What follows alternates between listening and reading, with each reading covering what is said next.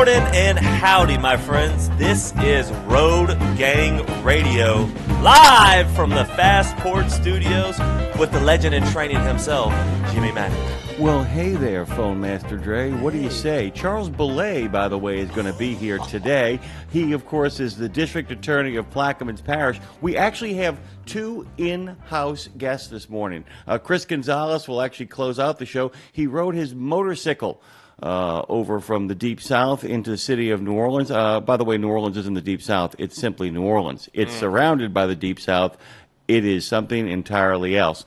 And if you head a little further out west towards Texas, before you get there, you go to Cajun country. Plaquemines Parish is where he's coming from. There might be a knock on the door at some point. Phone Master Dre will let him in to say, hey. And you can do that, too, at 615-292-6366. 615-292-Nemo. Nemo country, Nemo nation, Nemo writ large across everything. This is Road Gang Radio, hashtag RGR, hashtag Road Gang Resistance. I'm a little disappointed. Won't lie. A little disappointed.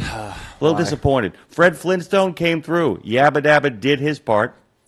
Yabba Dabba, do your part, folks. Get out there and keep the resistance going on. I've given a biscuits and gravy challenge. I've only gotten one person step up to the plate, which means he's going to get a plate of biscuits and gravy. You're going to get nothing. Ain't going to be nothing coming for you. If you know, you know. If you want to be a part of the resistance, write us at weekends@radionemo.com and just say, make me part of the resistance. If you've done it, every Monday or thereabouts, you'll get an email updating you on how the resistance is going. What you got? Stop that dibba-dabba doing dilly-dallying. That's right. Get on it. Make it happen. Make the miracle happen. Don't forget, the first half of most of the time we do Road Gang Radio, first half of the show is about how we make a living. The second half is about how you live your life. And, of course, the second half of how you live your life, make sure we bring in Lindsay Lawler, my co-host for the second half of Road Gang Radio here at RadioNemo.com, where you can listen over there at 365. You can also listen on the Book of Face. I might drop in over there a little bit later on. But I mostly follow things here on my end from the tube of you, where a number of people are already giving us shout-outs and, you know, saying their piece, saying their thing. The Doodah Man is making a plan. Fred Flintstone, in fact, is in Bedrock. Our good friends at Radio Nemo are actually out there chatting as well. Matt Buchanan, good morning, Planet Nemo. That's right, Planet Nemo. It's the greatest planet in the known universe. I know the folks at Zebulon 5. They're always talking. They're always talking smack. People. You know, they ain't got it going on. Here on Planet Nemo, we're on top of stuff. Joe J. Giving us a shout-out from Dodge, Iowa. Man, Dodge, Iowa. Dodge City. Get in it, man. Get on it. Get on top of it. We are racked, packed, and stacked on this freaky, feisty, flinty, and absolutely fun Friday, because today's a pretty big lifestyle show, guys. When I tell you we got folks coming, we got folks coming. Along with Charles J. Belay, Moon Over Bohemia is the name of the book. He actually co-wrote it with New York Times award-winning journalist Susan Mustafa. And then after that, our friends, Marty Glom and David Schnotz are going to be here for Miles Back with ATHS.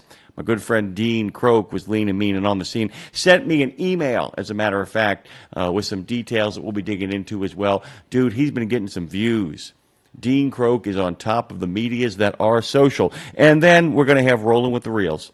That's right. We're talking 50-year-old movies, but we're talking it with Truckers Wealth owner and CEO Mike Barber.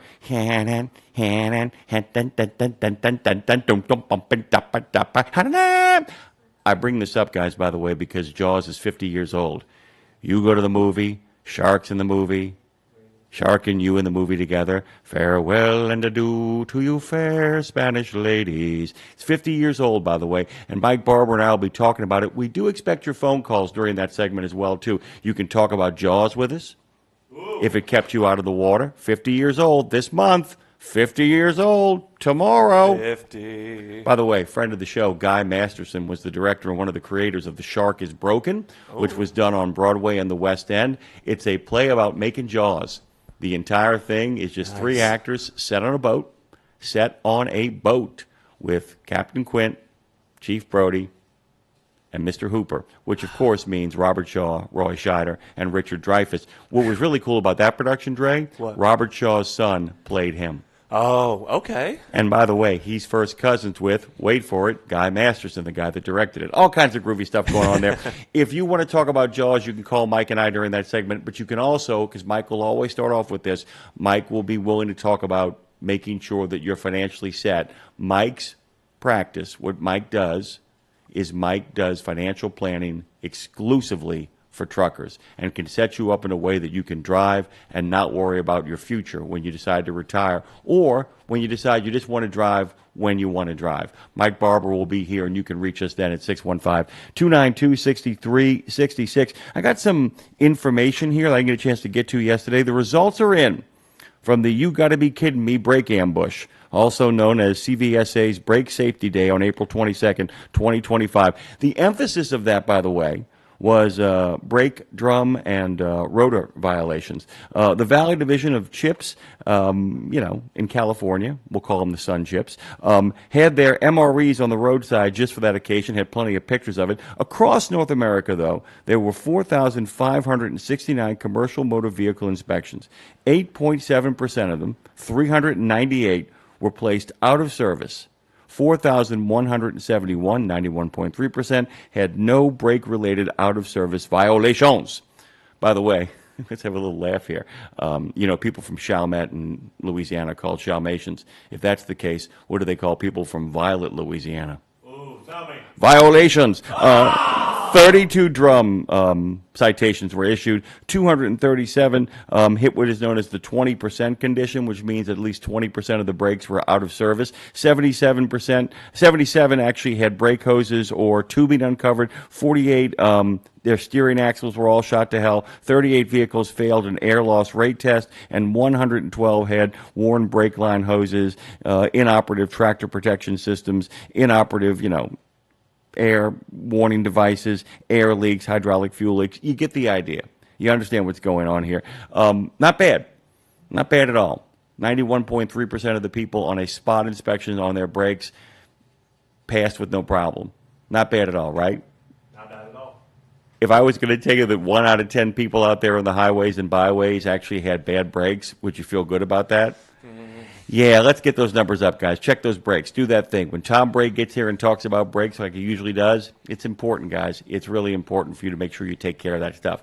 Here on Road Gang Radio, people call in. People chat on the open lines. People are all part of it. They subscribe. They spread the word. They join the resistance. They get their plate of biscuits and gravy, and most importantly, they call Phone Master Dre. Who do we got today? Well, I was going to say a few things, but listen, before we go to the Pledge of National Anthem, let's go to good old Showtime in Ohio. Showtime in Ohio. By the way, got a guest you're going to really like. Got a guest you're going to like. Mike Mueller's going to be here talking Corvettes. What's happening with you? Corvettes. Oh, just heading into Ohio this morning. I want to pick one up, run it over Chicago, and pick up a Detroit, pick up one that's coming back, and do that today. So. Outstanding. But we got your sign. I see something showed up at Radio. I was going to say, I see something showed up at RadioNemo. That's good. Truck route. So the debate is, do we put it on the front door? Do we just screw it into the front door so that people know exactly when they've come to this beautiful old house, they don't knock on the door and go, I'm here to plan my wedding. Get out. Yeah. I'm thinking we might go with that. Not here. Yeah, I think that might be. I think that might be how we do it, or we might just put it up on the wall by Dre. We're not sure what we're going to do with it. We'll let you make the call. I think a good old Road Gang sign will be good on the door. Well, as the cameras come in, then we can start decorating, and doing all that. We're really close actually on that in regards to the cameras coming in. Not too far out. Although Tara will probably jump into chat and say, "Don't overpromise and underdeliver." Right. You get the idea. Well, are you a Jaws fan? A what? A fan of the movie Jaws? No. Come on, man. Why not? Yeah, I'm just not into that kind of stuff. I think you should. I think I watched about the first 5 minutes of it once, and I went, no, dude. The first 5 minutes of it, it's like the first 20 minutes of it is a horror movie, and then it turns into a big giant action adventure film. It's really groovy. Yeah. You would really, trust me, the story of the U.S. Indianapolis in that movie is so up your alley you won't be able to see straight. They actually tell the Indianapolis story about delivering the bomb. It's not what you think. Give it a shot, and then you can tell me I suck when you hate it. Okay. All right, that's fair. Right. I think that's fair. What's going on?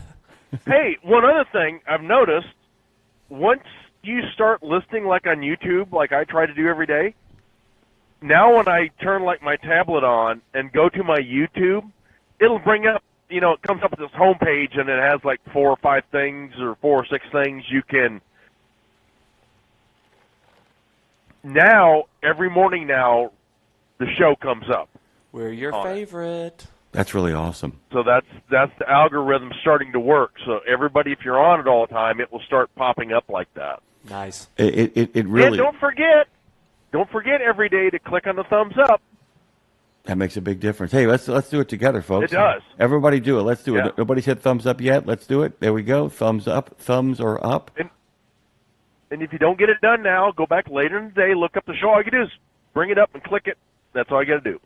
I've done it. Showtime's done it. Why don't you guys out there do it? We got plenty of people in the chat room. They all should be hitting this button, right? Hit it. They should be hitting this button right Or now. caress it. They should be making it happen. Yeah, dude, it was really so much fun because we were towards the end of a show when the sign arrived. We were doing a show, and all of a sudden I saw this head pop up over the window that's in the door. Like, is this the right place? And the guy gave me the box, and I kept on doing the show. I knew exactly what it was, and there's the sign. What you got, Trey? You Radio-Nemo? And that's exactly how he did it. So basically, there you go. While we're on the air, we got a U Radio-Nemo, which we love, by the way. What does the weekend look like for you? I know you got the drop-off, but what about the weekend?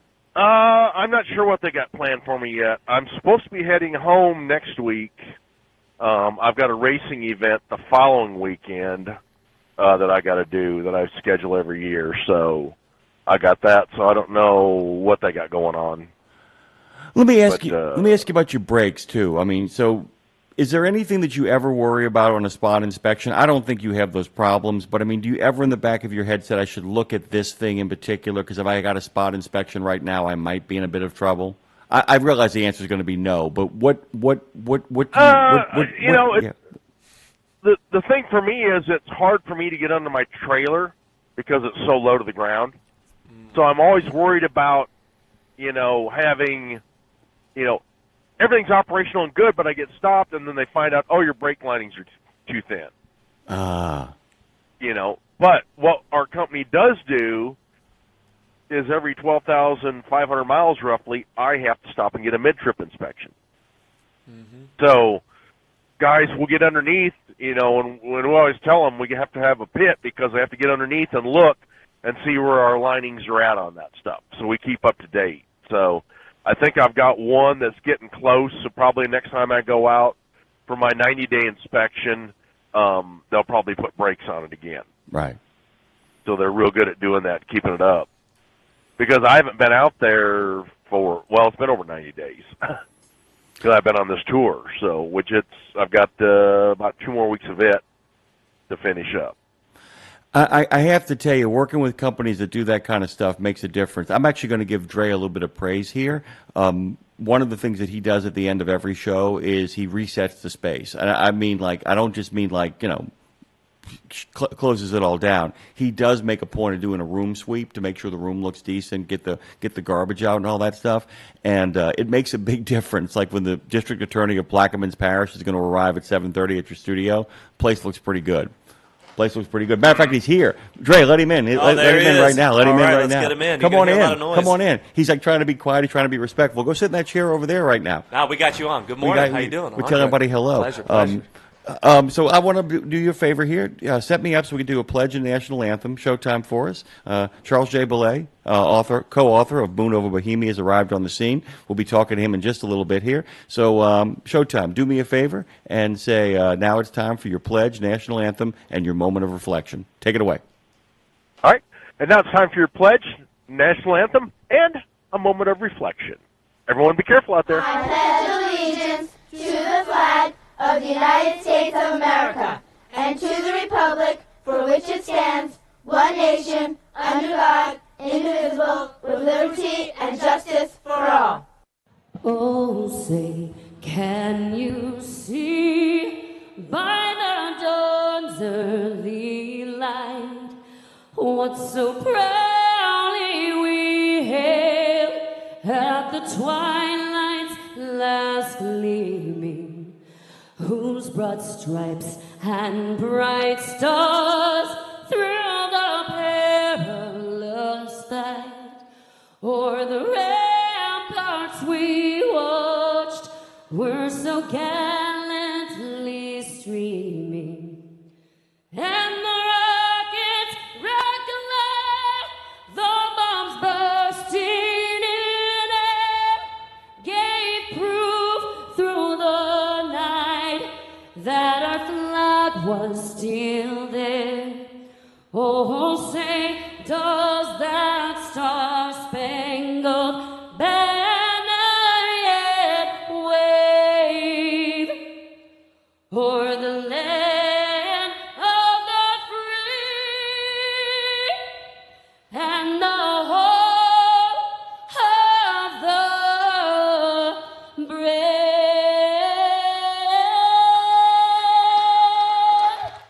It's Friday, Friday, Friday, Friday. Hey, good morning, good morning, good morning. Hey, let me ask you a question. Did you feel a little bit warmer? Because today is the first day of summer. Hey, I want to share something with you found in Romans chapter 15, verse 13. It says, may the God of hope fill you with all joy and peace in believing, so that by the power of the Holy Spirit you may abound in hope. Paul says, I want y'all to hear something. God is always on time. God is a God of substance, and God is a God that's, watch this, that's always giving you hope.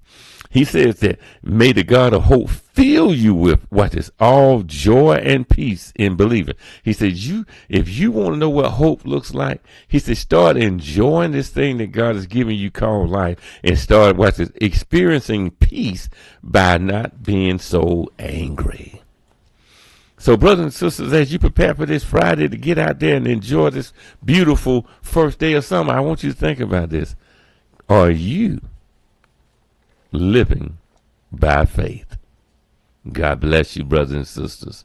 Trust God, and he will hang out with you too. God bless you.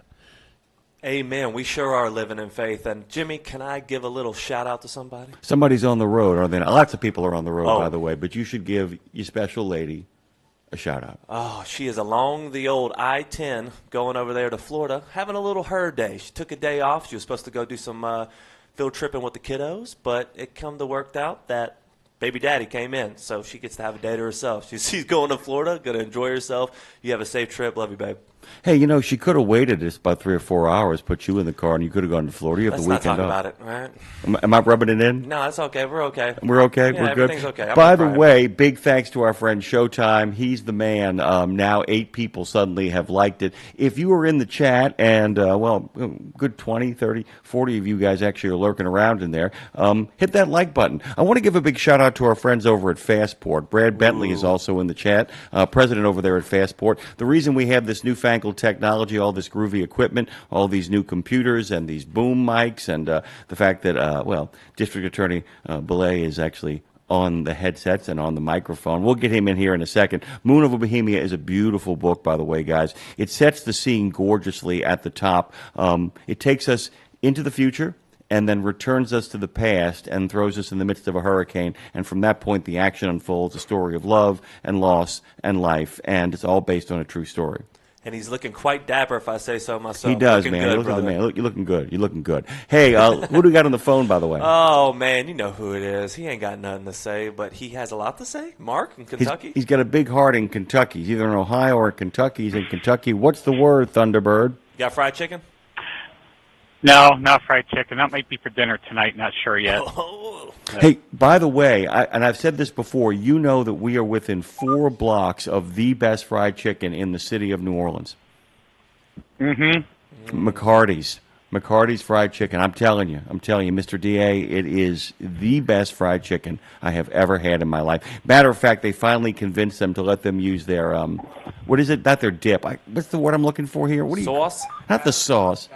Batter. The batter. There it is. Yeah, because they do the egg, milk, and then they go into their batter. Really good. Actually, let's turn the microphone on. Yeah, I was about to say. Let's get him in here. Yeah, turn it into him. I'm going to turn it on, and you are now hot, my good sir. Yeah. Say, by the way, Mark, say good morning to Mr. District Attorney.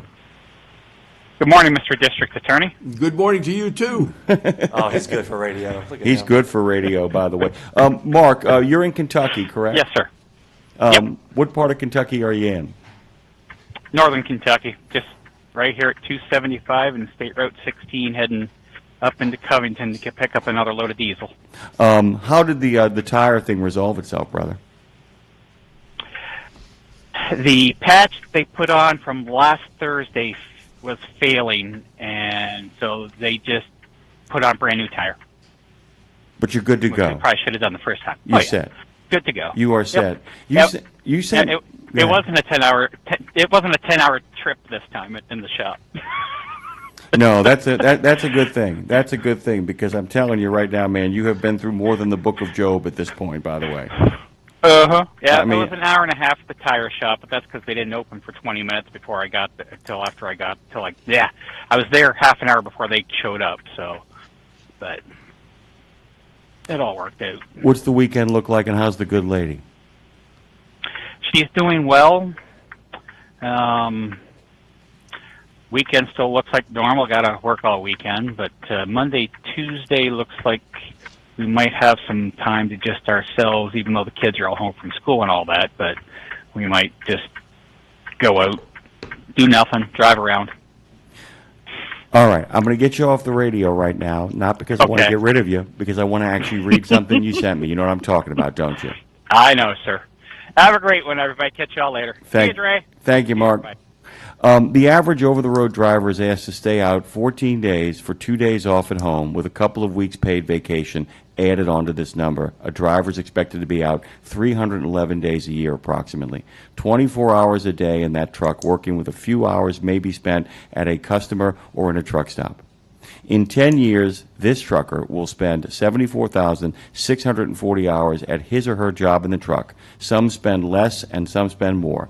At 40-hour week, an employee spends 2,080 hours on the job annually. In 10 years, the trucker has spent 35 years equivalent of working time away from family, away from home, living in one of the most heavily regulated industries in our country, and most recently listed the most deadly job in North America. Thanks to our hardworking truckers whose sacrifice makes everyone's standard of living better. We know what you do. Everybody over here at RadioNemo.com knows what you do. Dave Nemo, whose hat I wear right now with pride, knows what you do. It's why he was that voice in the darkness, as our good friend Todd Spencer of OOIDA called him. Speaking of OOIDA, they're going to be here later on today. They'll be the show immediately after us. Trucking with OOIDA. We are so pleased with the first week of this association. So glad that they could be a part of this. So grateful to our friends Ashley Blackford and Scott Thompson for putting together such amazing quality. Guys, a lot of good stuff coming up here in the next few hours. A lot of good stuff unfolding. You can hear the pages turning, as a matter of fact, of Moon Over Bohemia. It's a wonderful, I'm sorry, Blood Moon Over Bohemia. I want to make sure I get that right. Blood Moon Over Bohemia. It is a remarkable fictional novel that is based on entirely true events. It begins, as I said, looking back, and then plunges us into the eye of a hurricane. Tragedy, romance, and a lot of loss as it unfolds. And we got the perfect people to tell that story. With the DA of Plaquemines Parish and an award-winning New York Times journalist teamed up. The DA is here. The journalist will be joining us by way of phone. Our friends Chris Lackey and Chad Pfeiffer of HP Podcraft, which is now Strange Studies of Strange Stories. They'll be here today. Marty Glom and David Schnatz. They're going to be on the scene for the American Trucking Historical Society. We're going to be talking about how their event was for the first edition on Road Gang Radio of Miles Back. And don't forget, guys, we're going to actually be talking to our friend the DA and the journalist solo. We won't be taking phone calls during that. But when Marty gets here on the scene, phone lines will reopen. A lot of the segments today are going to have open phones. It's freaky, feisty, flinty, and absolutely really fun Friday. Brad Bentley said, Gonzo for the win. The Doodah Man said, I sent an email to CBS Sunday morning, Sunday, suggesting Dave Nemo would be a great interview. Ooh. He would. Our friend Touchdown Turtle is lurking around behind the scenes, making the miracle happen. There are plenty of you guys on the streaming platform, on the tube of you. But I want to say this, too. I want to repeat what our good friend Showtime said. Hit that like button. Let it start popping up on your YouTube. Hit that like button on the Book of Face, too. It will start popping up on your Facebook. Anywhere you go, make sure that you get your notifications because we got all kinds of great content unfolding, including yesterday's show. Phone Master Dre, what do you say? Who said that he needs to be on CBS Sunday morning? Doodah Man. Man, I'm not going to lie to you. That would be beautiful because that is the one tradition I have with my dad. Anytime I'm home, it just brings me back to my childhood, is watching that every Sunday. Oh, yeah. Clockwork. Do you remember Charles Kuralt? Yes. You go on the road with Charles Kuralt? Yes. It was one of my favorite shows. Yeah. Me and my dad would watch that, What a great job. Think about how hard you have to work to get yourself to a position where your job is to get into an RV or on a train and go wherever you want to go and visit whoever you want to visit. I mean, that's outstanding. It's like John Madden. I'm not going to take planes anymore. Boom! I'm going to get a train. That's like one of my heroes was Anthony Bourdain growing up because just seeing that life and how he lived and going all over, beautiful. Well, that's the thing, too. A lot of people don't understand when you hear that money for nothing and your chicks for free kind of nonsense. You want to say, do you know what Anthony Bourdain did to get to that point in his life? Yeah. I mean, you know what it takes to actually end up becoming a district attorney? Oof. That's a lot of work, man. I can only imagine. That's a lot of work. People have no idea. But here's the thing. You know who does have an idea? Our listeners. Yes. Because they get it. Because the thing is that, Lindsay loves to make the joke all the time. Mr. C, Lindsay, my co-host who comes in the second 2 hours, loves to make a joke is that I'm an overnight success after 10 years of hard work. That's very true. I mean, that is just, people say, well, he came out of nowhere. I'm like, no, I've always been here. There's a line from the Lost Battalion, the famous World War I Lost Battalion. Damon Runyon was the reporter covering it. And they come out of the woods and they say, they're calling you guys the Lost Battalion. He goes, why? We always knew where we were. and that's just kind of the truth. I've always said the harder I work, the luckier I get. Well, it's exactly it. Life is a matter of luck. I just find that when I put myself in position to get lucky, it works. I mean, remember that was Fuzzy Zeller's great line. He said, man, it's just amazing. He said, golf is luck. And the more I keep practicing, I get luckier and luckier and luckier. Amen. Am I out of time, Dre?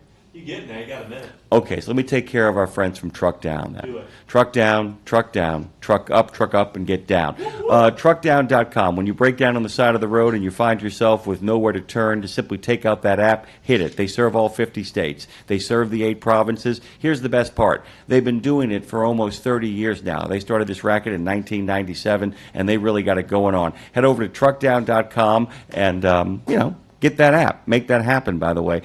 Susan Mustafa is going to be joining us along with the good DA. We'll be talking about Blood Moon over Bohemia. It really is a wonderful book. Is it on audiobook yet? Yes.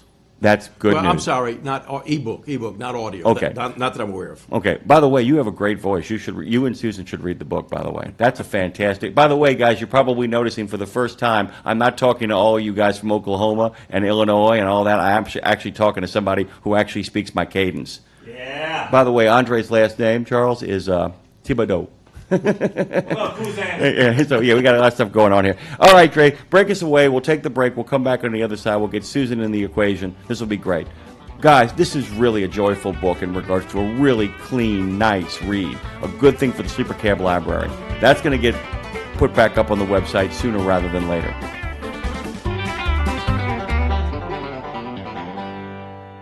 Exceptional value and exceptional values. That's Bennett Trucking. A core commitment of faith, family, and freedom has driven Bennett to being the leading provider of innovative, integrated transportation solutions, both at home and abroad. Bennett's values are not just compatible with providing high-paying jobs and unmatched customer service. They're inseparable. If you're looking for an employer or a partner who believes the best business model is being a model citizen, then Bennett Trucking is the place for you. Go to BennettIG.com and find the folks who share your values. I'm a long-haul trucker. I don't have time for nonsense. So when I fuel up, I need to get in and get going with a fuel card that takes me there. Founded in 1978 by a trucker for truckers, Multi-Service Fuel Card is run by real, honest people who are there to help us road warriors keep our freight moving. And with nationwide acceptance, fuel discounts, and dedicated customer service, no matter where I'm going with Multi-Service Fuel Card, I never roll alone. Learn more at neverrollalone.com. You're looking for the best cetane-based additive for your truck. You need Flashpoint from Pittsburgh Power. This premium formula boosts cetane numbers up to 7 points, optimizing your fuel for peak engine performance. Flashpoint protects critical fuel system components, improves power, and enhances fuel economy. Plus, it efficiently disperses water to prevent corrosion and system failures, ensuring your diesel runs smoothly. Combine Flashpoint with Max Mileage Fuel Catalyst for ultimate performance and emissions protection. Visit PittsburghPower.com to order yours today.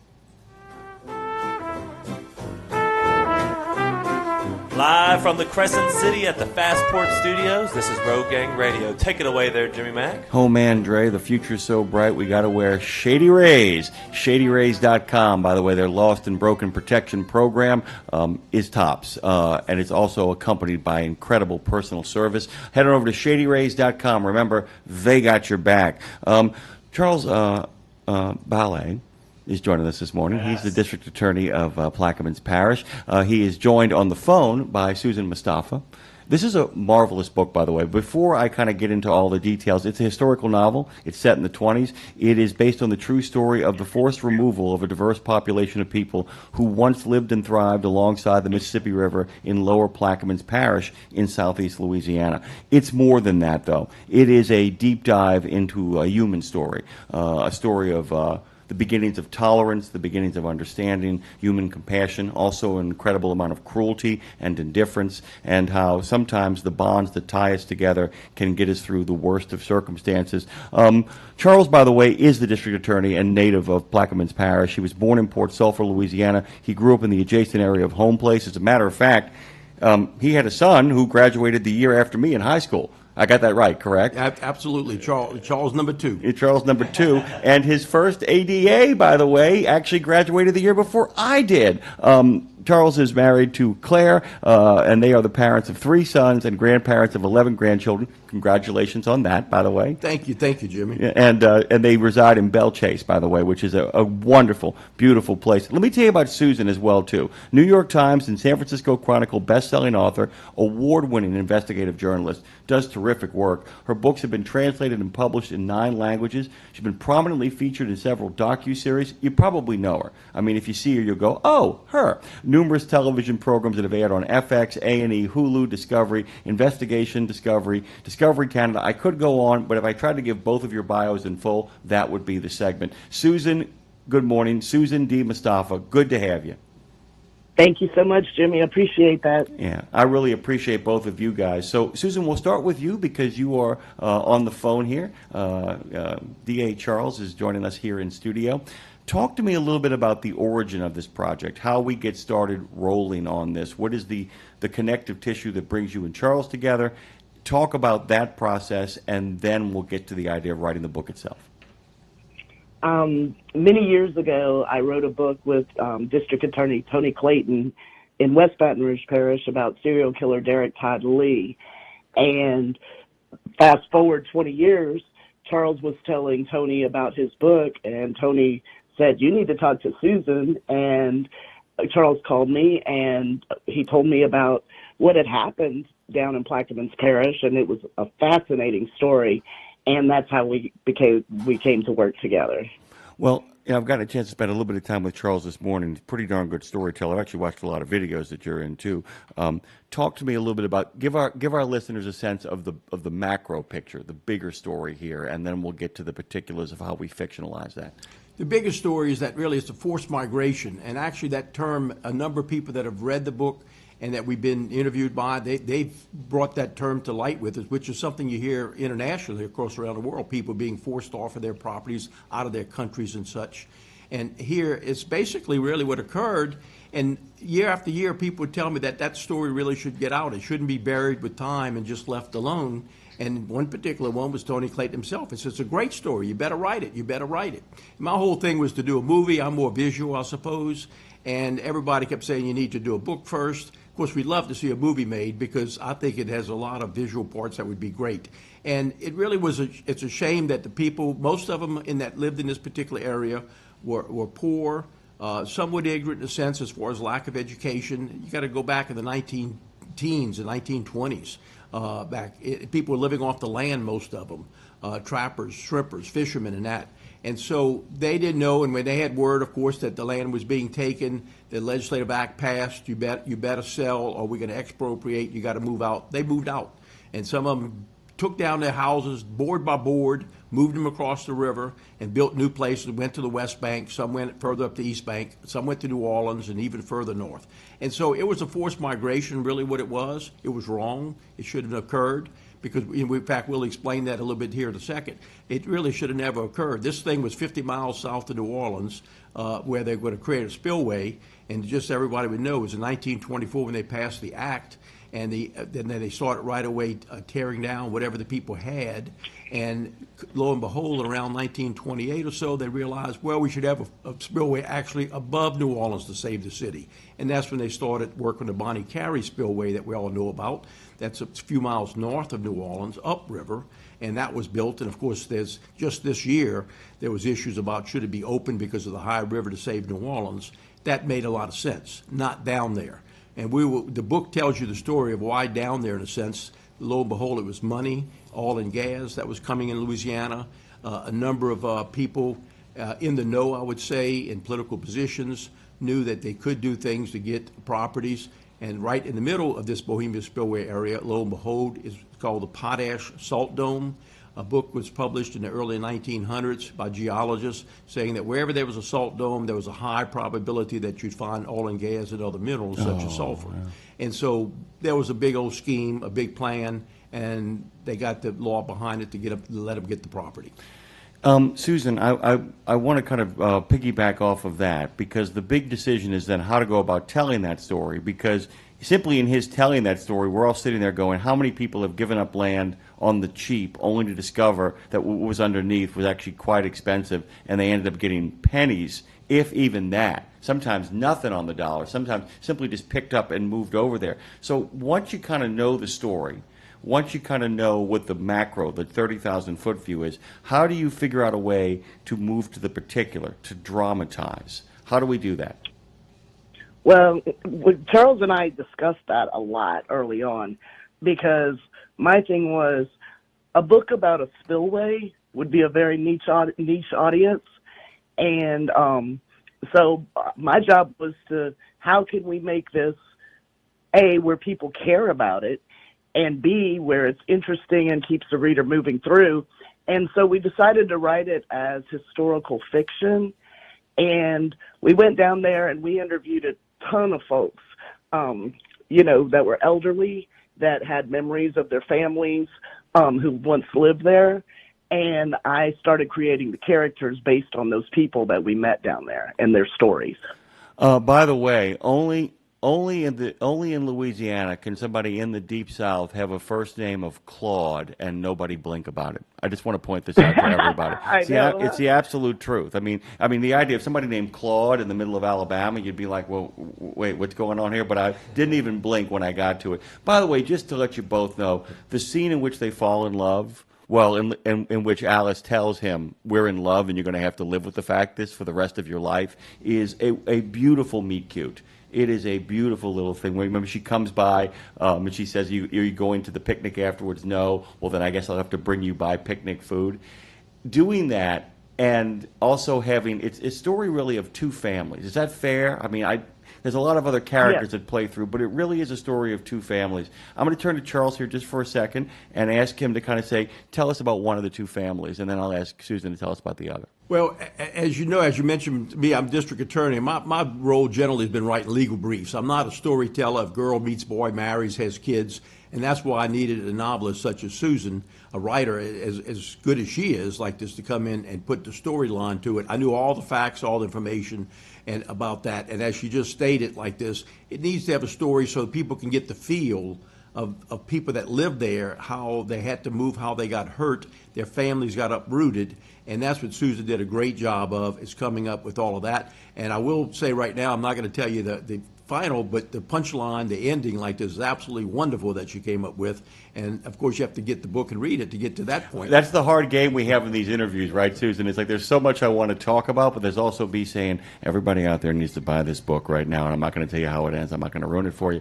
Susan, that's the thing, too, is the fact that the one thing that reporters, it's so important for a reporter to do is not to make up facts, although in this case it is historical fiction, but to remind people in these outrages, in these salt dome seizures, and in the building of spillways, and in ecological disasters and natural disasters, there is always the reminder that, you know, when it's 40,000 people on a map gone in the blink of an eye, we can't process it. When it's one human story, which is why it's so important to create characters that we can relate to that are likable, correct?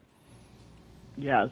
And, you know, in creating two families, what I wanted to do there was show the diversity of the population down there. This was a time in the 1920s where racism was prevalent everywhere, especially on the west bank of the Mississippi back then. And but on the east bank, it was Croatians and French and Italians and mulattoes and blacks and whites. And they all lived together peaceably because they had to survive together. They depended on each other for survival. And so I wanted to show a friendship between a black family and a white family. And because I had talked to a lot of folks down there, like I said, and that was one thing that came out loud and clear. And I'm like, well, I want to show that in the book, that even back in the 1920s, these people loved each other. They cared about each other, and they survived together. They just depended on each other, and they went through life together. And so it was a very diverse population back then, with a lot of people who came in through the port of New Orleans and just scattered down the river. But they all had managed to respect each other. And I thought, you know, in today's climate, that's a really cool angle to come at this book with, you know? I think so, too. There's a lot of people don't know this, but you know, when Ruby Bridges makes her famous walk to school that morning, the reason, it's always funny, it's Brown versus the Board of Education, because the best shot they had of getting anything overturned was actually in Kansas, who was more fair than the Deep South. And the other thing that's so interesting about what happens in New Orleans is that it's picked as the place to do that because it's the one place where she probably won't get killed making that walk. Right, and exactly. And by the way, yeah, whether it's gentle or whether it's loud and proud, racism is nothing. There's no like gentle form of racism. It's all ugly. But these are the kind of communities where the change can actually begin. This is what is so interesting about the story you guys told, right? I wanted to ask Charles something too about his constituents. By the way, when you have to run for office, you can't just speak to one group, right? I mean, you basically have a lot of different people you have to talk to, so you have exposure to all sorts of people of all sorts of backgrounds, correct? Absolutely, like this. And today, of course, in my role, and it's really, in some ways, easy. Maybe for some people, difficult, but it's really just being fair, doing the right thing for the right reason. It's easy to make decisions in most situations. That's all it is. So it is. And so whether the color of a person, the race, the religion, the nationality, none of that matters, of course, whatsoever. People ask us sometimes about stats and says, we really don't have it for that purpose because we know what it is. It's not an issue like this on that. And so, and it really is. But like I said, such a diverse population and people you talk with, different things, sometimes you have to show them what it is and or explain to them like this what we do. And so the same with this story. What bothered us here, and it like I said, what really got to us is the fact that some poor folks, I'm going to say, were taken advantage of with the fact that the oil and gas that they should have had. And they had some legislative acts. Our book covers a lot of things. There was some legislative acts in the late 30s, 1938, I think, about allowing people to retain mineral interest, and then when it's government taking a property, that's imprescribable. It's not subject to the 10-year rule that if it's not developed, you lose your privilege or your right to it. Well, they had that repealed. Orleans Levee Board, I think people saw that could be a problem. These people maybe can make a claim to get some things back, and they had it repealed, I think, in 1942 or so that it would prescribe. People would not be able to retain any kind of mineral rights whatsoever.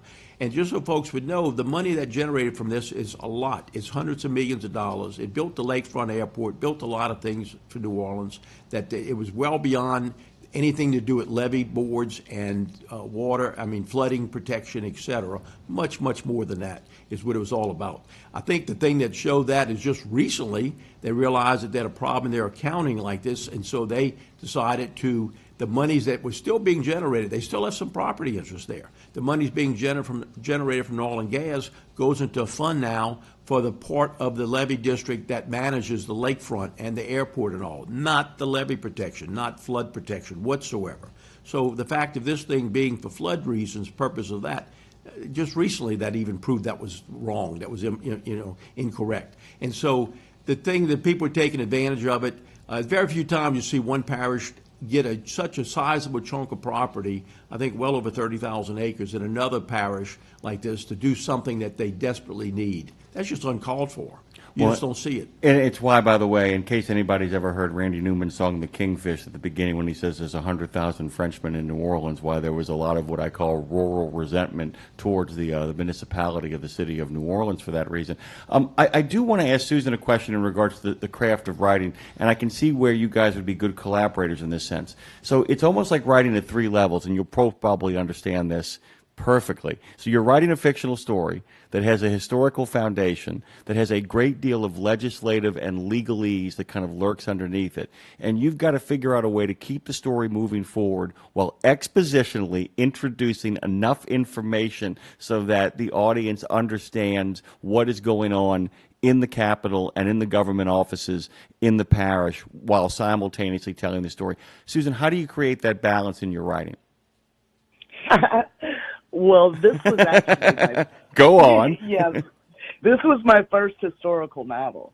Normally, I write true crime, and so it was difficult. It really was, because I really had to lay out the characters and then intersperse them between all of the facts and have the facts affecting their lives, and keep it true to what happened and the actual facts of the case. But fortunately, I had Charles. And Charles is a master at all of the legal stuff and everything. So, it was difficult. I won't say that it was an easy task to do, but it was, I enjoyed it. I really did. Creating these characters and weaving history into their lives was a really good experience for me. Well, and the other thing is too, Charles, it's it's a great kind of moment to kind of, and you've heard him, and guys, you're listening to him right now. There's a lot of complicated and complex legal things he's been talking about, but the ability to kind of explain it in a way that doesn't dumb it down, but at the same time doesn't make it inaccessible. To not talk what I call legal babble, which often, you know what I'm talking about, the idea that I will simply talk legal circles around you and you will be confused as to what has happened, which is what a lot of these guys from the government did to a lot of these people, wasn't it? Absolutely. Well, they, like I said, they didn't know any better. They knew, and also thought, they were told, if you didn't take this deal, you're going to wind up getting nothing. And that's even true today somewhat when there's expropriations of properties. That's what happened. And what Susan said is really correct about trying to blend the two. And just to show you how much as far as what's really true, in fact, our bibliography in this book is like over 6 pages long. Like this. So it's a lot of research. I mean, it's hundreds of hours of research we did. State Archive Department, many courthouses, many places like this to get all of the cases, to get all the legislative acts, a lot of stuff. That's what's in it. The basis is there. It really is. What Susan, of course, was so good about is writing, as we said, the fiction part as far as what girl meets what boy and such as that. But it was true stuff that people we interviewed and people that I knew. I'm actually named after my great uncle Charles Ballet, who had a tremendous rice farm over there, and of course was forced off as well. Way back in, as we said, 1924. And so, and my family lived across the river from it, and many a day with my mother, my father, my sisters, we'd walk the levee and look across and just wonder, what would it be like today if that community was still there? And there were many, many towns. Or allowed to profit. Or allowed to profit from it. Because, there are times, and there are times when progress shows up. But the upsetting thing for me is not just the displacement, which is bad enough, but the fact of the matter is it's one thing if you get displaced and then you get generational wealth out of it. Absolutely. And some people say that, of course, they got the money, but what they don't realize is that after the 1915 storm, property values were decreased, lowered substantial so people could even survive. So the property values that were on the books in 1924 were very, very low because people had a few hurricanes, just like we saw right here from Hurricane Katrina, with a lot of values being lowered from some of the disasters we've had here. And so when you can't go by the assessed value, and that's what they went by, which is not fair. It wasn't fair to these people at all. And as we know, of course, the mineral stuff that was taken, it was a shame like this. It was really wrong.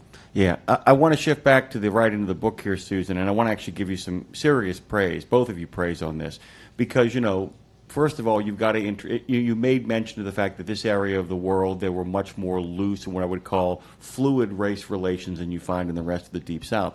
But you've still got to establish in Alice and Claude people who are much more open to the possibility of having friends and breaking those boundaries and offering a handshake to an African-American male. All that kind of stuff has to be there. It's brilliant what you guys have done in the creation of this character. We meet Alice at 16, a complete free spirit.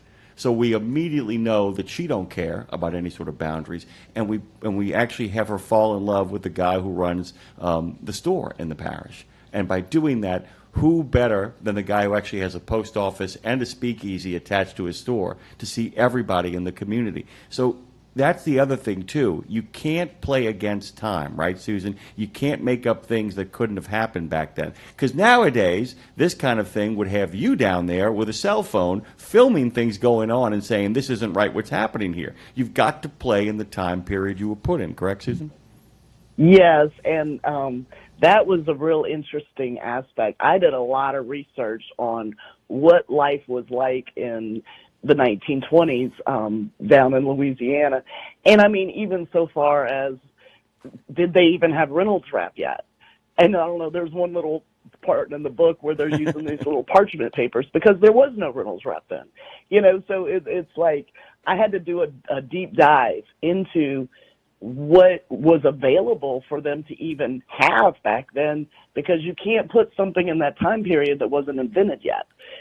So that was a really interesting aspect. And then, of course, Charles, with his knowledge of the area, like I would have them eating something and Charles would be like, no, they're eating marsh hens. And I'm like, what are marsh hens? But it was a lot of his knowledge of the area and a lot of research about that time period and what they would have and what actually happened and how they did their businesses and things like that. When I came in this morning and Dre was asking me about how was the book, and spoiler alert, as everybody who listens to the show can tell you, I read your books. That's one of them. And the pronunciation guide at the front end, I'm like, oh, thank God they did this. Thank God they did this for all the non-Louisianians who are going to be jumping in. It just made me smile so much. Guys, if you ever wonder why we talk the way we talk, all you have to do is read that pronunciation guide, and you'll have a really good sense of it as well. A lot of that stuff, by the way, as you probably have learned, Susan, a lot of that stuff is simply just French. It's not mispronunciations. It's a slow drift of French. We say Burgundy down here because the French say Burgundy. It's not us mispronouncing, Burgundy. It is us saying Burgundy because it means Burgundy. And so it was really kind of fun to go through that. Was there anything for both of you, and I'll start with Charles and this come back to Susan, that you knew a lot about it, Charles, going in. Susan, but was there anything that surprised you when you started to do research, more research on what happened, where even you were like, oh, I didn't think that, or something that kind of caught you off guard? One, I'd say go ahead, Susan, go ahead. I'm sorry. No, go ahead, Susan.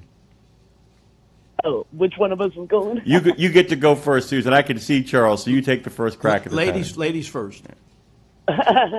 Thank you. Yeah, there was a lot of things. First, they expropriated that land for 30 cents on the dollar. So right off the bat, the people were getting robbed of the value of their property. And then just how much money they made and how they were loud and proud about it. They started building the Lakefront Airport. It was originally named the Abraham Shushan Airport, who was the head of the levee district at that time. And so there was no doubt where all of this money was coming from. And these people had to sit across the river and watch as their land was basically just ravaged and exploited, and watch all of the levees going up in New Orleans and all of the money that was being made. and know that it rightfully belonged to them, and there was absolutely nothing they could do about it. That's what struck me the most. I hope my wife isn't listening because we got married at the lakefront airport. Oh, my God. It's beautiful. I want to add to that one of the things that I had, I know Reverend Theodore Turner, a good friend, a great minister in Lower Plaquemines Parish, he said that most of the older folks, and of course, he and I both, of course, know some of the people that lived there, but now they passed on some 20 or 30 years ago. He said that the term that they used that struck him the most was that they felt they were exiled.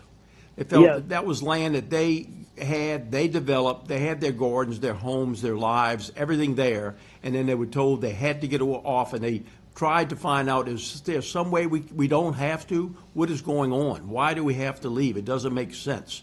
And they all felt like they were exiled. I mean, they packed things on their back and had to carry them out. You got to realize back then you didn't have a lot of transportation, a lot of things as you have today. You don't call a moving company. Nothing like that existed. And so it was a big, big issue for them. And they really felt that's what it was, and that government, the force of government, just made them do what they had to do, and that they were exiled like this. It was a forced migration. Unbelievable. And that's the other thing, too, Susan, is the fact that it's like, once again, the past is a science fiction movie because we really weren't there, so we don't understand it. But I mean, it really takes on the form of people putting stuff on their backs and their shoulders, packing stuff in their car. I mean, this has Dust Bowl sort of implications, the idea of just like having to evacuate. It's displacement and get out now, right? Not just like, well, in a year we'll take care of this. Like, get out. I mean, that must have been staggering for these people. It was. You know, primarily they put their belongings on boats and put them and took them across the river. You know, and it was the amount of people that it was, the amount of land that it was for another parish to go be able by legislative act to go into another parish and do this, and within a few years, they absolutely knew. They had called it the experimental spillway. They knew it wasn't going to work. But so it was basically done so that they could get the hands on that oil because they knew the value of that salt dome down there. I'm just going to let that land, by the way. I wish we had more time to really dig into this. I'm proud to know you both. The book is wonderful. Blood Moon Over Bohemia. Charles Ballet, Susan Mustafa, it is an absolute pleasure to have you both. What are you working on next, Susan? What you got cooking investigatively that you can tell us about? Nathaniel Code, he is on death row. He's been on Louisiana's death row for 34 years, and I'm working with former Associate Justice Scott Creighton on that book. He prosecuted him 34 years ago. And he's still sitting on death row. He's the one that sued Angola for air conditioning in his cell, by the way. Oh, my! But he killed 8. God Almighty, Susan, I'm sorry. Like I said, my listeners right now, I have a couple of people out there who drive UPS trucks. They would love to have air conditioning inside of their trucks. By the way, thank you, Susan. Thank you so much, Susan. Is there a website people can find you? You want to tell people more about your socials? SusanMustafa.com, BloodMoonOverBohemia.com is being built right now. And the DA website for Charles. Really quickly. In Plaquemines. You guys both have great voices. I know of what I speak. You guys should do the audio book when you decide to do it. Thank you, Susan. It's great talking to you. Thank you so much. We appreciate you. Oh, you got it. And thank you for having us here today. It was really our pleasure to be here. And we hope people do realize a book like this is important to show what can happen if people are complacent sometimes when government is trying to act the wrong way. It was under the color of law how this would happen. It wouldn't have happened otherwise without legislative act and courts and things happening. And so it's really important for people to pay attention to when there's a taking of property or taking of people's rights and things. And it really upset many communities, many families moved away and just don't exist in a sense of, say, family unit the way they did back then. Thank you so much, D.A. Ballet. So I'm going to get that right eventually. You say something wrong once and then it sticks in your head. Thank you. It's really great to meet you, by the way. Thank you for making the time. Thank you very much for letting us be here today. We're going to hit some music here, Dre. You're going to get me on the mute so I can tell the good DA thank you so much for giving us his time this morning. Guys, go to RadioNemo.com and subscribe. Get our newsletter as well. We'll be right back after this.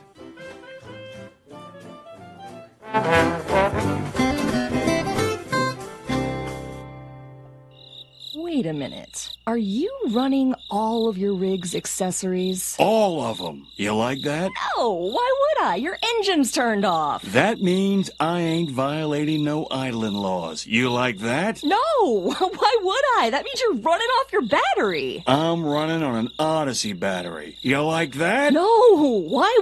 Wait, did you say an Odyssey battery? Odyssey battery. Rugged, maintenance-free, thin plate pure lead technology, and massive deep cycling capability. Plenty of reserve power to run onboard accessories. Engine on or off. Twice the power, 3 times the life of conventional batteries. That's an Odyssey battery. You like that? No, I don't like that. I love that. Wait a minute. The crickets stopped. Odyssey hasn't. Get yourself an Odyssey battery. Performance you can count on. Check out the new over-the-top lineup at participating Country Pride and Iron Skillet restaurants. 3 gigantic sandwiches loaded with flavor. Try the chicken parm stack, the big country combo, or the ultimate smash melt. The ultimate smash melt. 2 delicious smash burger patties, surrounded by 2 grilled cheese sandwiches. 2 sandwiches in 1. Visit your favorite Country Pride or Iron Skillet restaurant and come hungry. Available for dine-in only at participating Country Pride and Iron Skillet restaurants inside TA or Petro Travel Centers.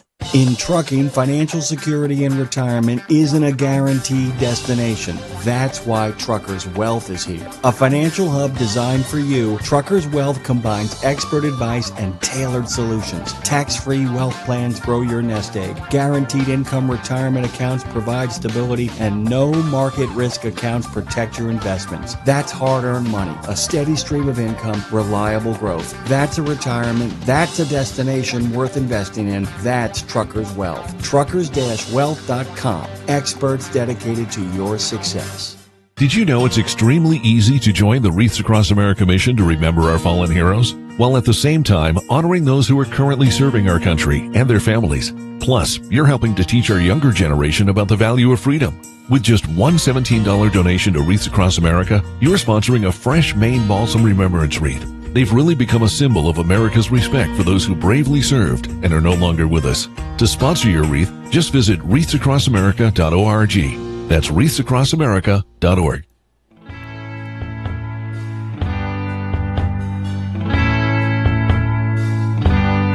We are now entering the second hour of Road Gang Radio. Freaky, feisty, flinty, and an absolutely fun Friday here over at the Degas House in the city of New Orleans. And don't forget, the Degas House only happened because of our friends at Fastport. They're solving America's toughest recruiting and workforce challenges. They got it going on through research, technology, and, of course, the amazing people that work for them and whom they work for. From registered apprenticeships to veteran readiness, you can learn more at fastport.com or nationalapprenticeship.org. I got a bone to pick with David Schnautz and Marty Glom, respectively the ATHS president and ATHS board chair. Also, Marty's a friend of mine. Big bone to pick. The next time you decide to have a really fun conference that Dean Crow creates a lot of great content from, make sure you don't do it while we're in the middle of opening our own studio here in New Orleans. Hey, Marty, how you doing, man? Pretty good, Jimmy. How are y'all? I don't have any complaints. We are over here at the Fastport Studios. We're so thrilled to have you on the first edition of Miles Back on this new platform. Guys, by the way, if you want to ask questions about the old-fangled technologies or back in the day, give us a call at 615-292-6366. I want to start off by asking a question courtesy of Dean Croak. David, I'm going to ask you this question. David, okay. You guys seem Okay. to be coordinating the parking of trucks using your fleet of golf carts. You want to talk a little bit about the coordination of getting all those trucks parked for your show? I mean, how hard was that? Well, if we have cooperation, it's really pretty easy. But a lot of times you don't have the cooperation that's really needed, and we get it. You want to park by your buddy, but your buddy's not going to be in until tomorrow afternoon, and you're trying to save the space for him and all that. But that's part of that. But as far as, getting them in a line and all that, Madison sure made it easy because it was already pretty much striped off. But if you have a grass lot or something like that that's not striped off, it makes it a challenge for sure because you're trying to get them all. the same distance apart where people can take pictures. You're trying to get the front end straight down the line, because that makes a good picture. There's just a lot that goes into it. I'm just going to say, by the way, I want to give a shout out, and this is from Dean, to Dave and to Gio and to Jerry and to Pablo from Clark Freight Lines. It's a massive job. And speaking of Clark Freight Lines, you guys actually had somebody going around in a golf cart, a lady, by the way, handing out free water. Can we get a name for her? Do you know the name? Yes, that was Pablo's wife. That's Maribel Cuellar. Let me ask you a question. When all those trucks are rolling in, when all those trucks are rolling in, how hard is it to kind of stay focused on the idea of getting them parked and not deep diving, talking to people, shooting the breeze, really having a conversation, because it's such an exciting event. It is so much fun, and it's like the last big logistical thing you have to do before the show begins in earnest. Because the joke I always make is once your show begins, in many ways, you don't have control over what happens next. But do you find that, just simply seeing old friends and people who are excited to be there slows down the process? Not just wanting to park by your friends, but wanting to shoot the Shinola? Yeah, it does, because a lot of these drivers that they haven't seen since last year, other than social media, Facebook, what have you, and so they do. They want to stop and, hey, man, how you doing, Gio? Everything good? Man, I saw your video, on and on. And it's bad, but you just almost got to kind of cut them off, run back to your golf cart and say, just follow me. We'll talk in a little bit. Just follow me. Which, by the way, is a very, very that's why you could never have this event in New Orleans. No matter who tries to convince you, never come down to Southeast Louisiana, because they linger professionally. That's what they do. Right. I mean, the old joke in New Orleans is, in New York City, if you're 10 minutes late, you're fired. If you're regularly 10 minutes late in New Orleans, you're employee of the month. Marty, I wanted to pivot to you here, because one of the things, Dean and I keep up about a lot of this stuff. You guys had 44 million views on the 250 reels of trucks he posted. 44 million views, 1.7 million interactions. I'll get to the second part of what he sent me here, though. We all thought that with the coming of social media and videography and people posting vlogs and all that stuff, that it would reduce attendance. It turns out the exact opposite, because it is spreading the word. This thing gets bigger every year, correct? I mean, this is as big of an event as you guys have done, correct? We've had one bigger. You're supposed to not say that, dude. You bury the lead, right? But these things take immense logistical planning to kind of make happen. So I was kind of curious, as the event is unfolding, as you're watching it kind of play itself out, I'm wondering if you're already, while it's beginning to start, making choices and decisions for what you're going to do at the next one. Great question, Jimmy. Our staff, God bless them all, they just work their butts off to make this happen. And of course, we couldn't do it without the volunteers as well. But we start, depending on the location, in 3 or 4 years prior to the event. We're looking at what kind of support we have for hotels, restaurants, things like that, infrastructure that will make sure everybody's accommodated and as close as we can get it. What the traffic flow is going to be, where we're going to have truck reds, where we're going to have truck photo, where do we want to start parking first, and then what direction, and just on and on and on and on. It's a big deal. It really is. Yeah, it just I said, Dave talks about this all the time. Dave Nemo talks about it all the time. He said there's a point where you begin. If you're watching it carefully, if you're watching it just for fun, it's joyful, it flows, it's really easy. He said as you begin to watch it carefully unfold, you realize how much thought went into not just how things are presented, because people take care of those trucks, they make sure they look their best, but also what it took to make sure it got into the proper order. Because if you bring stuff in and park stuff wrong and set stuff in the wrong place, it becomes impossible to get stuff that you might need further up down the line past it. So, Dave, I wanted to kind of ask you as well, kind of throw this back to you. Everything is a recruiting opportunity to get more people to join the ATHS. What is the mapping like to put this together? What is it like to kind of sit down and do the map? And you're laughing because I know exactly what you're going to say next. Well, it's kind of like Marty said. We look into this 3 and 4 years earlier, And the very first thing, as far as the facility-wise, that we look at is how we can make it flow. That's the very first thing, because nobody wants to stand in line, nobody wants to cross lines, nobody wants to waste a bunch of time trying to get parked. So all of that plays in there. And so we make sure that, we've got your entries here and your registrations here, your photos here, and you just go right on down the line, and then you start parking. And yes, of course, we have to park in an orderly fashion, because people want to go up and down the roads and see the trucks. I mean, as you know, and there's a lot of golf carts there. We have a lot of people rentals and bring their own.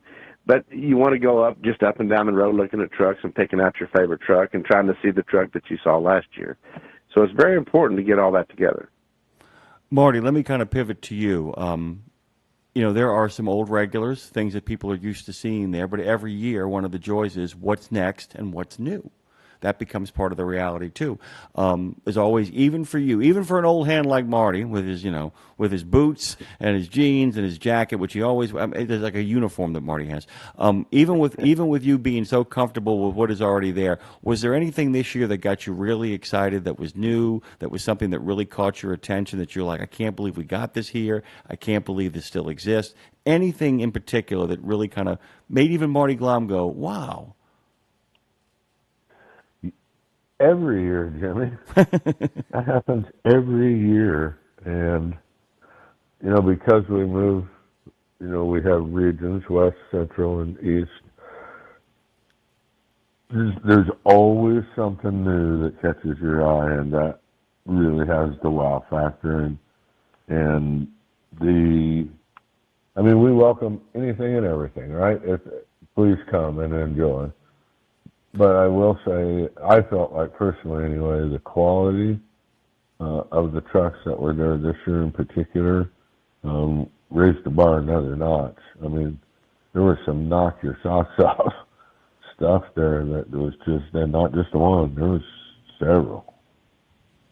By the way, we got a big shout out for you guys. The Paranormal Pie Man on YouTube is saying hello. Our good friend Trucker Bosun is saying hello. Marshall Platter is saying hello. So there's a lot of folks who are watching right now at youtube.com. New platform, new day, new rules, of course. Dave, I'm going to ask you the same question. Was there anything in particular this year? And I know it's so hard, too, because you're trying to enjoy the conference, but you're trying to make sure other people are enjoying the conference simultaneously while you do this thing. Was there anything, though, that almost distracted you to the point of, wait, I have a job to do. I've got to pay attention to everything. I can't just be looking at this. Anything caught your eye? Well, as far as truck-wise, of course, Marty and I are both Kenworth guys, so we look at the W9A models real strong. That's our big deal. But there was there was a prime mover there that they call it, that's about a time and a half, again, as wide as a regular truck. They had to haul it in on a lowboy. It was, I'd say, 12 and a half feet tall, maybe, sitting on the ground.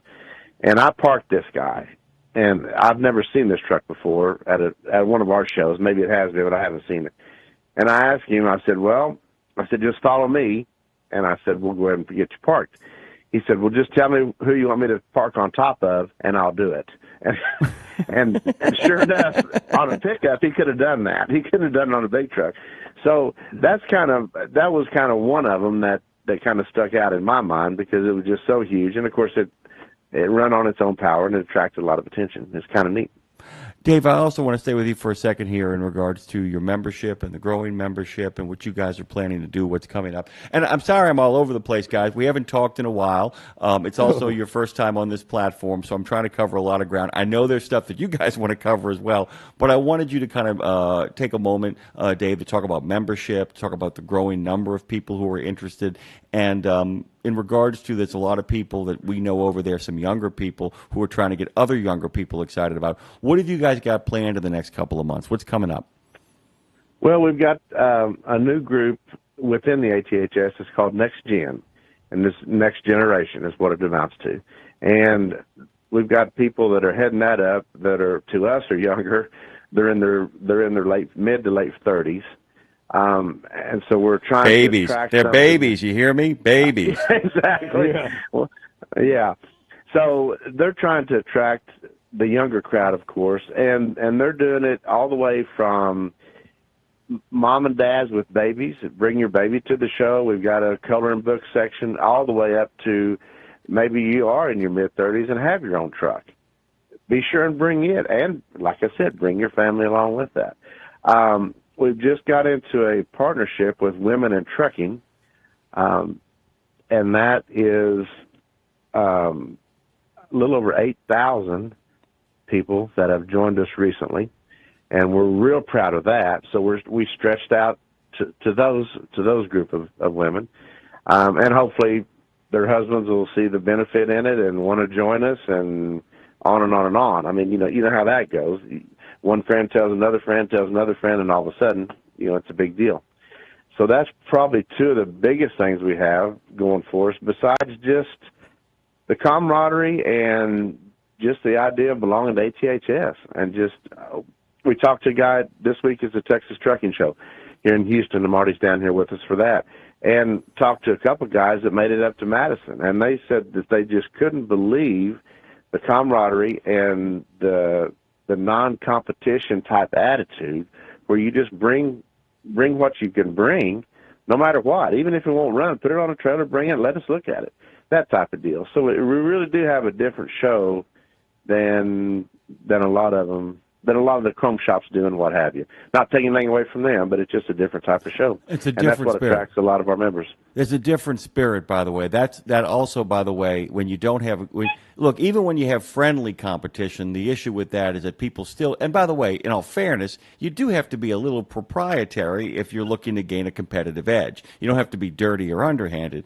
But the thing is, in y'all's atmosphere, and I want to really encourage people to go to aths.org, because they're absolutely right. When it really is a spirit of open sharing and camaraderie, it means that people are going to be sharing best practices a whole lot more. They're also going to be sharing institutional knowledge. They're going to be explaining to people how things that they might not know how they work, which actually sets up my next question. Marty, you can answer this first, and we can pivot back to Dave on it, is I like to play fictional characters, since I, in fact, am a fictional character. And one of the things I would say to you is, if I was a guy, say, 30 years old, and I found myself an old truck, and I know enough to, know how to get the thing working, but I bring you an old truck, and I say, hey, I don't know what to do with this. I don't know who to talk to, but I know I've got something here. It's from the 40s. It's from the 50s.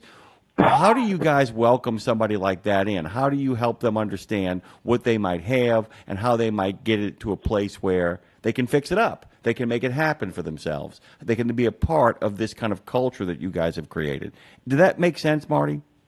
No, absolutely does. And of course, we welcome them with open arms. One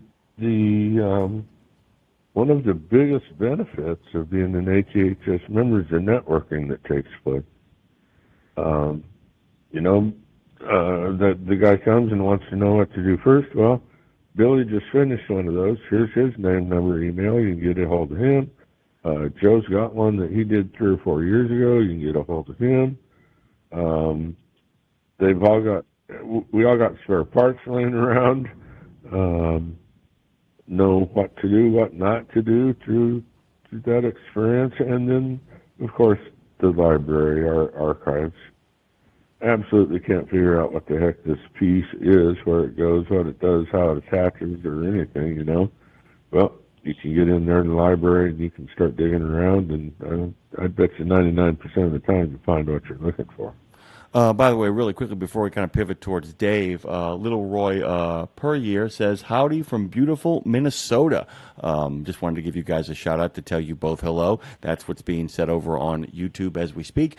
Dave, that goes back to the idea that you guys, and let's make this really clear, it's not just a Hall of Fame, it's not just a little museum, because it's not. It's more than that. It's a research institution, and there's a lot of work to be done yet still to happen. But the idea is to begin to accumulate artifacts, information, files, and and systems by which people can go in there that ultimately, even at this moment, if I'm a researcher, let's say I'm getting a PhD in transportation, which, by the way, you can get in supply chain stuff, I can actually use you guys as a resource that people who want to learn about the history of trucking and the institution of trucking can actually use this. if you feel like this is an introductory episode, guys, it is. It's the first RGR episode of Miles Back. So, yeah, Dave, I mean, you guys are a research institution of both human beings and facts and files and folders, correct? Yes, we're very much so. And it's all, you mentioned the Hall of Fame, and that goes back to the individuals that helped make this industry great. And then you've got the truck manufacturers that helped make this industry great. They're continuing to do so. And then we've got publications there. We've got old Overdrive magazines. We've got Landline magazines from OIDA there, back from the beginning. Transport Topics, ATA.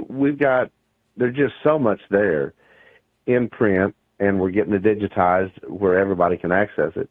But yes, it's really unreal of the research that could be done right there. And not just because you have an old truck, like you said. That's there as well, like Marty said, but it's crazy. It's crazy, the information that we do have. I was going to tell you both, by the way. We had a chance to have John Seabrook on the show. His new book, by the way, The Spinach King, and about his grandfather, who actually Seabrook Farms in New Jersey. And one of the things that was great about halfway through the interview, he made a point of pivoting. He said, look, this is a story about how vegetables get made cheaper so that more Americans can have them. But then he pivots and he said, it's a story about trucking too, where he's quite aware of the impact this has, and that so much of refrigerated trucking is the result of what was going on those farms. But what I thought was really cool was that he then referenced one of your inductees in regards to how we get frozen vegetables across the country. And what you guys do in selecting that, David and Marty, is that you guys put a lot of thought into both the influence in regards to the cultural influence of trucking, but also the technological influence of trucking and the business practices of trucking become all a part of how you guys assemble that class.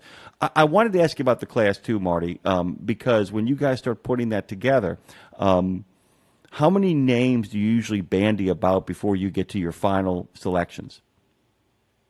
For what, Jamie? For the Hall of Fame, when you guys are picking the Hall of Fame members, how many names are being bounced around? I mean, look, I realize it's everybody in the history of trucking, but is there a list of there's a great thing that Dave talks about. He and Lindsay select the citizen drivers of the year.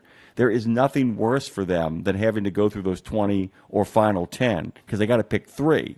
And they'll tell you, it's like, I don't know if you know this, I do a lot of work with transition trucking with the veterans where we have to pick 3 to 4 veterans out of a list of 20, most of whom, would be like heroes in their own communities. So what is that final list like? I mean, that's like, it just must be brutal, right? It is. And Tom Mullen leads that committee, and they just do a fantastic job with that. And yeah, that list is long and distinguished, as they say. Try to put a little variety in it, right? Mm-hmm. And be respectful of our past inductees, our present inductees. It's not a competition. They've already made their mark, Jimmy. But some folks perceive it that way. Sometimes that it's a pretty big task. Yeah. I mean, basically, we have John Sheftakovsky of the Hall of Fame in Cooperstown come on, and man, he said, when we announce the people who are selected, we're always over the moon. He said it's the 2 or 3 months before the final selections are made that we're often finding ourselves with our guts being wrenched by the people who almost get there as well. But we hope they get up in the next time around. Okay, David, we've talked about a lot of the stuff that is going on there. I want to get right down to the core of membership. What kind of memberships are there, and what does membership provide and give you access to? Because we've been dancing around that. So unpack that for us. Okay. $62 a year gets you a full membership. And that is, you get the Wheels of Time magazine, which is now an award-winning Wheels of Time magazine. We got an award for that just earlier in the year. We're proud of that. Of course, that gets you access to the library and all that. I said all that. I mean, that's online, and that's visiting right there at the store and all that.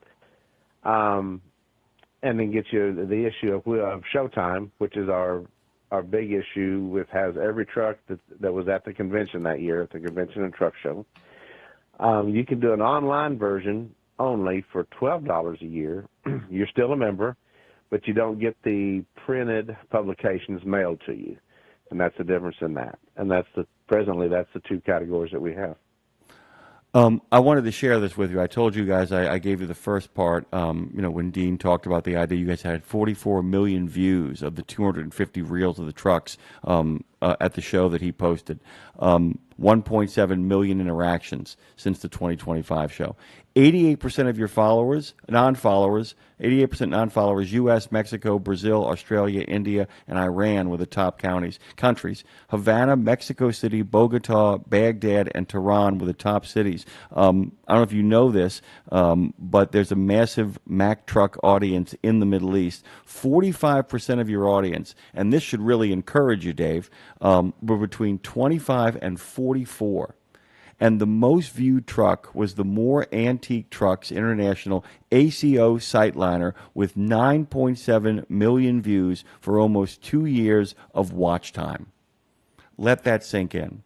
That is the excitement that Dean's content generated from your conference, from your trucks, is getting around the world. And that you can make a case that trucks are hope. That there is no greater symbol of commercial hope than a truck. In times of crisis, it's what brings us relief. In good times, it's what brings us the goodies that we need. For instance, I'll be picking up a PlayStation 5 later on today. I know it got delivered by a truck. That way I can actually continue to actually interact with Claire, even though we're in separate states right now. But that's the other question I have for both of you. I mean, do you ever take a moment to kind of reflect on how much opportunity, hope, and just possibility resides simply in a truck? We'll start with Dave and then pivot to Marty. Yeah, just like you said, everything is touched by a truck. And backing up just a little bit, you mentioned Thermo King. Well, if you think about it, we inducted Thermo King in the Hall of Fame. Before that, there was no truck refrigeration. So if you take that a step further, before that, you couldn't truck fresh meat across the country. You couldn't truck fresh vegetables, fresh fruit across the country. It had to be grown locally. It had to be done right there. Ice cream, hopefully you had an ice cream place there that manufactured that, or you couldn't have ice cream. You had no way to get it there. So yes, it's really amazing how trucking has really changed, particularly America and the world. Well, I'll tell you this, too, before we actually get over to Marty. Think about this, is the fact that we can get strawberries anytime we want them. I remember when I was growing up, you know when you got strawberries? When they were in season. Now, we were lucky in Louisiana for obvious reasons. We always had access to strawberries. But there was a time when if you wanted roses, the prices of roses would change over the course of the year because they were more expensive certain times of the year because of certain seasons. Now, people can just take a truck down to Miami and get the roses from south of the equator and bring them on up into the United States. And all of that is possible because of what is going on. And I was curious at the conferences when you guys are there. The other question I had for Marty is, do you ever walk history, meaning like this stuff so well that you can actually pick 10 trucks and walk each decade? Do you ever just kind of, when you look at these trucks, imagine what that truck was like in that moment in time when it was actually brand spanking new and the latest and the greatest thing, Marty? Absolutely do, Jimmy. And the ones that are the most, make you think the most, are some of the older, what we call brass air trucks, open cab, chain drive. That's the end of the amenities for the driver, I mean, my gosh, those guys, they really had to want to do that job. I cannot imagine, No, those are the ones that I just marvel around. Yeah, and Dave, that's the thing, too, because what the real story is, at the end of the day, it might be the American Truck Historical Society, but it really is about truckers. It's about the human beings that sat in those seats, right? Yes, exactly. And unfortunately, the old-timers are getting fewer and fewer, But if you sit around in a group and start listening to a bunch of old timers, they'll be talking about the open calves like Marty's talking about, and then they'll be talking about, well, I remember when we first put canvas doors on them, and boy, that really helped a lot. And so I'm thinking, what? Canvas doors was a big improvement, and I don't even like to ride a motorcycle in the rain, and here these guys are making a living in the rain, and with no heat, obviously no air, that goes without saying, but it's just the slow little progression that, well, then somebody said, well, maybe we'll try to put a little heater in there, a little old radiator and a little old switch and a fan. My gosh, he's got a heater in his truck. I've never heard of that before. That's unbelievable. Guys, I got to let you go. I can't believe how fast that went by. It is the first edition of Miles Back on the new platform. Don't be surprised if from time to time Nemo himself drops in. Marty, Dave, it's always a pleasure. Go to aths.org. Great website. So easy and interactive. Thank you both so much, guys. Yeah, thanks for having us.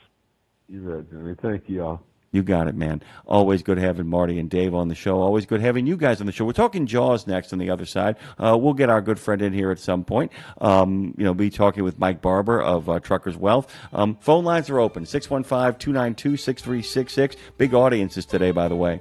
Lots of you guys out there. Hit the like button on YouTube. Hit the like button on the Book of Face. If you're listening on either platform, make the miracle happen. And by the way, go to truckdown.com.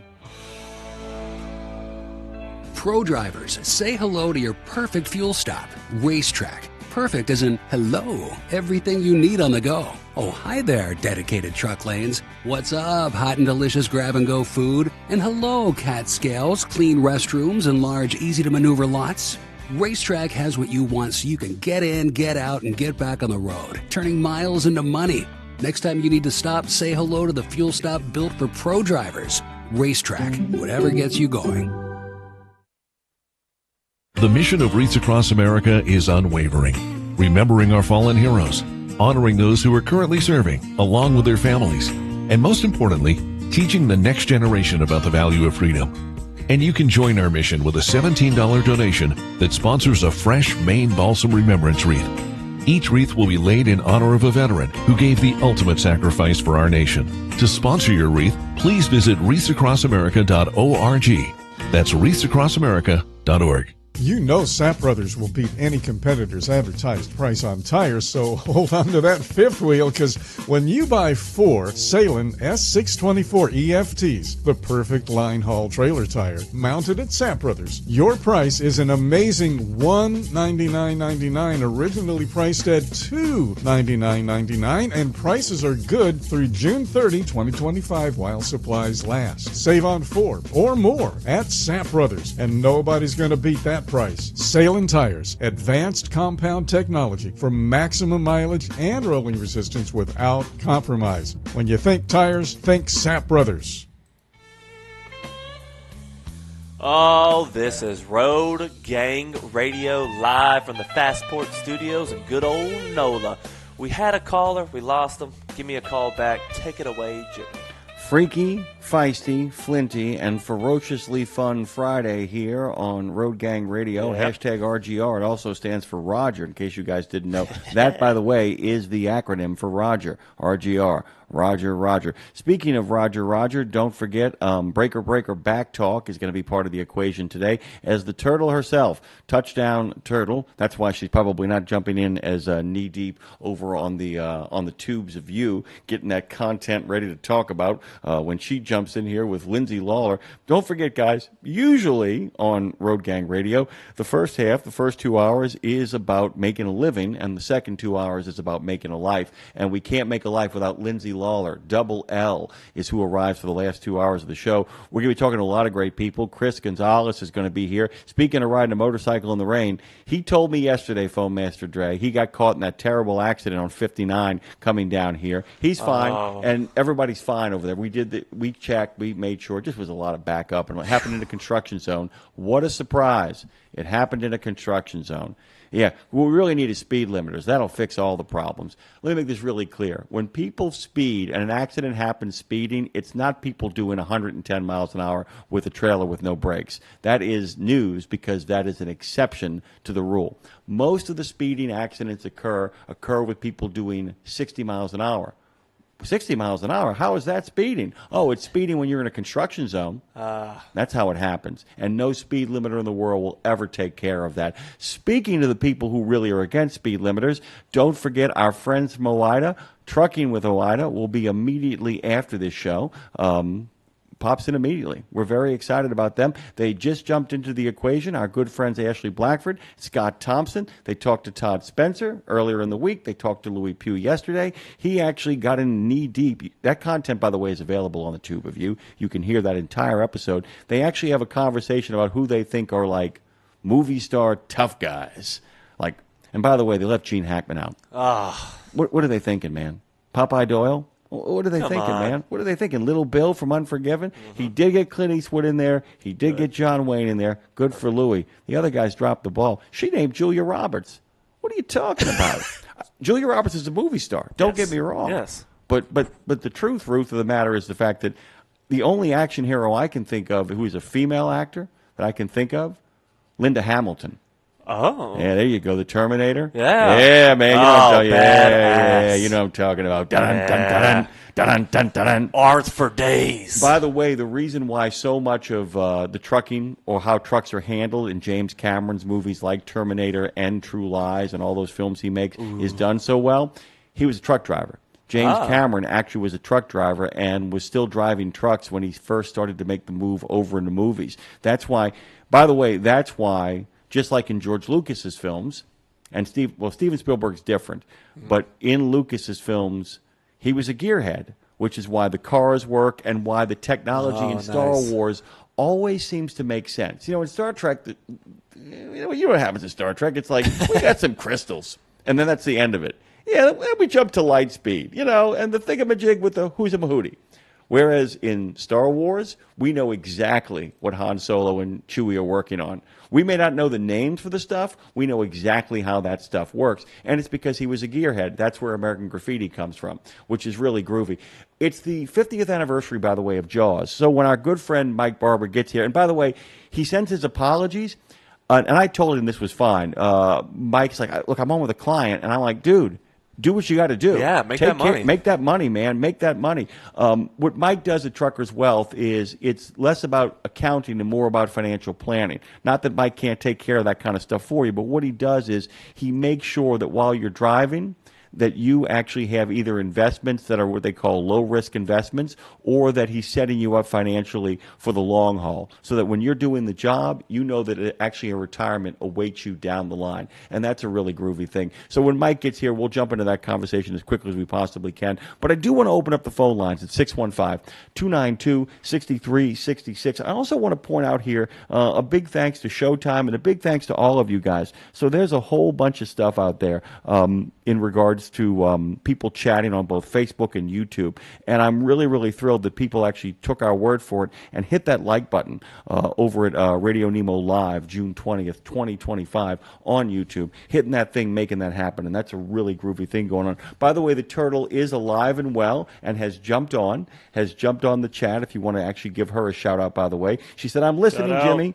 Just editing YouTube videos. And by the way, that in so many ways is the job. I am going to make a big point here, ladies and germs, a big point of reminding you guys that if you missed any of the content, and look, here's the thing. If you want to jump over to other platforms, if you want to check out what's going on elsewhere, go ahead and do it. Mm-hmm. Just come on back and hear what you missed, you know? And that's how this show is kind of set up, by the way. There's a reason why we bring on Marty Glom. There's a reason why we bring on Dave Schnatz. We do this because we want you guys to check out their website. Mm-hmm.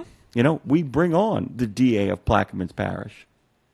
How about that, huh? Whew, that guy was elegant. Outstanding human being. And Susan Mustafa, we bring her on the phone. We bring him into studio because we want you guys to go check out those books. Mm-hmm. We want you guys to listen to podcast like Strange Studies of Strange Stories with Chris Lackey and Chad Pfeiffer that's going to be up on the second half of the show. We want you to go listen to that stuff and then come back when you like it and say, hey, give me more. Give me more of them recommendations. I want to know more Jimmy Mack stuff. I want to know more Lindsay Lawler music recommendations. I want to know what Master Dre says about what you have to eat and how you have to stay in shape. I want to know all that groovy stuff. That's what we want you doing. That's what we want you doing. So a big shout out to Mike, by the way. A big thanks to Mike. Looks like he's not going to make it, but I do want to talk about Jaws a little bit here. 50 years. 50 years of it, man. You know, Dean Croak and I were talking about it when he was on the show yesterday. That content is now up. By the way, you can check that out. He and I were talking about this, and what ended up coming up is the fact that he's an Australian. He should live in the water. He didn't want to get in the water for a while after that. A lot of people would not go swimming in pools after that movie. They think Bruce was going to get him? I think Bruce was going to get him. By the way, I'm really going to push my friend Showtime, who I adore. I'm going to keep on pushing him, by the way, to make sure that he sees Jaws, because it's actually 3 movies. Guy Masterson, who created The Shark is Broken, was on this show, and he and I had a long talk with Lindsay about this, that it's actually 3 movies. 3 American versions of movies. The first movie is a straight-up, monster in the water film. Yeah. People getting eaten, don't go in the water. Oh, my God, that's terrible. Be scared. The second movie is a drama about a town not doing the right thing when only the sheriff wants to do the right thing. Okay. It's Enemy of the People. The third movie is an American version of Moby Dick. And I mean a modern American version of Moby Dick, because Moby Dick is a very American story, maybe the first great American novel, about 3 guys out there testing their wits on the high seas against the killer shark. And the music by John Williams, John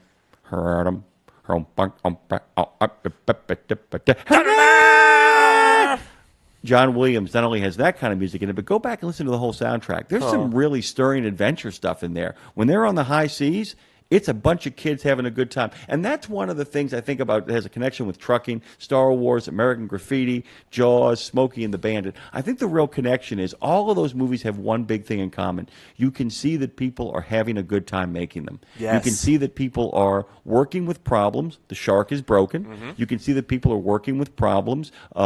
George Lucas is $2 million short of what he needs to actually make this movie work. You can see in American Graffiti, they are literally getting by with it on the seat of their pants, working on all those hot rods, making those cars work. It's you.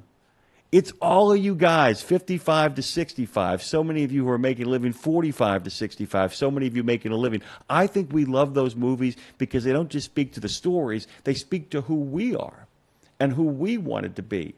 A bunch of grown men, however, with the hearts of children, tinkering with things and playing with things and making stuff happen. Phone Master Dre, what do you say? Oh, man, I was just going to say about you saying when things happen and it's you and just it being close to what we have to relate to. Man, I think that release date was delayed, wasn't it? Because of all the stuff that was going on Jaws? No, they didn't delay it. They made it. They made it. They made it. Matter of fact, there was I thought the release was delayed a little bit, no? This is crazy what happens is they go down there to fire him. They go down there because they've gone over budget. They've gone over budget and they're over schedule, and they go down there to fire him. Actually, they don't. They go down there to protect him. The studio heads at Universal want him gone, but the 2 producers go down there to see, let's see if we can maybe make this either speed up or explain what's happening to Universal. They go down there, and it turns out, look, a lot of people in the 70s were, tooting and rooting and snooting. A lot of people were smoking that Mary Do You Wanna and dropping all them drugs. Steven Spielberg ain't that guy. They used to always joke about him. They say in Easy Riders and Raging Bulls that he and John Milius were like the biggest film nerds of all time and didn't do any drugs and very rarely drank. But what they said was they get down there and they realize, oh, wait, the shark keeps breaking. And Spielberg keeps moving forward. What they saw was an organized, disciplined set dealing with actual real-world problems and somehow getting the job done. You could make a case that the closest thing you'll ever see to an owner-operator in movie making on a grand scale is Steven Spielberg on Jaws and George Lucas on Star Wars. Okay. Absolute truth. Yeah. That they go down there to basically, you got to pick up the pace, and they go back to the Universal Studio people and say, listen, this kid's got something going on. He was 26 years old at the time. Spielberg was 26 when he made Jaws. By the way, D. Taylor wrote about Dave having talked about canvas doors back then. In the future, we'll be saying they had to actually steer the truck. Imagine that. Well said. What was the movie that Spielberg did recently, or maybe he just wrote it? I guess I think he did direct it, where it's kind of based on his childhood. Oh, and by the way, Lindsay and her family hated it. Meet the Fittenbaum. I forget the name of it, by the way. It was a different type of I last have name. to tell you, I'm getting bad about recent movies. And the only reason I'm able to jumpstart is that they get the Academy Award nominations come out, and then Jacob Young, a friend of mine, and I catch up rapidly like that. The film that I saw most recently that I really loved was The Brutalist, but that's a whole other story. Yeah. But yeah, he made a little movie about his family and growing up and all that stuff. I highly enjoyed it. That breaks my heart to hear that other people didn't dig it, but I think I liked it more from the aspect of how it was filmed, but through his eye of his childhood, which was a beautiful thing. But, man, that little actor that's supposed to be him, killer, man. Killer. Killer. And all that stuff about him being a Boy Scout and him actually getting a camera from his dad, all of that stuff. Absolutely true. And you can make the case that the reason why E.T. is so good is that Broken Home, he's Elliot. I mean, he is Elliot to a T. And it's funny because he and Fellini have that in common. The Italian filmmaker Fellini makes a lot of films about his childhood. Go ahead. Nice. Is he supposed to be doing a second Ready Player One? Because that was him, right? Yeah. Man, I need it bad. I love that movie. That's one of my favorites. He's getting a little old, dude. He's getting a little old. Yeah, how old is he now? Oh, he's in his well, if he's 26 back in 1975, do the math. He's 76. I mean, he'll be all right. Pull a Clint Eastwood, doing him in the 90s. Yeah. Pull a Nemo. Yeah, pull a Dave. Pull a Nemo. Yeah, dude. RGR, hashtag RGR, hashtag join the resistance. Speaking of the resistance, guys, come on now. Come on. I got one biscuits and gravy, and nobody else wants to get up for the biscuits and gravy challenge. Big shout out to Joe J. He took the kids and the girlfriend up to the Madison show. Good for you, Joe. Oh. He loved it. The new stuff just isn't as cool as the old iron. Well said. To go a little bit earlier to 15L, before he actually jumped in about talking about the future, was yesterday. He also said, "Good morning, Jimmy. Rogaine Nation." Rogaine Nation. Rogaine. We get the blood flowing. That's all Rogaine does, by the way. You know, Rogaine was not invented as a little bit of the. It was actually invented as a heart pill. It's about getting your blood flowing again. That's all it does, dude. It isn't the stuff for hair. Yeah. Oh, Rogaine. Yeah, it was invented. Yeah. It was Oh man, I was wondering. I was like, "Are you saying foo-foo for the hair?" But you're saying foo-foo. Oh, Viagra. Got it. Yeah, I'm being funny. Fantastic. You like that? That was awesome. You walked into that one. You're like, Woo! Yeah. No, but Rogaine was invented for the heart. It was invented. Nice. Both of them were invented for the heart. Interesting. Okay, I didn't realize that was Rogaine. By the way, I don't know if you know this, but ecstasy, the drug, this simply was originally a depression drug, was invented to create euphoria against drugs. And then it was like suddenly like, hey, man, this isn't really good for people. Yeah. Let's make more of it, but illegally. Yeah. Let's sell them at raves and make people dance and touch the grass. We put hair on your chest, man. Exactly. That's what we do here. And other things on your chest. By the way, Taylor also said, telling all resistors to have a great day and a great weekend wherever they are and wherever they're going. Exactly. I want you guys to kind of take care of that. Really quickly as well, too, by the way, guys, you can call us at 615-292-6366. Do it. You should jump in there. So, as I was saying before, we'll catch people up again. This is really important. The results are in from the You Gotta Be Kidding Me Break Ambush, a.k.a. the CVSA's annual surprise Break Safety Day on April 22nd, 2025. They didn't announce it because they wanted to surprise people. We've had a couple of phone calls about that. People always say that, like Break Week and the CVSA inspection weeks are pointless. They're not. They're not pointless. Those announced inspection weeks are less about you and more about the men and women who make their living protecting the highways, law enforcement agencies in Canada, the United States, and Mexico. It really is about getting them sharp on their skills and getting the practice reps in, because you don't want people practicing when you're just doing your job. Does it make sense? You don't want. It's like, well, why are you pulling me over? Why do you do an inspection? Yeah. 'Cause I need the reps. No, they're telling you, look, we need the reps. We got to get people trained up. So we're letting you know we're doing this. Yeah. So don't freak out. Some Heads people up. take the week off. Heads up. That's not a sting operation. The sting operation is the ambush, by the way. And the numbers are in from that. And people did okay. But it's like, it's close to like 1 out of every 11 drivers had bad brakes. That's not a good thing. Who do we got, Phil Master Dre? I'm about to find out now. Who am I speaking We got people calling in here. We got people making the miracle happen. Hit that like button on Radio Nemo Live. I got a Marshall in the house. Hey, Marshall, Lindsay's not here yet, but you got me, brother. What's going on? I was waiting for her, but I wanted to make sure the number hadn't changed, so that's me that called earlier and didn't stay on the line because I was just checking to see if the number still worked. But I thought I'd call anyhow. How you doing? I'm doing great. I'm going to be just down the road from her tonight, down at the Tennessean. Ooh. And I plan to be at the bar with my friend Maker's Mark there for at least a few hours tonight. So, but I'm headed down to Huntsville. I'm over here by Dyersburg right now. So I kind of dig. Like the new Go ahead. I like the new format, and I also keep sharing it on Facebook. I got a lot of followers, so maybe I get you a little more action. Yeah. Yeah, and by the way, we are very encouraged. There's a thing called the cume, which is, how you figure out all the impressions, meaning like it's when you add up all the platforms you're on. And I got to tell you, we exceeded our expectations. Now, we'd like to go even further with that, but it's because of people like you, Marshall, this is happening. It's because of you that this is happening. And other people are actually jumping into the conversation over on YouTube. Brother, what can you tell us what you're hauling today? Well, I'm hauling Polaris. That's all I haul most of the time is Polaris. I haul the parts down there to Huntsville, and then I haul the units back up north. Sometimes I do the direct dealer deliveries, go to different dealers and deliver units. Other times I just haul the stuff up to Minnesota. They're still graded at that point, and they eventually put them together and send them out on some of our other cars. I don't do the ramps anymore. I'm too old to muscle them ramps around anymore. And I'm a little afraid of heights. I don't know where that came from, but common sense. Age. Top of the trailer up there, you're 12 feet up in the air. It's just a little narrow ramp, about 1.5 feet wide, and I don't know. I'm not quite Joe Biden, but my walking is as good as I understand. And by the way, I just want to make you feel better. I've always said that if there is a glass between you and the spider and you're afraid of the spider, that's arachnophobia.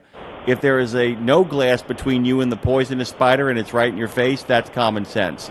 If you're older on a thin platform and you are 12 feet in the air, if you have a little bit of nerves about that, that's common sense. You almost have to be sociopathic not to be afraid of being up high when you can actually fall and hurt yourself, if you dig. Oh, yeah. And at this point in my life, when I fall down, it hurts. It knocks me out for a while.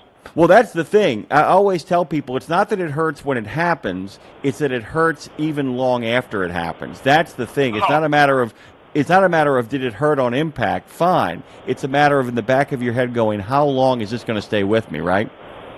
Oh, yeah. I slipped getting out of the truck a year or so ago, and it really wasn't that bad. Banged up my elbow. Jeez.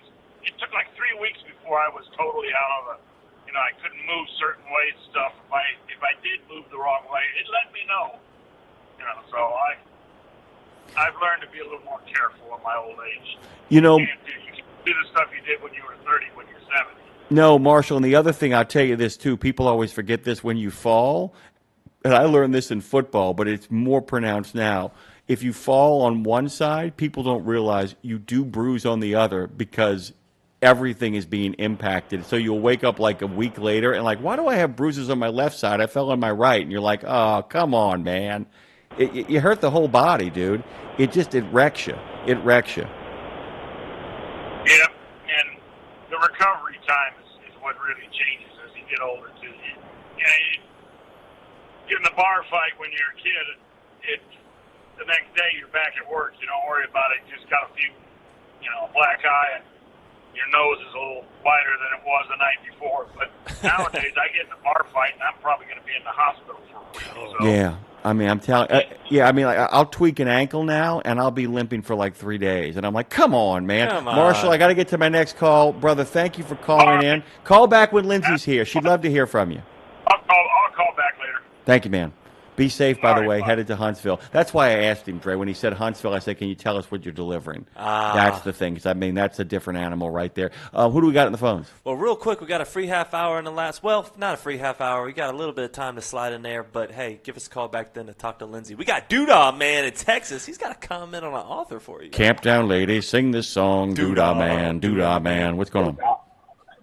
Hey, brother, I was just, did you, I think that you talked about before, what, an author you really like, Aspinoff? Isaac Asimov. That's him. I just was scanning through Prime, my Prime Video membership the other day. Mm-hmm. Nice. And I come across a series that was done on one of his books called Foundation. Oh, yeah. The Foundation series. By the way, and our good friends who are going to be on later, Strange Studies of Strange Stories, they've actually done a couple of Isaac Asimov stories as well, too. The Foundation series is pretty... Did you get a chance to watch it? Oh, yeah, I've already binge-watched the whole thing. That's the whole thing.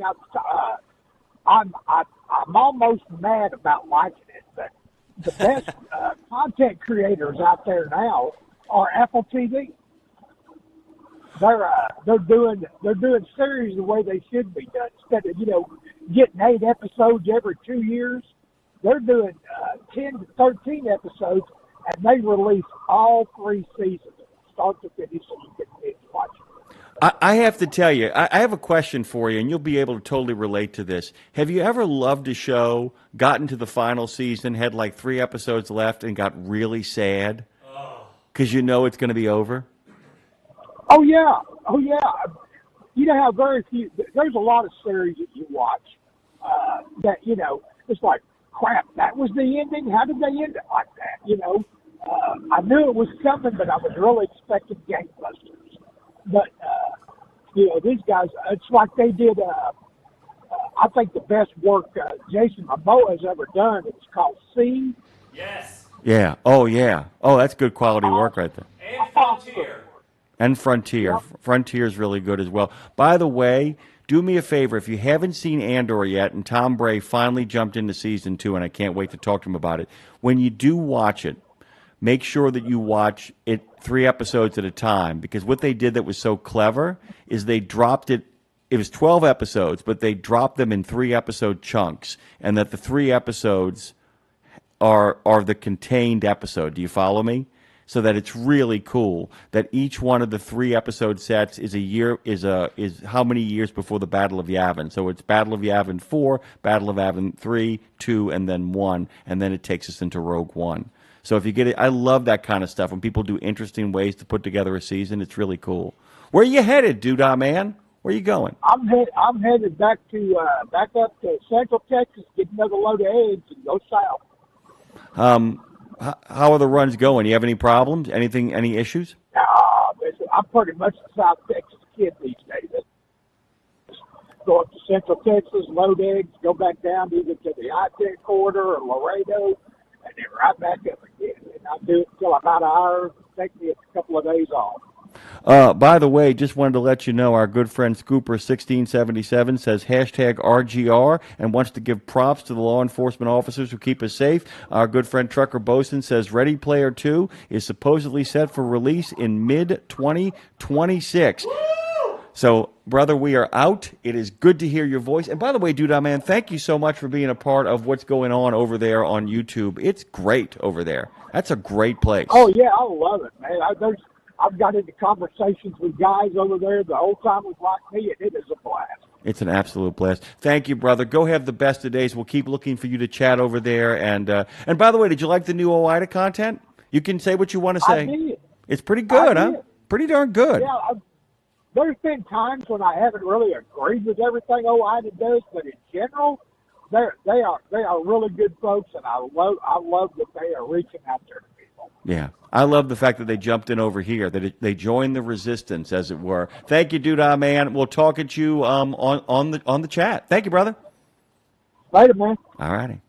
Hey, guys, go to Truck Down. Truck up, and truck down. Truckdown.com, of course. They serve all 50 states and the 8 provinces. What they do is they connect maintenance providers with truckers and trucking companies. They've been doing that gig since 1997. Download the app at truckdown.com. Get yourself out of the ditch and back on the road. We'll take a quick break here. Oh, no. Look at what time it is. Look at what time it is. Look at what time it is. Look at what time it is. It's time for Lou. It's time for Lindsay Lou. No more than 2. She'll be coming at you. We got a great guest coming up as well. We'll talk to Lindsay for a little bit and then slide into our next guest. All kinds of groovy stuff. Honey, I said little red Corvette. We're talking Corvettes, by the way, with Mike Mueller. Exceptional value and exceptional values. That's Bennett Trucking. A core commitment of faith, family, and freedom has driven Bennett to being the leading provider of innovative, integrated transportation solutions, both at home and abroad. Bennett's values are not just compatible with providing high-paying jobs and unmatched customer service. They're inseparable. If you're looking for an employer or a partner who believes the best business model is being a model citizen, then Bennett Trucking is the place for you. Go to BennettIG.com and find the folks who share your values. I'm a long-haul trucker.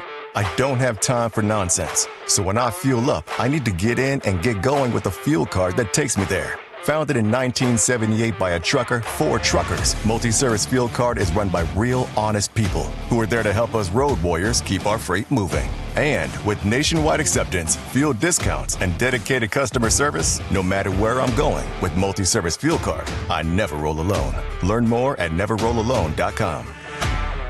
Pro drivers, say hello to your perfect fuel stop. Racetrack. Perfect as in hello, everything you need on the go.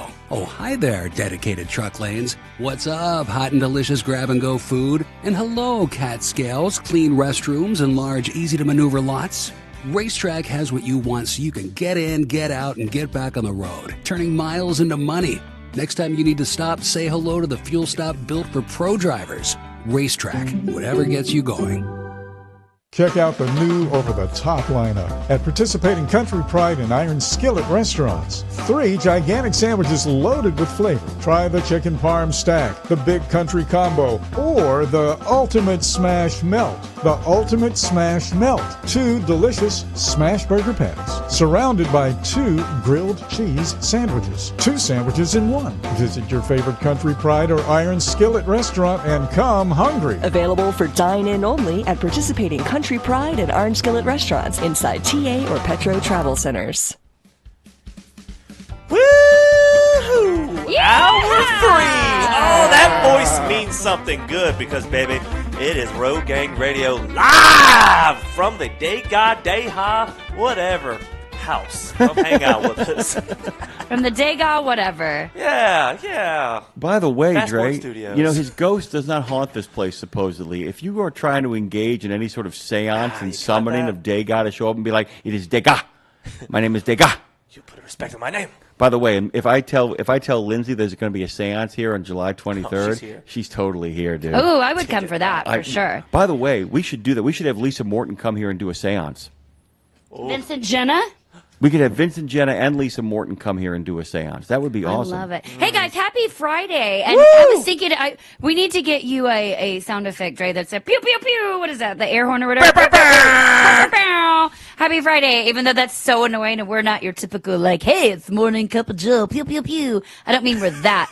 But then when I was thinking about that, I realized, does Friday even matter in the trucking world? It does. Like, does days, I would love to get drivers to call in, by the way, or message us on YouTube. If you go to YouTube and search Radio Nemo, you can get in the chat there. Or give us a call at, what's our phone number, Jim? 615-292-6366. That's 615-292-NEMO. I'd love to know, like, do you even think about the day outside of, like, I know that I have to be in, Wyoming on Wednesday. But outside of that, there's no really, like, TGIF in the trucking world, right? I wonder about it sometimes, Lindsay. I really do. I wonder, and by the way, having had you and I actually understand this schedule. You and I both understand this schedule. because you worked the weekends and then would drop in on, sometimes Thursday and Friday. You dropped in for Dave. There's a point where it just blends, Yeah. and you start going like, what's happening? I almost feel like if you continue to hold on to any sense of the week, it's because you have family back Hold at home. on loosely. Ooh. That's a good song, by the way. Nice. I love that song, by the way. But I wonder if the way we kind of hold on to a weekend is when I would do the shows on the weekend, I'd go over to my mom and dad's house, or, Claire would have a normal schedule to some degree at the time where, I knew that they weren't in classes. Claire wasn't in classes then. And I'd be like, oh, okay, it must be a Saturday. Also, your presence told me it was a Saturday. But it's weird. How do people do that? I wonder. I don't know. I I'm wonder. glad I'm not in a cubicle 9 to 5. I can tell you that. I hate that I can't see you guys though. I don't know why my camera isn't working. We'll Restart work on it. Give it another shot. I'll just let you guys know. Trust me, I look great. Like I've never looked better. So I'm sorry you can't see me Your this phone morning. still works. Send me a picture.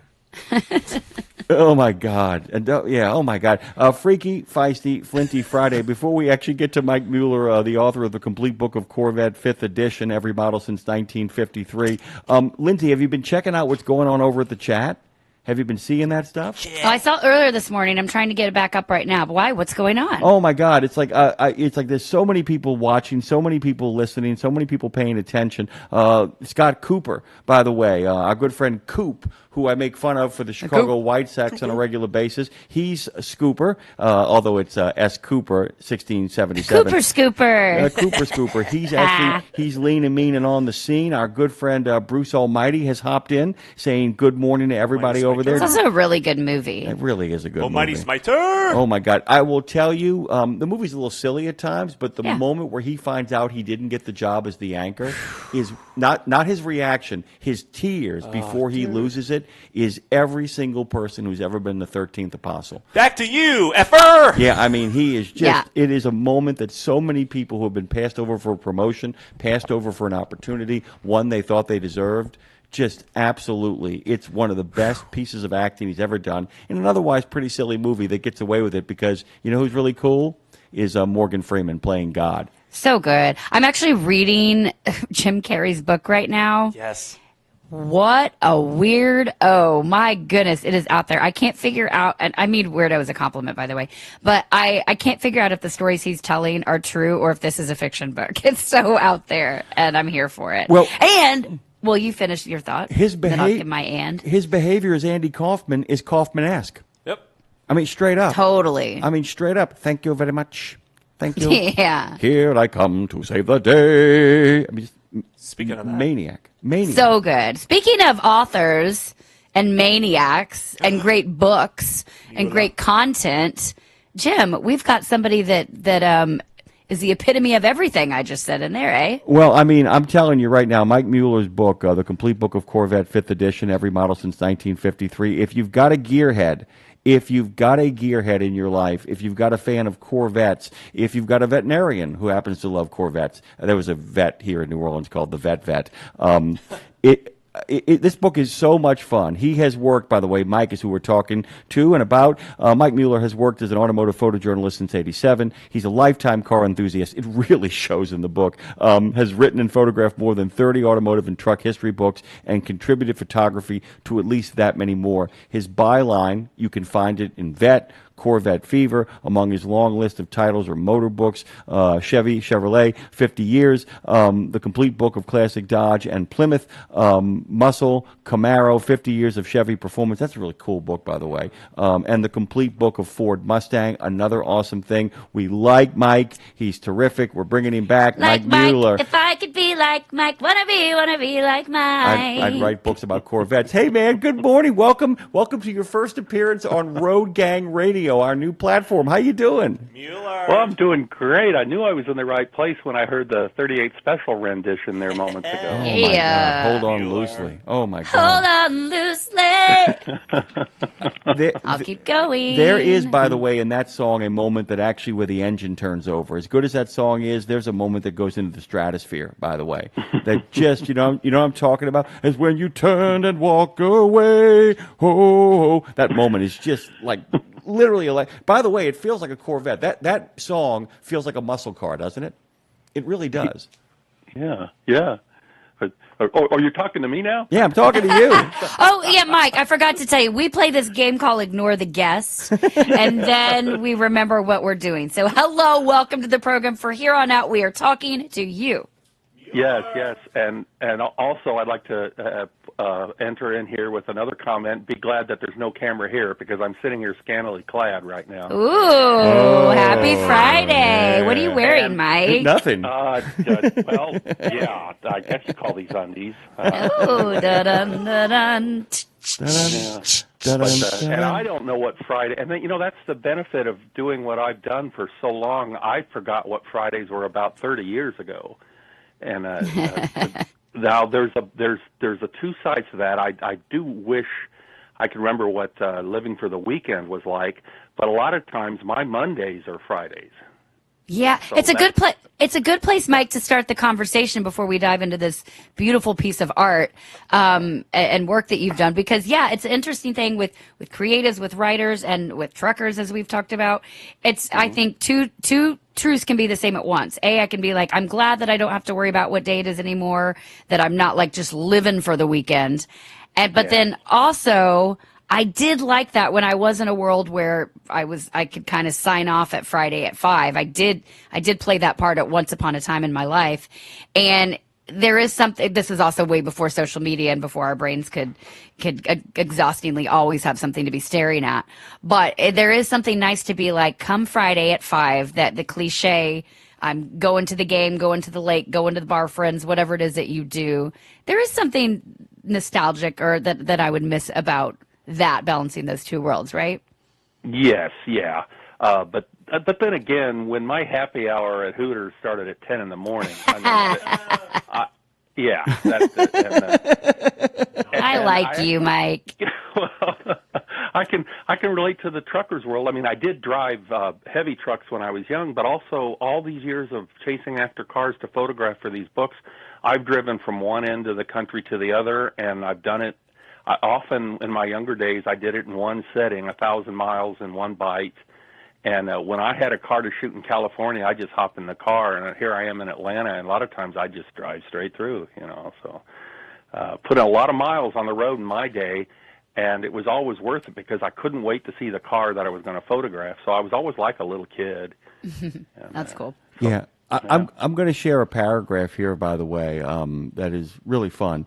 Suffice it to say that Icon is not a big enough world either for Chevrolet's beloved two-seater or the man behind it. And that sets off a paragraph that really is kind of the balancing act, because Lindsay's right. This is a work of art. This is beyond just a story being told. This is it's almost like a miniature installation art piece, because you've got to strike a balance between telling the human story that kind of plays through here. And this made me think about the weekend too, Lindsay, because you might not have a weekend, but I have to tell you, if your job has you in open areas looking at Corvettes and taking photos of Camaros, your life is kind of the weekend. You know what I'm saying? I mean, yeah, good point. There's a truth to that, by the way.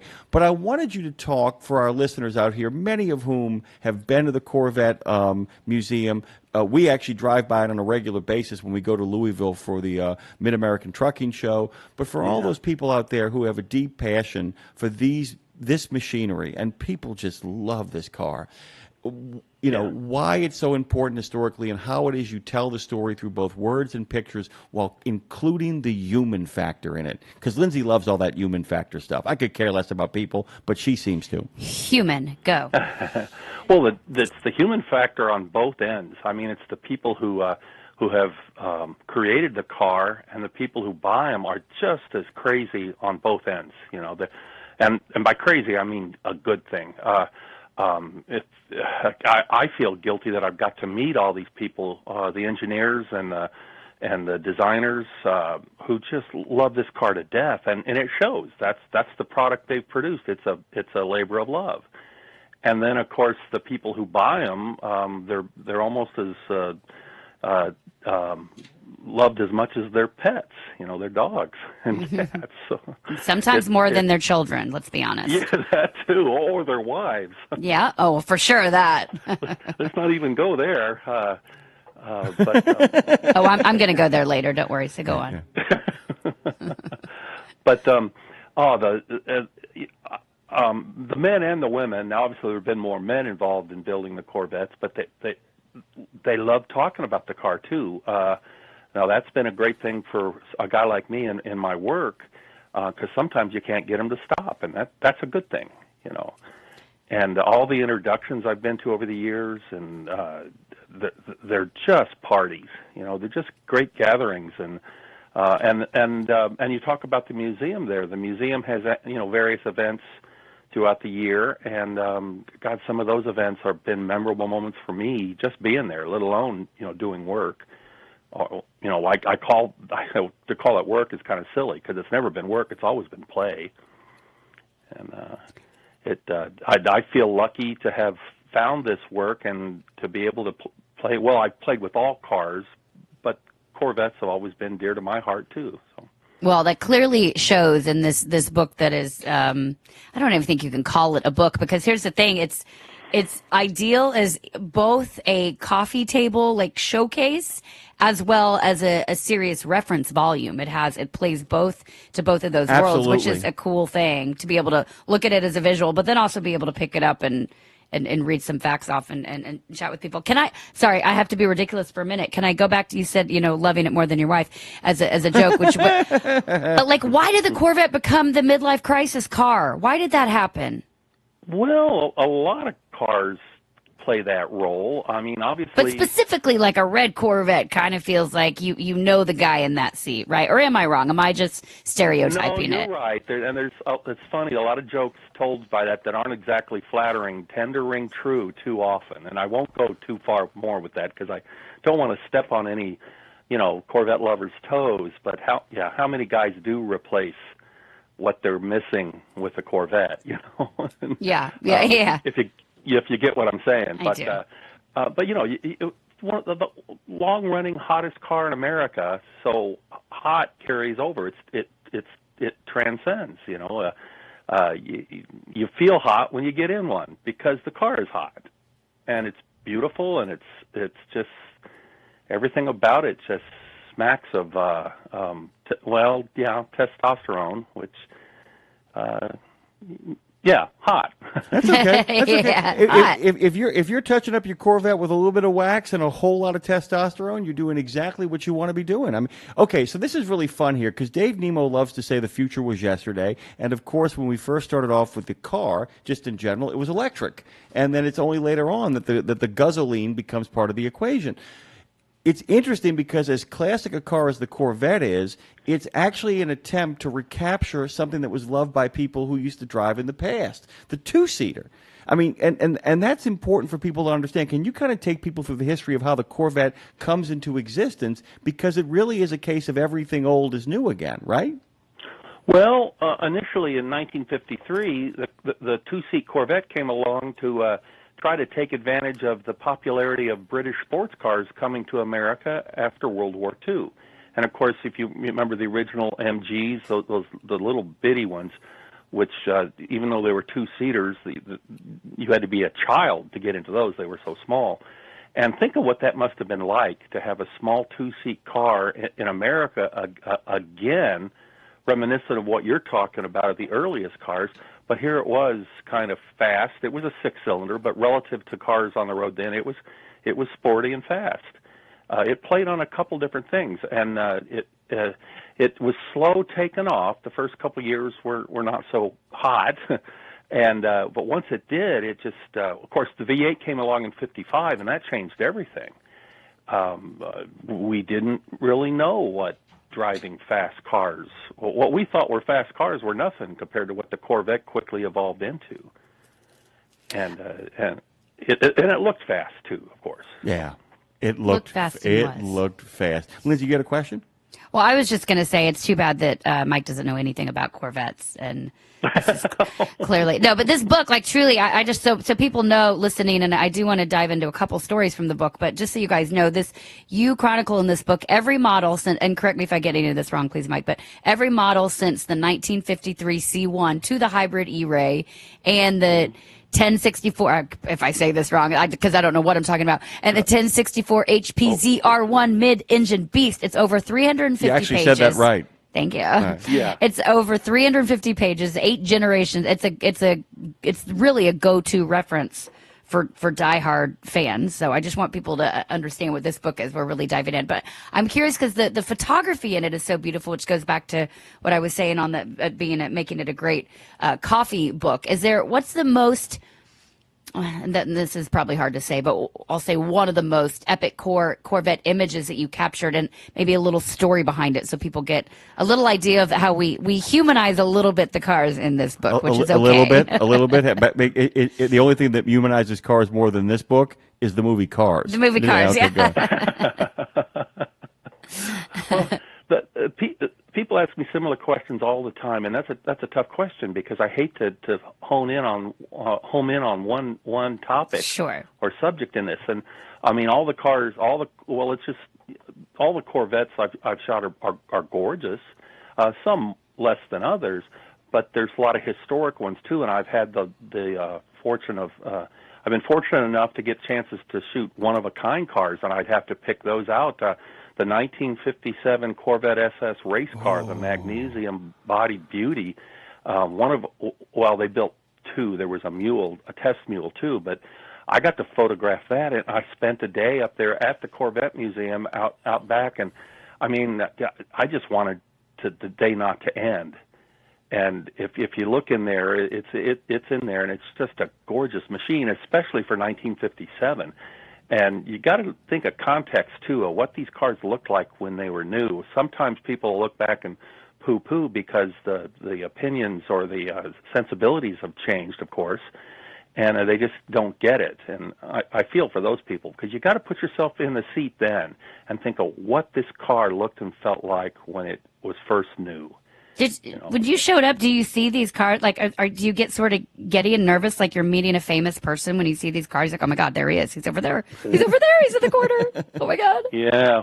Well, I was always afraid I was going to sneeze on him or something. Or worse. I mean, I sweated on him many times. There were times I dripped all over them when I was photographing in the heat. Then fortunately that didn't damage anything. But no, I like I said, I was always like a little kid. It was always fun for me. And by the way, I am retired, so to speak. Congratulations. I stepped out of retirement for this. Oh, yeah, by the way, this looks like a hell of a retirement, by the way. A 300-plus page book full of pictures that you've taken with new additional stuff. The complete book of Corvette 5th edition. Its author is Mike Mueller. He's joining us this morning. I will tell you this, by the way. One of the things that I do love is the balancing act, because we've talked about this before, the idea of what pictures end up on the cutting room floor to kind of suffice. But I did want to talk about that, but I also want to kind of pivot. There you go, Lindsay. Pivot. I wanted to pivot because Lindsay talked about it as a coffee table book. I can see this book not only being on somebody's coffee table as a way of saying I like cars. I can actually see this in somebody's garage with the spine broken. I can see this in somebody's garage with smudges on it as well. I mean, this is the kind of thing where you put pictures up. Guys, by the way, buy 2 copies. If you're going to do that, buy one for the living room and then buy one and make Mike rich. Smart. Just makes sense. To do that. But I wanted to ask you, because in many ways, I know there are things that must have just been agonizing. If there's one picture that didn't make it to the book, the last one that didn't make it to the book, the 13th Apostle, which one is it? Oh, but that list is endless. I can't even tell you. Well, it's between my own photos, which of course I'm really protective of and love every one I take, and then there's all the stuff that GM has sent me, and it's just hundreds. And that's, you could ask. Well, by the way, I got to give kudos to Zach Miller, my main man at Motor Books, who has been with me for 30 years through all of this. And he knows, and he feels the same way. I'll send him 100 more photos than we can possibly use, and then we have to sit there and wade through and figure out which ones we're going to, cut off. And it's not just photos of the cars. I'm a gearhead. I love the stuff. I love the nuts and bolts. And of course, GM over the years has created wonderfully artistic cutaways and studio shots of brake rotors and clutches and pistons and you name it. And I want all of that stuff to be in there. And there's just not enough pages in the world to get everything that I want to put in this book in. So there's no way I can answer that question specifically. I got to say, I lean towards crying over losing a lot of the technical stuff. Like I say, we always make sure to get a good exterior focus on the car, and that comes first. And then if there's room and there's placement availability, we'll go with the technical stuff. And I like to show everything. Really quickly, I wanted to ask you this too, by the way. Dre, I think I got a little drop off on Lindsay's side of the equation. I'm here. Oh, you're here. Oh, okay, I wanted to make sure. Okay. That was my fault. That's okay. As long as you're with me, that's all I care about. I'm here. I was just going to say some of the people that are commenting, so you know, but Chowda says he's been in El Camino, Chevelle. But they're just now people are just listing cars they like. Different conversation, guys. But the Corvette, Dude Odd Man's talking about the Corvette run for St. Jude. I did real quick, guys, because I thought these were interesting comments back to our working for the weekend conversation. Because this, just to throw it in, Bruce Almighty says his days off rotate, but he knows definitely when his Friday is, which makes sense. Like it doesn't have to be actually Friday, but you know when your Friday is. Your Friday might be a Tuesday. So that's one thing. And then Doodah Man says, which is a great point, that yes, truckers do lean into weekend days because it means less traffic and more parking. So there's that. Anyway, there is that. Just had to throw that out. And speaking of our drivers, I'm curious. What would you say? Because most of our audience spends their work week behind whatever that is, behind the wheel of a big rig. And so, I bet a lot of them perhaps daydream, or a lot of them do have their cars that they drive on their downtime. A lot of them call us and tell us about it. But, sometimes the idea of trading the cab for the Corvette come Friday night or whenever. So, Mike, what would be the perfect Corvette for a trucker looking to let loose on the open road over the weekend? Nice. Something that will give you freedom, but still respect their need for some grit. Okay, excuse me. I think I understand your question, but there are somebody does finally. Well, there are Corvettes that are better suited for daily driving and even going to the grocery store, and then there's the cars now that are just outrageous killers. You mentioned the new ZR1 with 1,000 horsepower. I never thought I'd see the day. Now, if somebody really wants to, break loose and feel what it's like to be Rocket Man, that would be the car. Of course, that's an expensive car. There are affordable Corvettes out there, and it comes and goes. There's affordable used Corvettes that you can drive and not worry too much about driving every day because you didn't pour a whole lot of money into them. That's not, all of us are in the same boat. We have our price tags and our limits. So I guess you got to figure out how much you want to spend, and then how much you want to worry about the car you're driving around. Did I answer that right, or yeah? Well, you gave kind of it point. What I hear you saying is there's something for everybody. You just have to really identify your parameters and your priorities. Okay. Yeah. Now stop and think about this. Back in the day, now this stopped in the '60s. The basic Corvette for years had a 3-speed manual transmission. That's what Grandpa drove, and they got rarer and rarer. Aggressive Grandpa, but Grandpa. Yeah, good band name. But anyway, they finally figured out it just wasn't worth building those anymore because nobody wanted them. So the 4-speed became the standard there became a choice between a 4-speed and an automatic. And now here we have Corvettes with only one transmission. The technology has advanced so much now that you have a hybrid, a manual automatic transmission that you can shift manually, but it's still an automatic. And I never thought I'd see that day too, because I still love driving the traditional stick and a clutch on the left foot. That to me that's a real man's vehicle. So yeah. By the way, I just wanted to share how things have changed so much. You said 1,000 horsepower. Made me think of one of my favorite quotes. This is from Car and Driver back in the day. Chevrolet insists there's only 425 horses in there, and we'll just have to take their word for it, explained a Car and Driver report, which went on to mention the only number that really counted anyway, 0 to 60 in 5.4 seconds. And I think about the fact of what it's all, as you said, we have to go back in time to kind of put it in context. We always have to put these cars on the road with the cars of their time to understand how often and how far ahead they were, right? Yeah, isn't that amazing too? Five point whatever seconds. They've halved that. I that's another thing I never thought I'd see. When 0 to 60 in less than 3 seconds, you realize that most humans, that's a whole lot of G's, and and a casual driver would probably, fill their pants. That's unbelievable, and it all happens so fast now. And literally about 425 horsepower. That used to be an unbelievable mountaintop.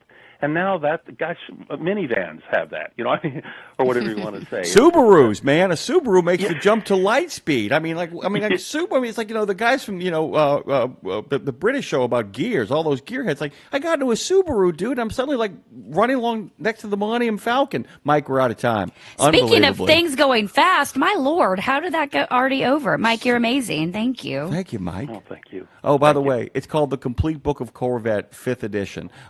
You guys should get it. Every single model since 1953. That's a lot, guys. Mike, we'll probably give you a call later on. I'll shoot the breeze with you. I can't thank you enough for joining us on our new platform at Road Gang Radio. We're so thrilled to have you, brother. Well, thank you very much. It's been great. The book is out now. You can get it wherever you find your books. It's out now. Hey, I found one here on the floor. Oh, there it is. It's out now. Literally, it's everywhere. It's falling from the sky. Check out Mike's book, The Complete Book of Corvette 5th Edition, every model since 1953. Hopefully, Mike will come back and talk fast cars again with us soon. And wearing something scantily clad. After all, it is Friday. Wear what you want to do. Wear nothing. This is a real Friday. This feels like Friday. You want to know why? Because we don't have to work tomorrow. Friday. We'll be right back. Okay, you've heard the horror stories of how folks have lost their life savings when the market tanks. Is there a way to invest and make money without risk? Believe it or not, yes. Since 1995, Americans who cannot afford to lose their investments have used fixed index annuities. You get guaranteed income and protection from market downturns. It's a win-win for you and your future. And to learn more, dial pound 250. Use the keyword Truckers Wealth to get in touch with them today. The mission of Wreaths Across America is unwavering, remembering our fallen heroes, honoring those who are currently serving, along with their families, and most importantly, teaching the next generation about the value of freedom. And you can join our mission with a $17 donation that sponsors a fresh Maine Balsam Remembrance Wreath. Each wreath will be laid in honor of a veteran who gave the ultimate sacrifice for our nation. To sponsor your wreath, please visit wreathsacrossamerica.org. That's wreathsacrossamerica.org. Check out the new over-the-top lineup at participating Country Pride and Iron Skillet restaurants. 3 gigantic sandwiches loaded with flavor. Try the Chicken Parm Stack, the Big Country Combo, or the Ultimate Smash Melt. The Ultimate Smash Melt. 2 delicious smash burger patties, surrounded by 2 grilled cheese sandwiches. 2 sandwiches in 1. Visit your favorite Country Pride or Iron Skillet restaurant and come hungry. Available for dine-in only at participating Country Pride and Orange Skillet restaurants inside TA or Petro Travel Centers. Oh, it's that time again. This is Road Gang Radio, and you're riding shotgun with Lindsay and Jimmy.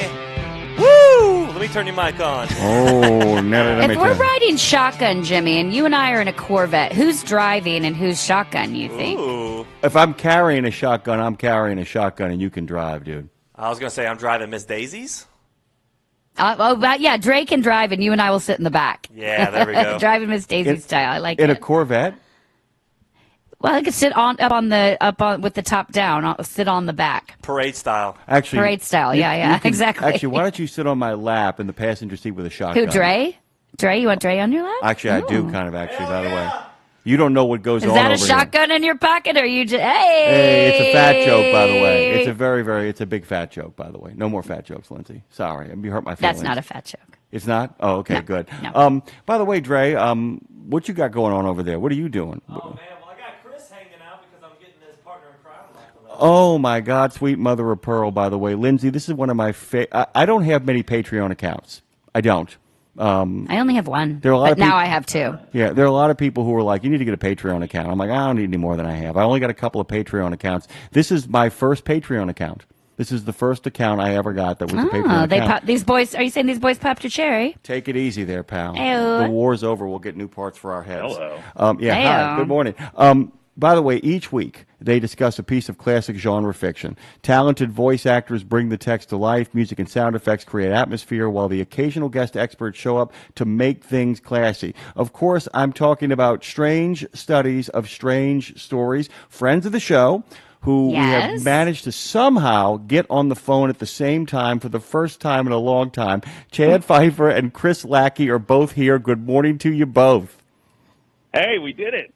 You made Look it. at us. We're Hey. doing it. We're doing it. This is so exciting. And so, guys, during the break, Jim said to me, Lindsay, do you want to do the intro? And I'm like, these are your guys. Like, he loves you guys as if, I mean, he's 100% creeping in your bushes at all times. And we mean that as a total compliment. So I was like, you got to do this intro. I will come in with the absurdity. But we are so happy to make this work. And it was funny, Jimmy, I read into it 1,020% that we never were able to properly get them on together on that other platform.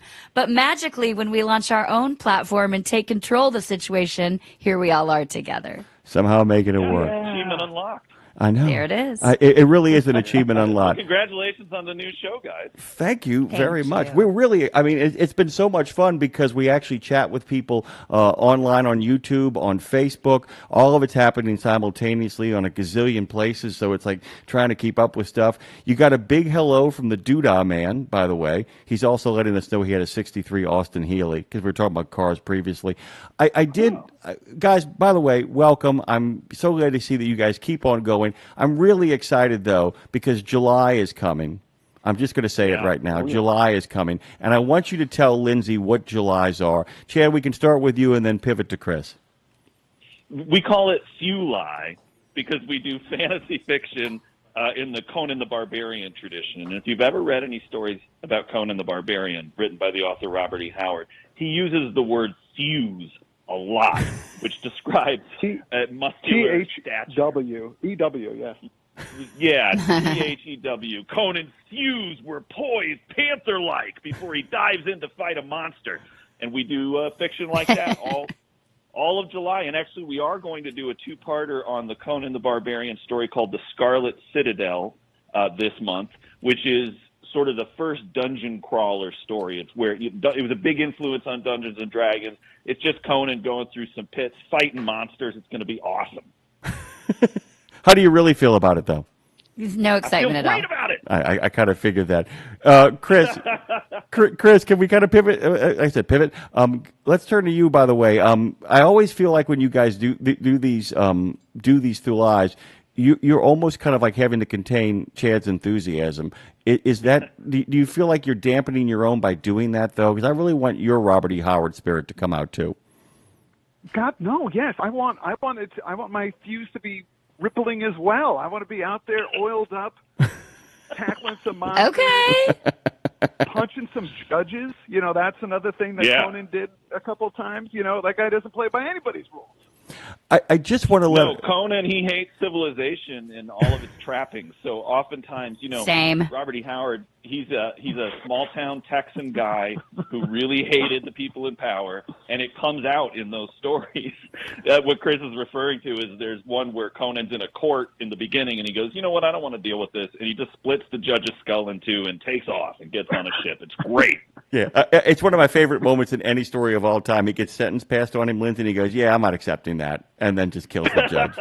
Yeah, that's enough of that. That's enough. You guys are who? So I got to say, I did not know. I had not even heard of H.P. Lovecraft or and y'all's kind of work until I met Jimmy, and then he introduced me to this whole world, and then he introduced me to y'all and everything that you do. And it's funny, I have some friends staying with me right now this weekend, and I was finishing up some show prep this morning, and they knew who you guys were and your work. And I'm like, oh, that's so cool. I love being introduced to something and then realizing, oh, shoot, I am too late to the party, but at least I arrived. But you guys are super fun. I want to talk about y'all's connection because I always say as a songwriter myself or anything I do creatively, I'm always looking for the director to my producer or producer to my director, however you want to say it.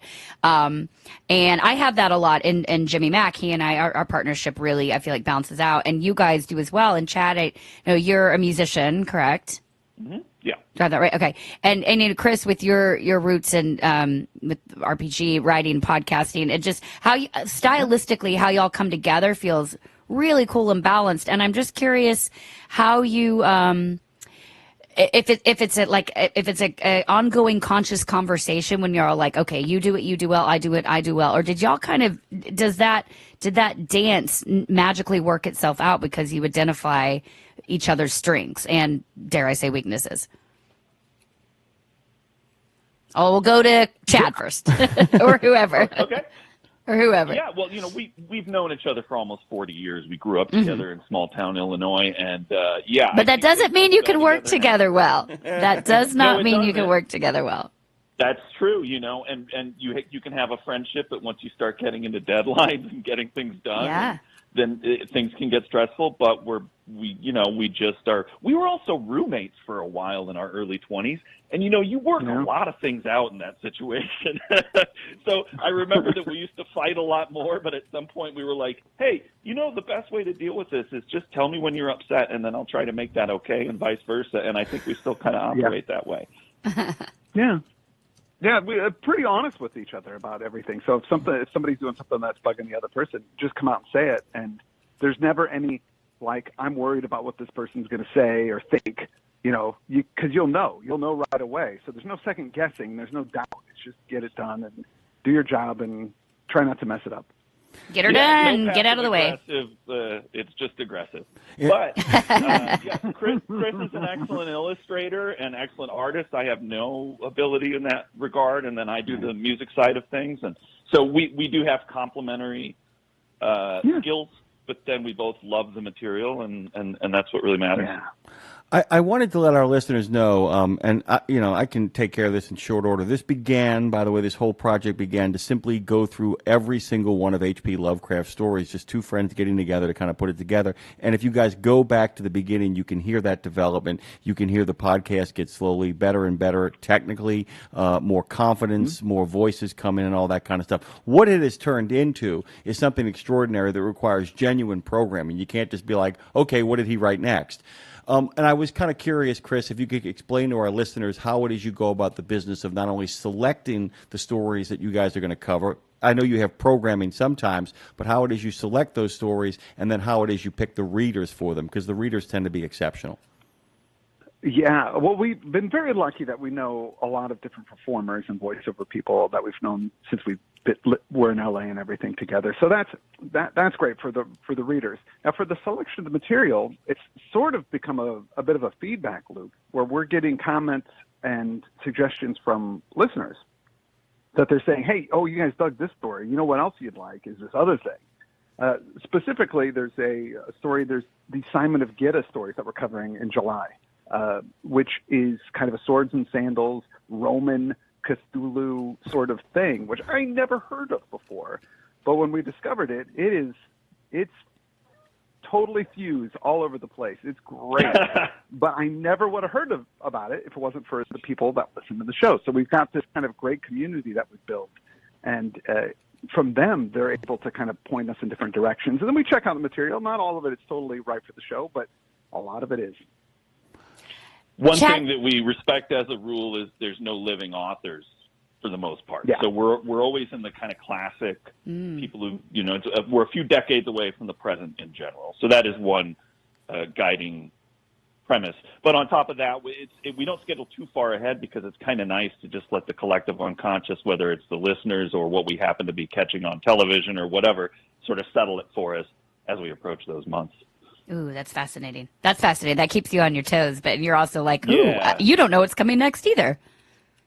But then things happen like, you know, we just did an episode on the Universal Frankenstein films because we do bonus episodes where we'll talk about movies and that kind of thing. We dropped it, and then Guillermo del Toro dropped his trailer for the new Frankenstein movie the next day. And we didn't plan for that to happen, but little stuff like that pops up that's so fun.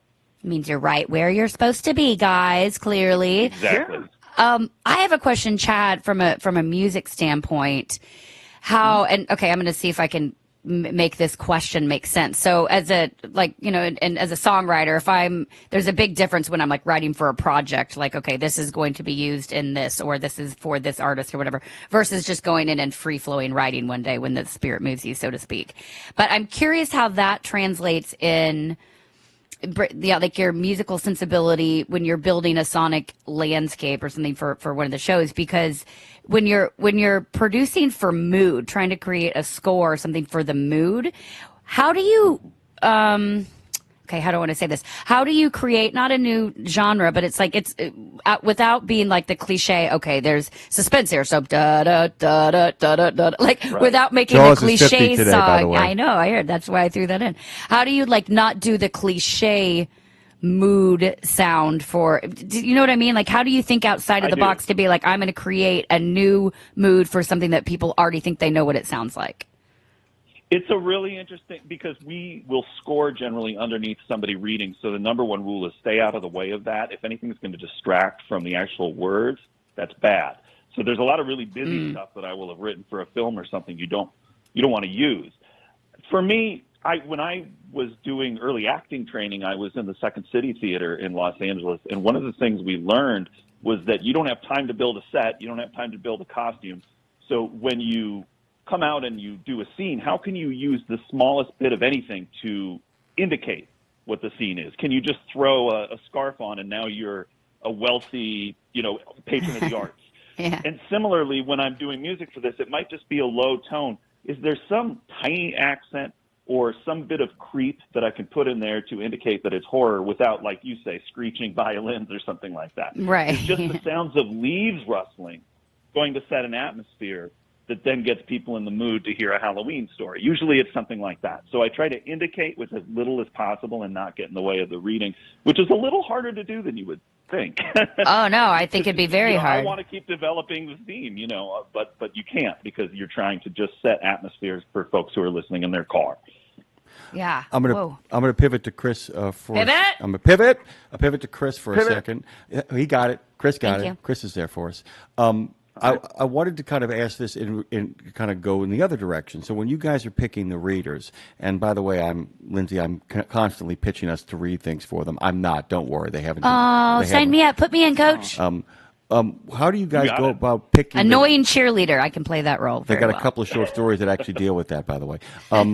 Chris, how do you guys make sure you pick the right voice? How do you and Chad figure out how to pick the right voice for the particular story? Because more often than not, you get it right. You know what I'm saying? That it's like, somebody who reads Bradbury is not the somebody who reads Shirley Jackson. Yeah. Well, we've got a pretty good stable of consistent people that we can choose from, and it's usually a matter of us going in and looking at that and thinking, all right, who's going to be good for this? Occasionally we'll get new people that will submit stuff and be like, hey, I'd love to read for the show, and we listen to them, and then they might not be right for what's coming up, but right for something else coming down the road. And typically, I think one of us makes a suggestion, and usually the other agrees. Like it seems kind of obvious to who should be the reader. And also, if they're available. That's another thing, too. Sometimes we can't get the people that we want. You'll have to go with the second-tier person, but they're still great. So, it's not that hard. How'd you get the gig? I was available. Great. So if I ever do a reading for you guys, would you promise me we'll say Jimmy Mack was our second-tier choice? But he was available. No, and you read everybody's long bios, and then Jimmy Mack, he was available. He was available. He was available. What is it? I actually, guys, in a program for a play once, I had it written. I won't say my actual name, but Jimmy Mack is in this play. That was literally what my bio said. Chowda actually wrote to say Conan beat hack/comic, and Schwarzenegger was the best Conan. Just wanted to add that on our comments that are happening over on YouTube, by the way. I didn't realize that there's a lot of Conans to choose from, by the way. There are a couple. Conan O'Brien is the only one I know. Yeah. You've got Conan O'Brien. But Jason Momoa played Conan in that newer remake. Okay. I believe there was a television series where they just went, let's just get another Austrian guy because he's available. And so, he was available. Yeah, he was an available Austrian guy with some muscles and very little acting talent. But the oh wow, yeah. Schwarzenegger's the best. I wanted to tell Lindsay this too, because I don't know if I told you this, Lindsay, but what's funny is that the books Robert E. Howard and H.P. Lovecraft share the same universe. They share the same mythology. A lot of the monsters. I got that right, guys? Correct me if I'm wrong. Yeah, right? that's right. They share the same universe. The difference is the joke I make is that H.P. Lovecraft's main characters faint, and Robert E. Howard say kill them all and let Cthulhu sort them out. Is kind of the difference. Yeah. It's a difference of tone. Yes. And that's really the kind of thing here, because a lot of these books, and I don't mean they exist in the same multi-universes, but a lot of this stuff, a lot of people cover a lot of the same subject matter when you guys do these stories. It really is about tone and approach with a lot of the stories. Have you guys noticed recurring patterns that doesn't make the stories predictable, but they do feel like, do they all begin to feel like they're set in the same universe after a while? Either one of you can answer that. Because we cover the horror genre, we also do science fiction and we do fantasy where some more unexpected things can happen. But a lot of horror stories do follow a template of revelation and investigation. Somebody looks into something and it turns out it's real bad and there's a monster. And it can seem like the same story over and over. It's What trucking makes it radio. really sing? Okay, I got it. But yeah, well, what's going on with that author? What are they really trying to get across? Because generally horror is some kind of metaphor, whether it's for addiction or it's for race relations, or it's, there's so many things you could tackle with that metaphor. And so what we try to tease out is what was the author really going for here? Or were they dealing with something and didn't even know they were dealing with it? And how does this speak to the everyday experience? The reason we call it Strange Studies of Strange Stories is because we look for stories that estrange our own reality. It's very easy for us to get used to things and not be shocked by them anymore. And what a good story will do is take a normal thing that happens to you and put it in a fantastic setting so that you can kind of re-experience it and re-examine it. And so we look for stories that are going to do that, and a lot of horror does it very excellently. I realized actually the other day how much being a country music writer, I think I talked about this in Country Music News or something, Jim, but the idea, I'm like, oh, country music and horror actually have a lot in common with, as you just said, with addiction and struggle and suspense. And I put it together. So I'm like, I need to write more country horror songs. Sidebar. By the way, there's a niche for that. I know, right? They will back me up here. If you write genuinely spooky, creepy, evil country western music songs, there are people who would rally to your cause. I believe that. It's going to get weird. Well, my band, Pitch Black Manor, has a song that's in that vein, and I know that one of our biggest playlists on Spotify we get discovered from is called Goth Cowboy. Oh, my gosh. Okay, well, there you go. I'm obsessed. Goth Cowboy. Yeah. I'll be checking that out. Okay, we have to, of course, talk about your Patreon. Everyone can find it. If you go to just patreon.com, you can find them at /WitchHouseMedia. You can also find out everything you need to know about these guys at strangestudios.com. That'll take you to their page as well. Strange Studies. Strange Studies. I'm sorry, strangestudies.com. They have Strange Studios, by the way, though. They do. Yes, I'm looking between the two. So strangestudies.com, and then on Patreon, you can find them /WitchHouseMedia. I'm so curious. These kind of things, because this is really, really cool what y'all do. You have one free episode a month for everybody. Anybody can partake in. And then you do 5 subscriber-only shows per month as well. How do you guys... I have yet to dive into that world because I'm this isn't the reason. I've yet to do it because I'm lazy. But my real question is the idea of how you give enough to the free episode that people really genuinely get to have their gateway drug and dip their toe into who you are. And you don't want to dumb that down because you want people to fall in love with you. How do you give enough to the free episode, but that also that people also realize I gotta pay now to get the rest of the good stuff? Do you know what I mean? Like you don't want to give everything away, but you also are like, I can't make art that isn't all of me. So how do you balance that? That's the kind of thing that keeps me up at night. I think for us, it's a little bit about our story selection. So when we are doing the free shows, we try and think of the ones that have the greater mass appeal, and we leave the more niche stories for the subscribing audience. So okay. If there's something that is popular or that's going on in the news, or something that we feel like can bring people in, we'll cover those types of stories, or by big name authors. And then we'll save the more esoteric stuff for the subscribers. So I think that's kind of the way that we tackle it, but we don't do it any different. It's the same level of enthusiasm, of work that we put into one episode that we do for for the pay episode. So yeah. So it's just you. Okay, no, that makes you explain that so simply, and I don't know why my brain never went that way. You're basically saying you get 100% who you guys are. You just get more of it if you subscribe. You get to dive in more. Okay, yeah, fair enough. Yeah. Okay. And as a listener or consumer of things, I don't always do the deep dive. I appreciate it if somebody's like, once a month is fine with me. Okay.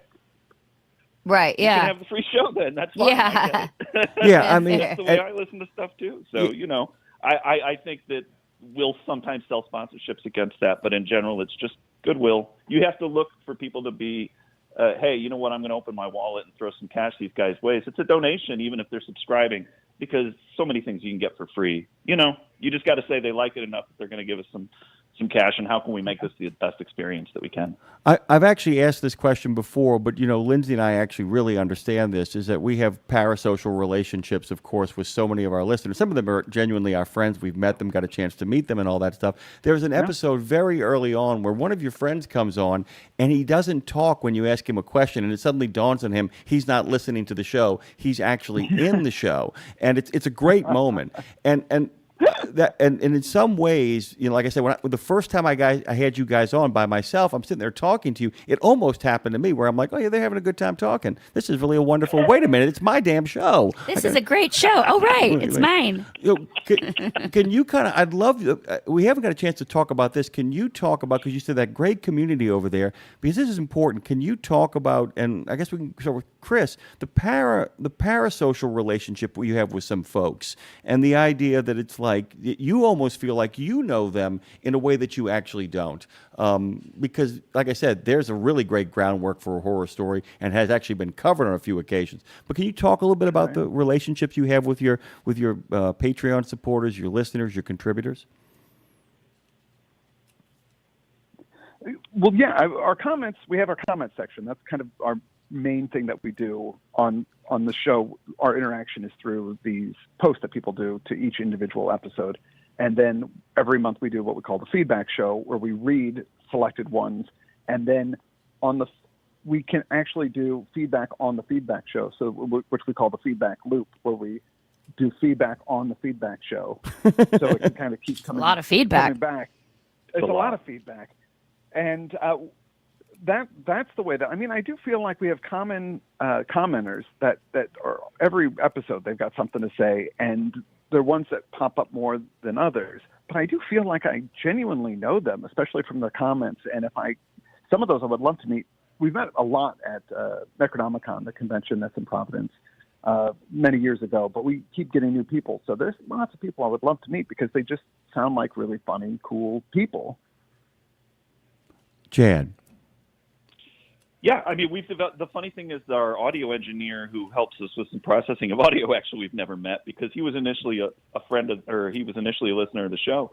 Said, hey, I could probably help you guys clean up some of your plosives and and hiss and that kind of thing. So we said, all right. And I've developed a relationship with him. He reads for the show. He's one of my best friends. We've never met. It just developed over working on the thing. Every once in a while, I have to remind myself, I've never seen this person in person. No. Guys, we've talked. We've done Skype. And not Skype, but, I still say Skype. Skype doesn't exist anymore. But visually communicate with one another, but we've never met in person. And I've been so lucky, too, where I've met fans that are now, like, awesome friends. Like my buddy Greg Johnson, when I moved to the UK, he lived locally, and he was like, he decided he was going to write me and say, I'm a big fan of your show. I'd love to meet you. And, like, he's one of my best friends in the world now. But our relationship started off where he was a fan of the show, and it was just, I think that people that listen to our show are like-minded, and they have the same sensibility and the same taste that we do. So it's very uncommon that any of these people that would be fans of our show we wouldn't get along with. Well, and what I'd like to say, too, even if, you said like-minded, maybe perhaps like your content isn't something that I knew about or had interested me before, but why I came on board and got super interested in it outside of Jimmy saying you should be interested in this, which also helps sometimes. But because you guys are that real, you're so likable, first of all, and everything's delivered with a good balance of both, it's funny, it's creepy, and it's also informative, which I've seen some of your fans comment on. Those are like why they keep coming back. So it's it's a good gateway drug, as well as anyone listening now. If you haven't listened to it, it's going to be something, whether it's your kind of content or not, you're going to have fun, I think. And then that's when you can dive into more and figure out, do I want to be a subscriber? How much more do I lean? Okay, guys, we've just got a couple minutes left, and we asked this of all of our guests because the Road Gang Radio, our new content, is about life on the road, both living, but whether you make your living on the road, but then also if you're a road warrior, you camper, RV life, whatever it is. So we'd like to talk about say it's your weekend, guys, coming up, because it is Friday, whenever your weekend starts. Well, both of you to answer this question. We have 3 questions. If you could go anywhere this weekend, practically, or not, you can go to the moon if you want. If you could go anywhere this weekend, where are you going? How are you getting there? And what are you listening to along the way? Chris, you first. Oh, geez. I'm going to Scotland, to the Isle of Lewis, which you have to take a ferry to get there, but it's getting warm here, and it's cooler up in Scotland, and it's beautiful. I would be driving, and what would I be listening to? Probably audiobooks. Okay, perfect. Chad, to you. Right now, just the way I'm feeling, I think I'd be in the Caribbean on a speedboat. Can I have a speedboat? You can have whatever you want, Chad. Damn, I want to change my answer. You can go back. No, I'm on a speedboat. I'm in the Caribbean, and I'm just playing Boston. Just really loud. Oh my God! But you know what? They're Boston deep cuts. Nobody knows who the band is. Because you don't want anybody singing along and getting in the way of your vibe. I like that.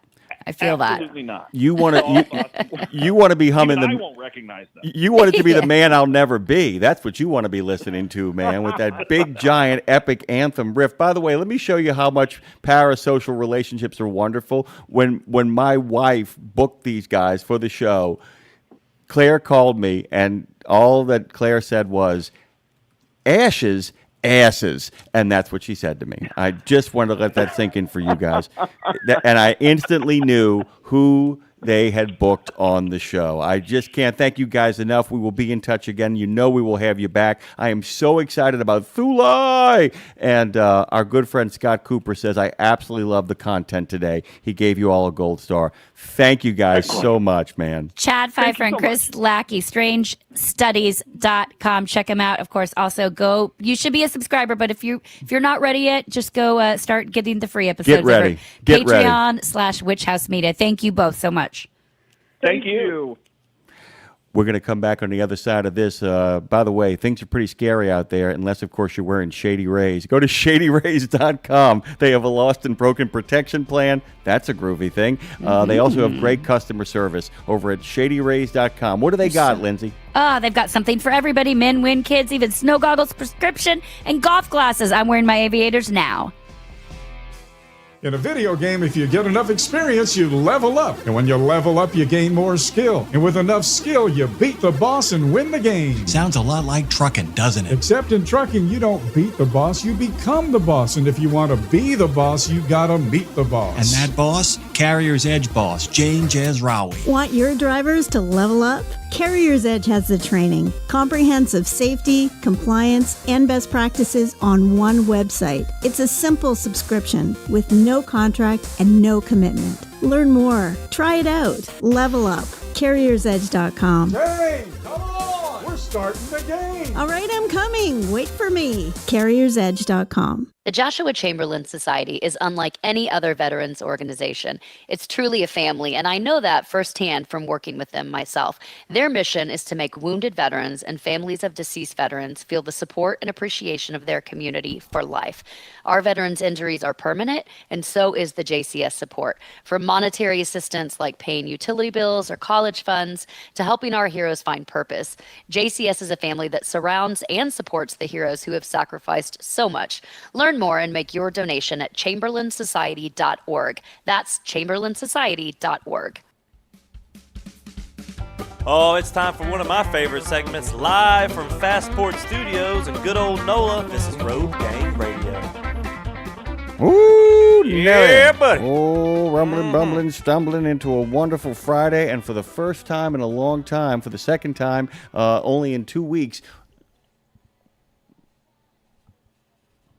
Oh, in 2 weeks. Yeah, it might help if I put her on. Hey, for the first time in a long time, for the second time. Lovely. Lovely, by the love way. that. I love it too, by the way. We're actually headed into a genuine weekend. I can't believe. And by the way, guys, we're still rooting, tooting, and out there for you. But I got to tell you, man, it's nice to have a Friday, isn't it, Lindsay? Nice to have a Friday.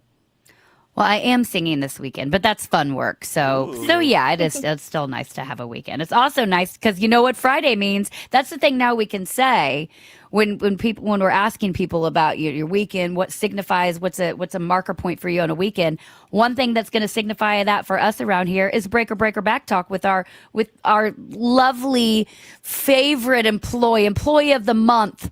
Oh.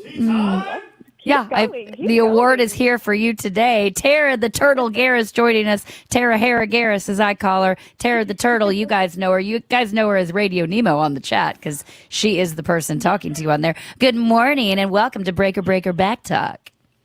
Good morning, Jimmy. Good morning, Lindsay. Thank you for the warm introduction. Oh, you got it. By the way, he's just listening in. I wanted to let people know that our guest, who is actually going to be part of the conversation moving forward in a little bit, Chris Gonzalez is here, by the way, just kind of hanging out and has been enjoying the show, Lindsay, literally sitting there just laughing, over there. It's a great show this morning. Cooper, you reached out I can't wait for him to get on and tell us how funny we are.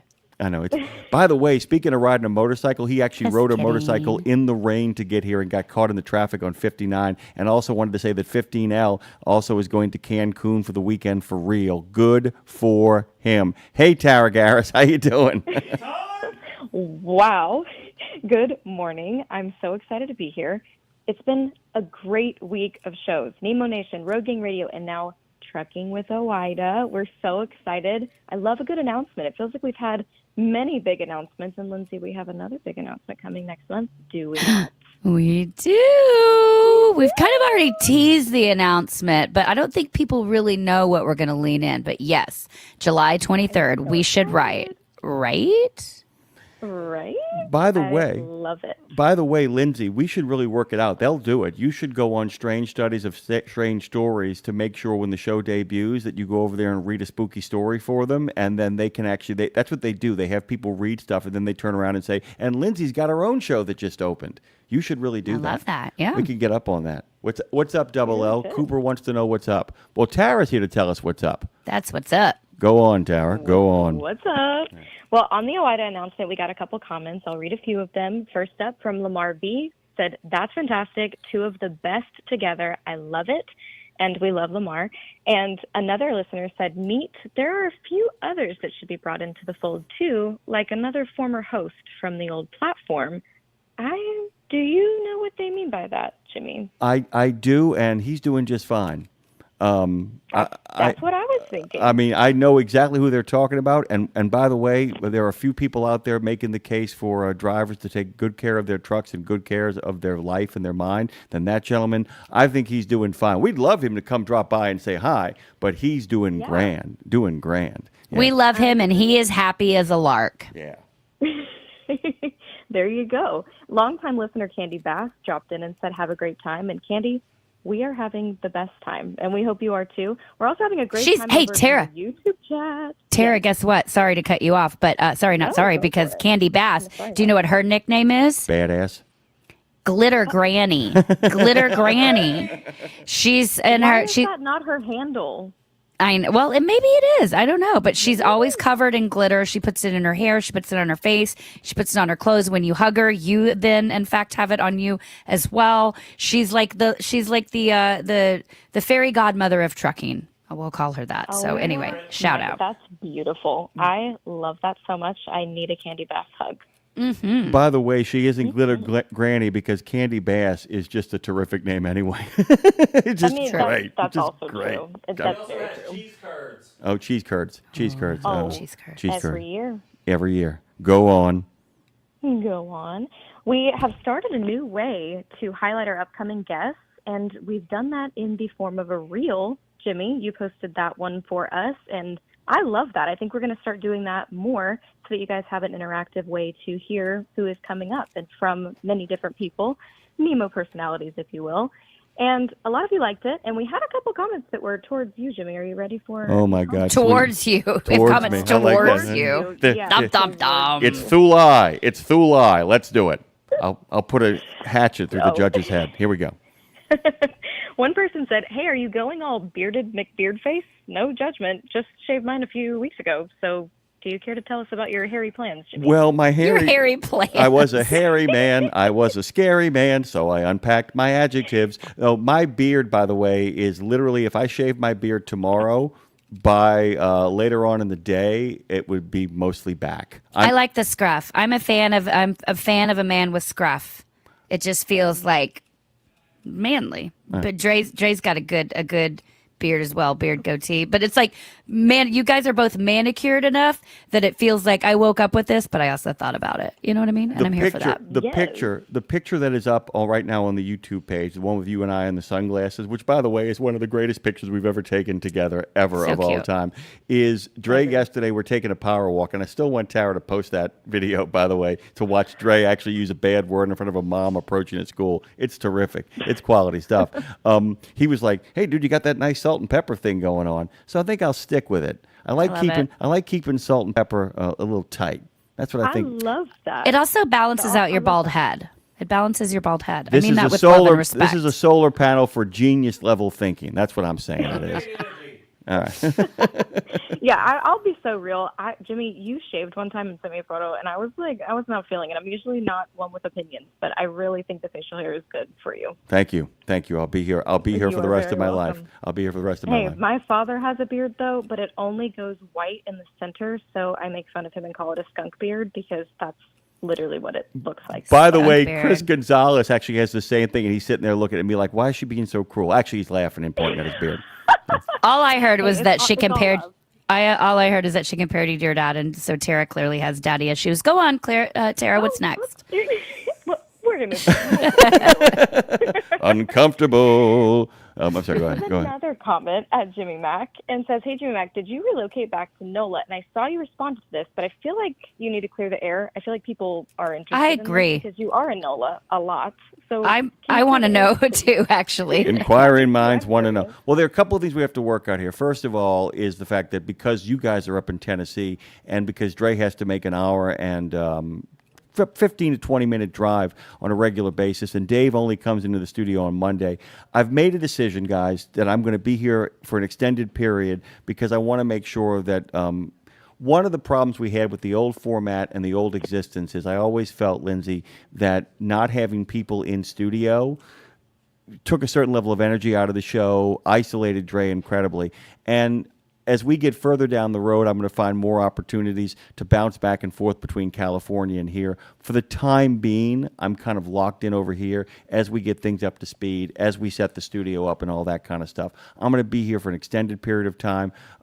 It is killing me, though, and I'm trying to figure out ways to get Claire down here and to me get back up there sooner rather than later. I don't know if that answers company jet. We need a company jet. Nick DeMay will get on that right now. Yeah.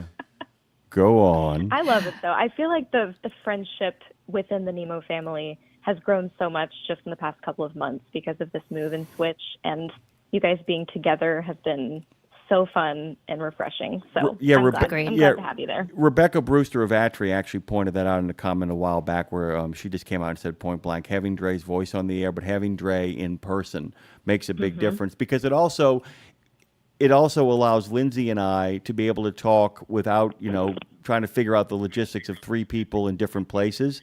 That there's a lot more hand signals that go on. It's really cool stuff. That's what I got. It's all good. It's all good. Thanks. Yeah. Go on. Go on. But Chowda's very random. Can we agree? We love Chowda, but very random. He's the Conan the Barbarian of Road Gang Radio. We're just going to say that. I love that. Okay. I love it so much. But we did get a very random comment from Chowda on the Facebook page. And Book of Face. Book of Face. An entire barbecue sauce recipe for chicken was dropped in the comments. Well, does it sound good? It does. It sounds very good. If you're looking for new ideas. What's the ingredient? Can you read through the ingredients and tell us the one that stands out that you may not? Is there anything that's like, oh, okay? Newt of I. Sorry. I don't. There was a lot. You'll have to go look. There was so many ingredients. It was very long. So I would Remember assume it's human? good, There's because cumin. obviously there's love put Cumin. into that. I wonder if the cumin is a human. Cumin. There's white vinegar, There you go. salt-free butter, Frank's hot sauce. I love the way that Chowda spells everything. The way that He grammar spells is how he really talks. good. Yeah. Yeah, literally. I love it. Yeah. The butter is spelled Buttah. Yeah, because he's from the Northeast, dude. Of course. Yeah. I love it. It's my favorite. he's on It's brand. my favorite thing. But yeah, it sounds great. So go check it out. It's in one of our comments from one of the show posts from this week on Thursday. So if you need any new grilling recipes, Chowda's got your back in our comment section. I just love it. Just Great. like Keep Shady it fresh, Rays, keep he's it got fun. your back. Sorry, I'm sorry. Shout out. I'm addicted to endorsement. I'm sorry. I really am. I really am. Go on. When we love the partnerships that we do, Yeah. and we stand by them, it's fun. It's always fun. Go on. What else we got? I always wait. That's like the waiting point. When you say go on, I know. I love it. It's part of the segment at this point. Go on. Go on. We have a comment from Kevin G. And I don't know. Has anyone watched Mean Girls here? Do we know the reference to Kevin G? Yes. Okay, great. 'Cause every time I read Kevin G's comments, I think of that rap song from Mean Girls. But anyway, 100%. He doesn't even go here. He doesn't even go here. Kevin G. Okay, but it says, why are the old hour-long shows now half-hour segments? And guys, we don't have a weekend show right now, okay? And that's somewhat positive, somewhat negative. Okay, we know. But to fit all of that programming into 5 weekdays was a challenge, right, guys? Yes. I mean, I'm going to make this really clear. And it's a great question, by the way, because we're getting a chance actually now, Lindsay, to kind of explain what we're up to and what we're kind of crafting here.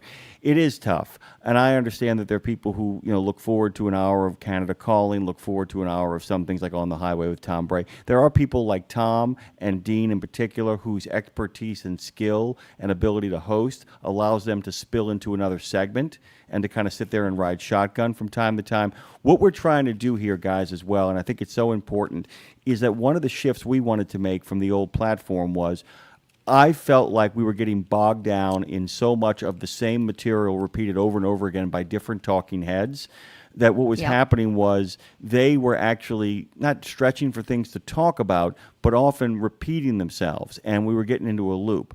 What I feel like the new format does is it allows people to really think about what they're going to say, to come in prepared, and at the same time to not pad their segments. And look, nobody was padding it like finding stuff and being repetitive, but it was really, we were asking a lot of people who weren't being paid as contributors. What this does is it makes them come in, gives us a massive impact, and then off they go. And I think that makes a difference, and we then have a shift in gears. Like I said, part of it is about making a living, but so much of enjoying stuff on the radio is about having a life. And Lindsay and I made that commitment to each other, and Dave Nemo made that commitment to everybody as well. So that's part. It's to open it up for more fun stuff that still relates to trucking. Don't know if you heard yesterday's show, guys. There wasn't a single thing in that second group of guests where we didn't keep pushing it back towards trucking. So I want people to understand that we want to make this show faster, more interactive and more participatory. And here's the thing: if you want to hear more, and if you want shows ultimately on the weekend, you want more content, then you need to you need to subscribe, you need to tell your friends to like and subscribe, you need to get everybody to tell everyone you know about this show, because the quicker that we elevate, the more access to, more partners and everything we can have to continue to provide you more content. We're focusing on what we have here. This is our core. These are our flagship shows, but we also want to expand. We want to give you as much as we can all the time and bring on more personalities, et cetera. So if you want more, you got to like us and tell your friends to like us as well. And I'm going to add one more thing to that, and it goes back to the same thing we said when we actually logged off the last platform. The man sitting to my left right now has busted his ass for the better part of 2 years with no break whatsoever. And I'm actually going to speak for myself when I tell you more guys, years if you want to go back to COVID. I'm going to go back to COVID. But I'm also going to say this, too, in defense of myself as well. And Tara can tell you this because he and Nick have been going through this recently. The number of sleepless nights that we have been on 7 days a week, that crushing, grinding demand, we're taking a step back to figure out where we want to expand next, to kind of piggyback on what Lindsay is saying. We really want to breathe more life into the overall platform, but we want to make sure we do it with a hashtag of balance to make sure that when we give you stuff, it is of the first and best quality. That's it. Full stop. That's what I got. Go on. Well, I'm going to go on to a chat in the YouTube chat from S. Cooper. It's a smart move, Jimmy. The shorter shows with a more dynamic approach to the same old redundant topics. So I love the rapid fire. I think it's great, especially on Nemo Nation. That's like hella rapid fire. Like it is just back to back to back. You never know what's coming next. And when you do, you quickly figure it out and then it's on to the next. And I personally love that. And we're telling you where to go get your news, where to get your entertainment, where to get your podcasts, your books, all the things, and then on to the next. And I love it. It feels like a sushi restaurant, like the little rolling sushi restaurant. You I just like pick it. What you want, put it on the table. That's how It feels also to me. gives. I love that correlation, by the way. But it also gives you time. I think, Jim, the longer, and Tara, the longer you talk on one topic, you meaning us here, the longer we talk about something, the more, or the less we're giving you a chance to form your own opinion and do your own research. Like the longer we draw it out, you're not getting your time to form your own opinions. And I feel like with the rapid fire, particularly what you do on Nemo Nation on Mondays, what Dave does so well and all the guests there, it's like here's what's going on. Now you go out and expand, have conversations, do some of your own research, but we're not here to tell you how to think or how to feel. We're just here to, especially on Mondays, deliver the information and then let people go out and form their own opinions, I feel like. Oh, my God. Kevin Birch the other day was he's always eloquent. He's always well-spoken. He came on. He had 10 minutes to do it. He has never been so passionate about the way we treat truckers. He has never been so he said, we got to take better care of these men and women. And I've never heard, we know how much Kevin is passionate about the people who drive trucks, but he knew he had a limited amount of time. He came in swinging for the fences. He was out of sight. That's a great interview if you get a chance to listen to the content over there, by the way. Well said, Lindsay, by the way. Well said. And I just want to point, my friend who's staying here right now, he was formerly a president of TCA, and he made the comment too that he's like, I love you have OIDA on. There's such a partner of ours, especially now. But then also, we are talking to the people with we do talk about ATA and TCA, and we have a lot of our guests are more on the corporate side, but then our callers are actual drivers themselves. So we are trying, I hope and I pray that people realize this, that we are trying to be that bridge between driver and corporation, what's happening on the road versus what's happening in the office. And again, being the pipeline for it all to filter through. That is our hope. We're not playing one side or the other. We're just trying to all play in the sandbox together. And I feel like between, I'm not trying to toot our own horn here, but we are very aware of say we're not showing any one side or opinion, just trying to bring it one melting pot of places to do it. So go on. Yeah, hashtag balance. Hashtag balance. Always. Thank you. Hashtag balance. But I always come back to this pin conversation, guys. I'm sorry. I'm not trying to harp on this, okay? Oh, but the pins. The pins. They keep Pin it. coming back into the Pin it. conversation, which is great. Pivot and pin it, all the things. But there's so many people that keep coming to me for them, and so then I keep pushing off sending them. So I need to just stop, send the ones that I have, and then we'll do a third round. I thought it would be round 1 and 2. I'm sorry. So Bandit, Old Dog, Kendall T, I promise your pins are coming. They're in my camper that I haven't been living in 3 months.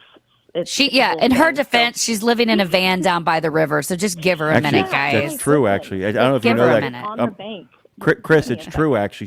She's got 10 acres of property, and they're going to be building their home out there. But in the meantime, they're living down by the river, man. Hey, you just referenced Chris. We might as well, Chris from, let's see, let's go ahead and give him a chance to hop on the mic here, Chris, with Next Step Vets. Go to nextstepvets.org, nxtstepvets.org.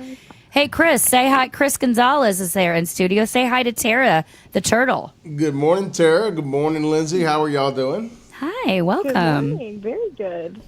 Guys, by the way, Next Step Vets is a 501c3 dedicated to assisting unemployed veterans find their purpose to thrive. Gee, I wonder why we brought Chris on.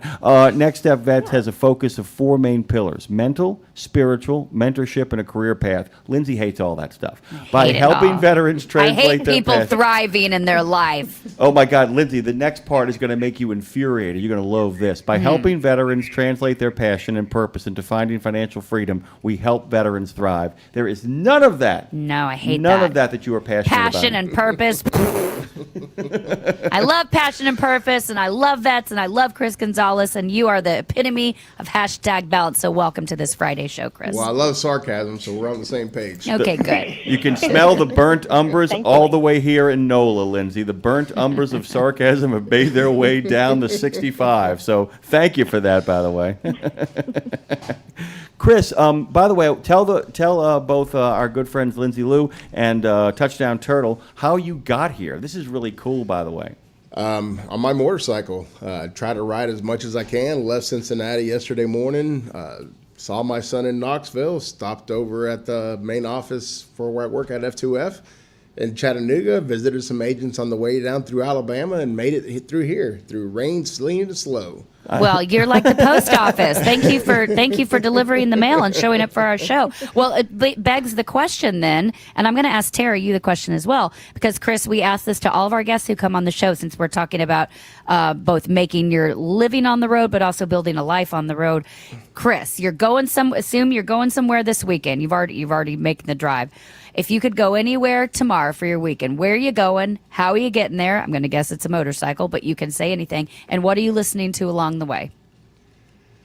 If it's imaginary, yes, I am riding to Glacier State Park up in northern Montana. Nice. I am riding on my motorcycle with my wife in the back, and I am listening to Leonard Skinner all the way through. Yes, you're such a great cliche. Yes. I'm here for it. It's a good cliche, but you balanced out the Leonard Skinner and motorcycle with Glacier Park, so that softened it, which I like. I'm 6'1", 300 pounds, and I have a beard. Is that any more cliche for you? I love it. I love a good cliche. Oh, by the way, Tara's going, really? Go on. Hey, girl. Hey, girl. Hey. I wanted to. Can I pick your Leonard Skinner song? The first one you should listen to, though. Freebird on the bike. No. Tuesday's Gone.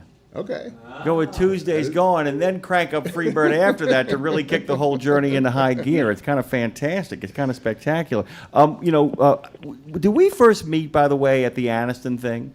Is that the first time we met in person? Correct. That's the first time we met in person. And by the way, if you look in the back, you saw it. I saw it. It's going to go into a place of honor. We brought it down here, by the way. And by the way, that was the most ridiculous thing of all time. I have never been surprised more in my life, Lindsay. Those maniacs. Tara was so playing the part of lying to me about where we were going that she almost, quote unquote, agreed with me that we should just skip the event.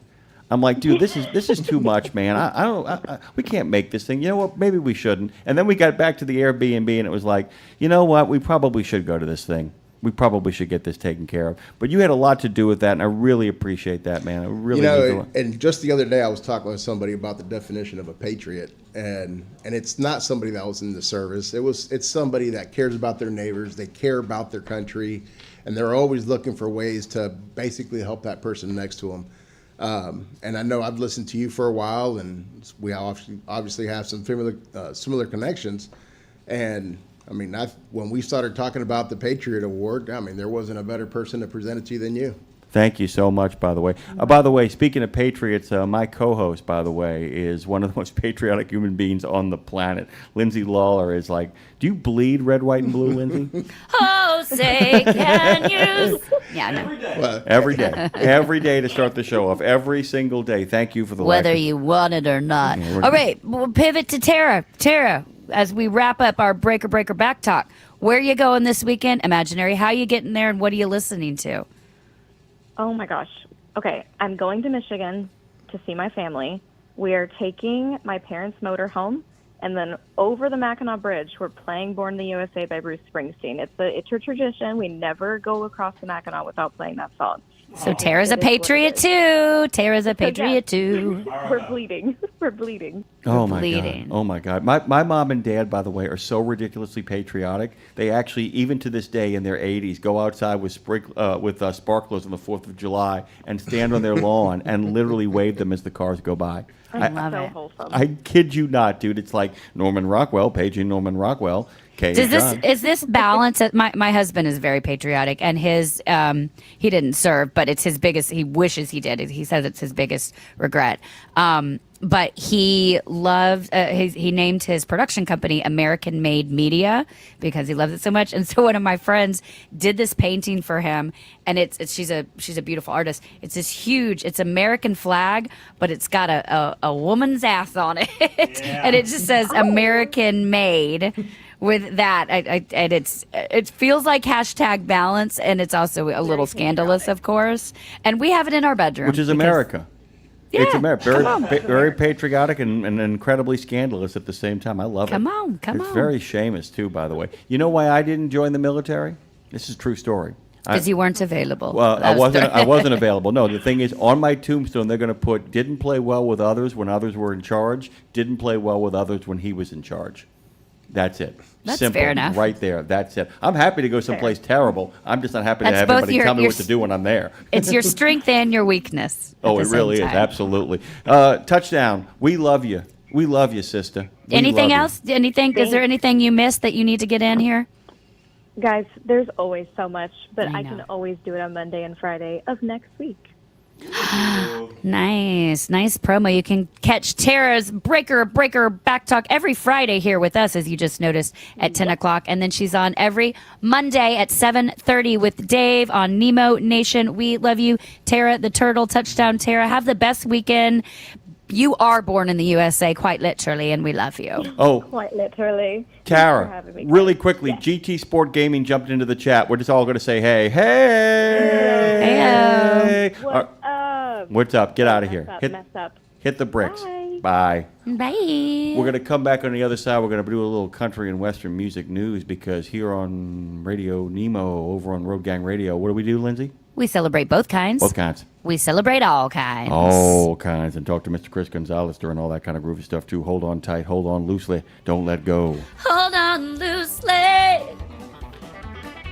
like that. I like that a lot. I love this job. I love this job. I love this job. Hashtag RGO.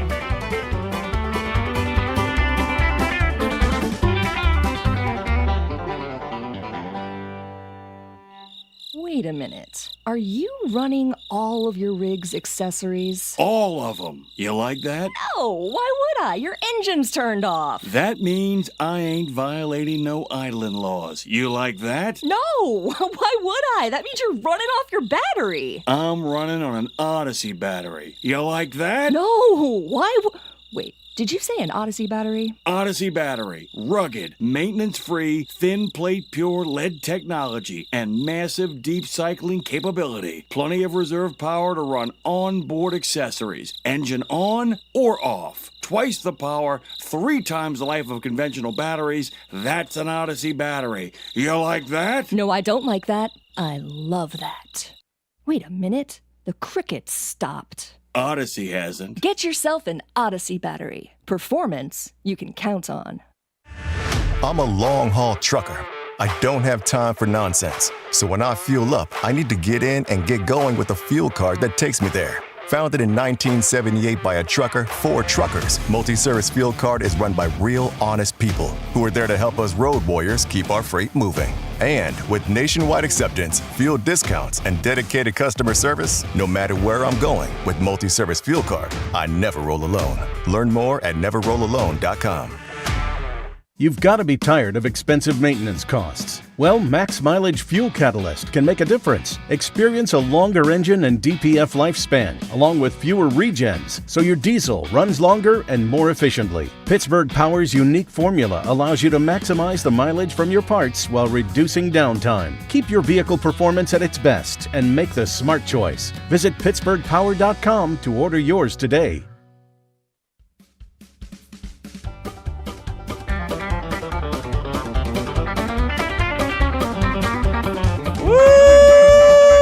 Owida is rumbling, bumbling, and stumbling its way towards you after the show makes its conclusion. Big shout out to our friends at Truck Down. Truck Down, truck up, and get down. Hey, by the way, guys, if you're trucking up and trucking down, you want to head over there and download that app. They actually find the dot on the map and then find out where you can get that maintenance provider. They've been doing it since 97. 50 states, 8 provinces. Truck Down, Lindsay. Truck Down.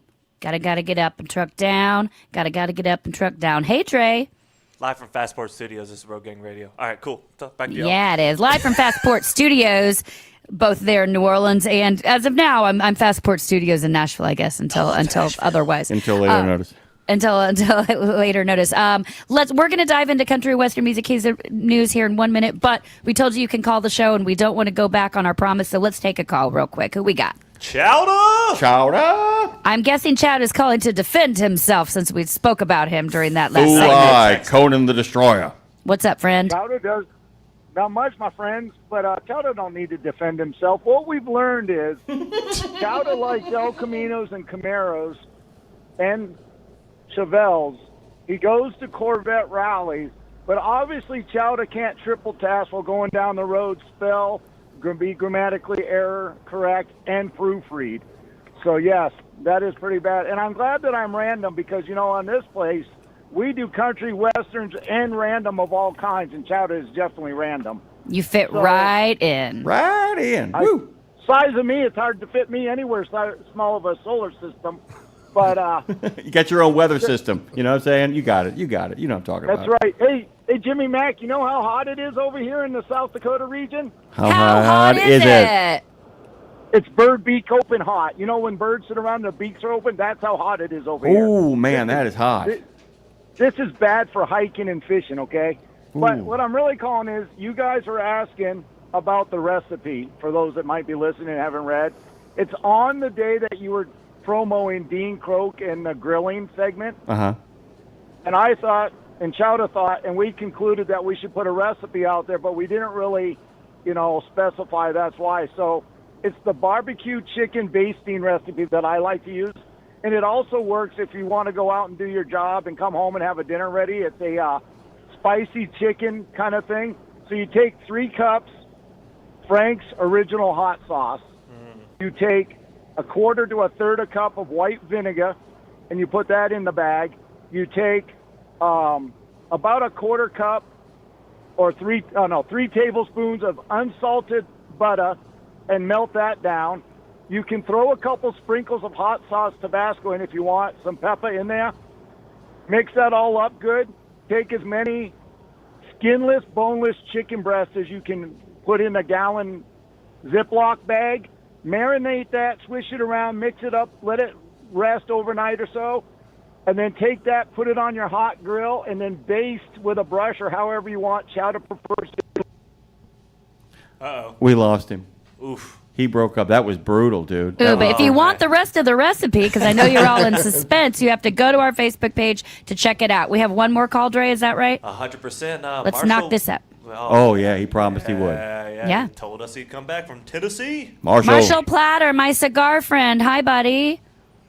I'm just going another mile down the road. I think that's a song title or something. 1 mile at a time, take my hand. You've done a dash cam video to that song, and I appreciate that very much. Yes, I think I did that today. Aw, thank you. And all these dash cam videos are available on my YouTube channel, which nobody ever sees. It doesn't matter. I see it. We're gonna I change. see it. We're gonna change that. We're gonna change that. We're gonna change that. Go on, Marshall. Marshall, if you could go anywhere this week, and where are you going? How are you getting there? And what are you listening to? I'm going to Houston, see my daughter and grandkids. Nice. I'm driving a convertible Camaro. Oh, okay. Oh, yeah. Nice. And I'm listening to Dwight Yoakam. Oh, okay. Wait a minute. I like that. He managed to pull in everything. Song right there. I'm 1,000 miles from nowhere. I'm 1,000 miles from nowhere. Do you realize he actually referenced Dwight Yoakam? He actually he pulled in every single, he pulled in the Corvette, he pulled in the Dwight Yoakam. He said Camaro, but Camaro, doesn't make any difference. It's all the same thing. It's not potato. Yeah, it's the same thing. Tomato. By the way, people are going to get very angry. Go ahead. Made alfalfa sprout. I like the Camaro because it's got a back seat, in case I get lucky and there's 3 girls hitchhiking. Heyo. You're so cliche, and I like it. Oh, yeah. Yes, you got to be prepared. It's a Boy Scout thing. So, which, by the way, I will be just down the road from you tonight. I'm about to make the curve on the 840 and go by Franklin here in a couple minutes. And then I'm going to be down at the Tennessean tonight with my good friend Makers Mark. Well, tell him I said hi. Pour an extra glass for me. We love you. Toot your horn when you drive through Franklin so I can hear it on air. And I love you, brother, and can't wait to see you soon. All right, you take care. Have fun. Thanks for calling. I love him so much. I do too. Thanks for the return phone call, Marshall. He actually jumped into the conversation earlier this morning just to make sure the old number worked. He got his sound check, by the way, just like Chris Lackey did, who we called at the crack of doom, which was a normal hour for Chris because he's in England. God bless him. Speaking of England, this has nothing to do with England. Matter of fact, the people who created this music didn't want to have anything to do with England. Lindsay, shall you introduce it? I will by way of saying Dre. Let's head into this next segment, shall we? Well, hey, y'all. Hey. Welcome to the Ho-Ho. What did you call me? Yeah. Welcome to the Ho-Down, because it's time for country and western news with your Music City mistress, the honky-tonk queen herself, Lindsay Lawler. That's me. Yeah. That's what I'm talking about. I know that lady. Hello, hang on. Let me put on my boots real quick so I can do this segment a little more authentically, boys. Well, welcome to your country and Western music news. And by the way, it's not just Dre and Jimmy joining me today.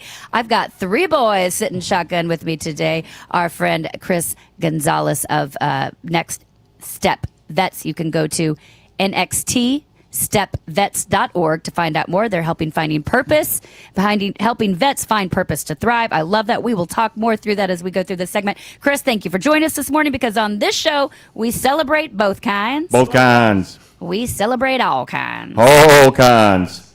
Okay. Hey, Chris, do you know much about Lucas Nelson musically, Willie Nelson's son?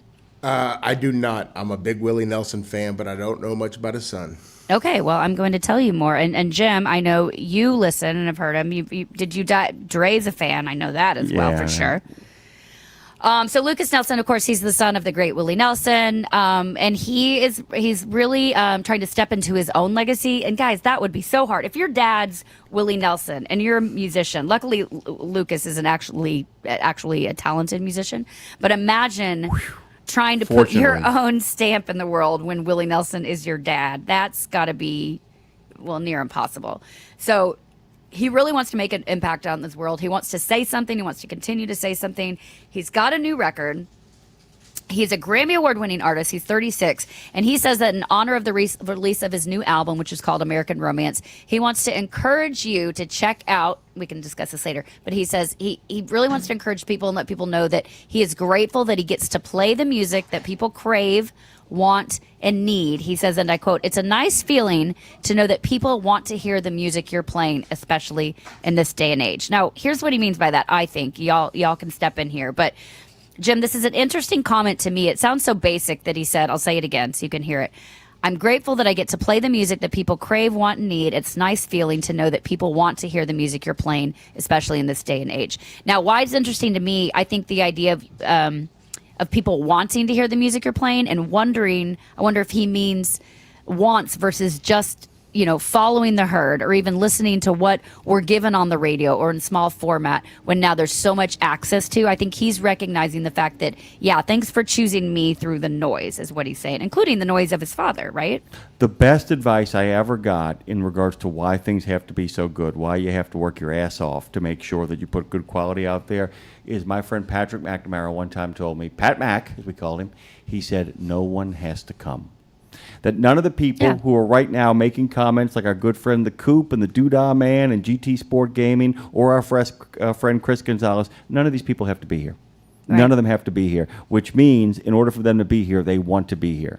They actually are, you hit the nail on the head, Lindsay. They are basically putting blinders on, not looking at the shiny thing over there, not looking at the shiny thing that's right behind them.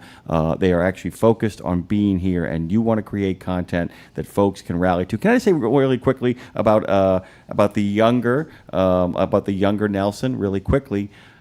I hadn't heard him before, and so you turned me on to it, and I'll tell you this. My first thought was, oh, thank God he's talented. Yeah. Oh, thank God he's talented. Because, man, that's a big weight, right, Chris? I'm gonna have to turn it on when I get on the bike and listen to the Pensacola. Pretty darn good stuff. It's great bike riding music actually, because he's equal parts grit, but he's really storytelling. He kind of combines what his dad does. He's somewhat of a modern version of his dad, but in his own way. And I think authenticity is what it's going to come down to with Lucas being able to stand out. And he references that, but Lucas, who besides obviously being the son of Willie, he's the leading member of the band Lucas Nelson and Promise of the Real, which served, by the way, as Neil Young's musical support, which is pretty cool. But back to the authenticity comment, Lucas says, you know what, I feel lost somewhat in a world where there are a lot of people out there getting very popular, doing something completely different, but I have to stay true to what I do. So authenticity, Jim, is, it's obviously what he's stressing and craving more from others. And what he does on that note is craft a really, uniquely captivating blend of country, western, folk, and Americana influences that culminate in this autobiographical tracks on this new album, American Romance. And you could make a case, as you say, Jim, that he's doing what I love to talk about, which is throwing the stamp of genre out the window and just making music that speaks to his soul. I know you've got your hand over your heart, Dre, so I know you're feeling this. Oh, 100%. I'm just going to say a few things on that, because we've been supporting that man for a long time, because of a lot of our instrumentals has been that on our shows for the past 7 years. Yes. I've done a few of his songs that has audio in it, but then I take a lot of his going in and out of the songs, which have really long, just nice riffs, bluesy and kind of folky, and we do that on the weekend show a lot. So whenever we get our music back, I'm going to be throwing that out there. Oh, I love that. All right, good to know. I love that. Well, yeah, Lucas Nelson, he's one to check out. From his earlier moments, he had from the earliest moments, rather, in the album. If you haven't listened to it, it comes out today, by the way. It came out today. The new album has really, it's kind of a glimpse into Lucas's mind. It's got him pondering relevance and his place within the greater cosmos, within the scheme of this universe, although the thoughts quickly challenge this affirmation. It says into the track right at the beginning, the track Ain't Done, he's talking about God ain't done with you. And I love this sentiment, because it's like, if you're here, if you're living, if you're breathing, if you can hear me, Chris, you of all people are a testament to this. If you're still here, you're still here. Keep going, right, Chris? Now, what song do you think you suggest for me to listen to on my way to Pensacola first? Well, I'd say that song I just referenced, Ain't Done. Here's the new record. Here you go, Chris. It came out today. So it's called American Romance. I think you can listen to it from top to bottom. It'll give you the best idea of where he is now. He's got a duet with his dad. I'm going to have to think of what it is. I'll get back to you by the end of this segment. A duet with his dad, Willie, that I think will be a good gateway drug for you. And then listen to this album. Yes, and then listen to this album for sure. Pun intended. By the way, really quickly, Lindsay, before we get to the next piece of material, I want to make sure that since Chris is here, we talk about his golf tournament in Ohio this September. Just drop that in really quickly, because Willie loves golf. That's why I thought about that, Lindsay. Willie loves golf. Willie, weed, and golf. Is that what the tournament's called by chance? Alice Cooper will be joining him. They'll both be dead in a half an hour. I'll tell you, if Willie can make it to the golf tournament, there will be no charge for Willie, and we are a recreational state in Ohio, so he can welcome all the way through the golf course. Let's go. The tournament's going to be September 19th. I'm calling it's the Vet Golf Classic, Golf Guns and Good Times. Yeah. We have 26 teams. We're still looking for about another 8 or 9 teams to sell out. So it'll be a great time. My objective is to have 50 to 60% of the attendees be veterans. And I've done that by reaching out to the local VFWs, the local combat vet support groups, to be able to assure that I don't just have corporations and sponsors, but I actually do have veterans at a veteran golf tournament. And the other thing is, too, which I think is really cool, Lindsay, is that if you're a corporation that wants to sponsor it, why don't you sponsor a vet to play some golf? Okay, it isn't about you having a good time. It's about you doing a good thing. You can come and enjoy all the festivities. Let a veteran get in there. Or be somebody from a corporation and make your partner a vet. That's right. That'd be Groovy Von Groovystein, by the way. Really cool stuff, by the way. And just wanted to kind of bring that up since we were talking about Willie and Willie and Snoop and all those guys. I got to tell you, I think that golf, Lindsay, might be the best Willie Nelson sport of all time. It's like, because you're on the green, man. You're on the green. I'm just saying. Go on, please, Lindsay. I love it. Well, hey, listen, it's a sport that you can also find your own recreation, and it's not like it's not like Willie's trying to play football high or something. You know what I mean? Anybody see my ball? Anybody see my ball? What ball? What ball? You can buy the balls orange now. You can find them pretty easy. Willie's just using a joint for his tea, you know, just teeing it up, literally. So anyway, I think this record is something that's really cool to check out. I do love that he talks about this too really quickly, because I asked somebody the other day where they're from, and he's like, I don't know how to answer that. I'm from all over. And Lucas feels that as well. He says, I feel like I've never been able to, when people ask me where I grew up, really identify or say one thing, because he was born in Austin. He spent part of his time there, then part of his time in Hawaii because of his dad, and the majority of his time as a kid, he says, on a tour bus sitting next to the window watching grain silos going by, or amber waves of grain rather, and you know, the great mountains. And he said, I think that the country, it's this whole country that raised me and really formed my relationship with America, if you will. So he says this letter as well is a love letter to America, because he says that America raised him, which I know you'll love that, Chris. If that's not enough to make you curious about Lucas, I don't know what is. Oh, no, I'm already curious. I mean, you had me curious just at the son of Willie Nelson. I mean, that's... Yeah, there you go. son of Willie. I mean, by the way, that sounds like an old Greek play. Son of Willie. Son of Willie. It's a 12-track album. It's out now. Came out today. He says it's conversations he's having with his ego. It features Sierra Farrell and Stephen Wilson Jr., also two very cool artists. And it's produced by Shooter Jennings, son of course, his father's fellow highwayman, Waylon Jennings. It's out today. Oh. Go get it. Go get it. I thought Shooter Jennings was the guy that Happy Gilmore beat. Yeah. No, it's Shooter McGavin. Shooter McGavin. Sorry about that. Part 2's coming out. I'm so excited. Hold my beer. Go ahead, Lindsay. Go on. Hold my beer. Speaking of Waylon Jennings, we have not heard Chris, are you a fan of Waylon Jennings? I am a fan of Waylon Jennings. Okay, good. So we have not heard the last of him. He's on the other side, wherever that may be, but we have not heard the last of him. Speaking of his son Shooter, according to Shooter Jennings, the late country legend, Waylon, he had a treasure trove of recorded songs stored up before he passed in 2002. So Shooter Jennings, he's been polishing up those gems from his father's archive, and he has now enough material to release three new Waylon Jennings albums are going to be coming out. It's unbelievable. It's like, basically you have all these people, like Bruce Springsteen. I got a country and western album, and Waylon's got something in his back pocket, even though he's no longer with. It's like 3 albums. Here you go, 3 albums. Yeah, Waylon's like, I'm dead, but I still want to get in on this. So the good news. Call Chad Pfeiffer. He'll be thrilled to hear about dead people releasing albums. Go on, yeah, please. Well, that will be the seance. Maybe we can bring Waylon back to life. So fans, they don't have to wait too long for it. The first of the 3 albums in the collections, this is going to be really beautiful. The first one is called Songbird. It's scheduled to be released this fall, October 3rd, actually. And the project features recorded songs that Waylon Jennings worked on from specifically between 1973 and 1984. Songbird is the beginning of Waylon's return to the modern world, Shooter said. And he says this is the first of the 3 gifts that you're going to hear. In addition to several unheard offerings, there's a special cover of Fleetwood Mac's 1977 hit Songbird. Waylon Jennings doing Songbird on this album called Songbird. Nice. That's pretty cool. That is cool. I'm very excited to hear it. Chris, was there speaking of music that inspires you, it sounds like you're an outlight guy if you like Willie and Waylon. And in your service, and maybe in just with Vets Along, do you guys incorporate music as well as in any way as a language for veterans to find purpose? Or was there a song during your service that that got you through? Is there one that stands out? There is one that automatically comes by, and it's It's Pantera, and that makes sense. And crazy about that. That makes a lot of sense. One of my ex-soldiers had actually passed, and he was a huge Pantera fan. And every time we went anywhere, that just kind of if I was listening to Pantera, I knew that he was on my shoulder with me. I love that. That's a way to remember music is another passenger with us. It's a character in our life, Not even a heavy metal guy, but just...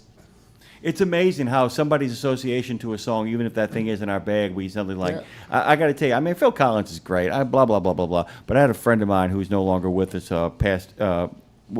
died in combat, and he loved Phil Collins Against the Odds. He just loved it. Oh, he just thought it was the best, and I can't hear it anymore when he says, how can I just let you walk away, just let you leave without a trace? Turn around. around and watch you. Oh God, yeah. Just kills me, dude, and it's always with me now. So the song, when I hear it, it never goes away now, and I You're love it. the only one who really knew me at all. Funk, funk, funk, funk. So take a look at me now. Funk, funk, funk, funk. Oh, so good. What's really cool about that is the some bitch is actually playing the drums while he's singing that, man. Every time you hear Phil Collins and those drum beats kick in, you're like, wait a minute, that's the dude who's actually doing the drums too. That is hard to sing and keep a vocal rhythm while the drums are playing a different beat. That's harder than patting your head and circling your belly. I can't even do God that. bless Don Henley. God bless Don Henley. I don't know. And he and Levon Helm and Phil Collins, I have no idea how you do that. And the guy from Cowboy Mouth, Fred.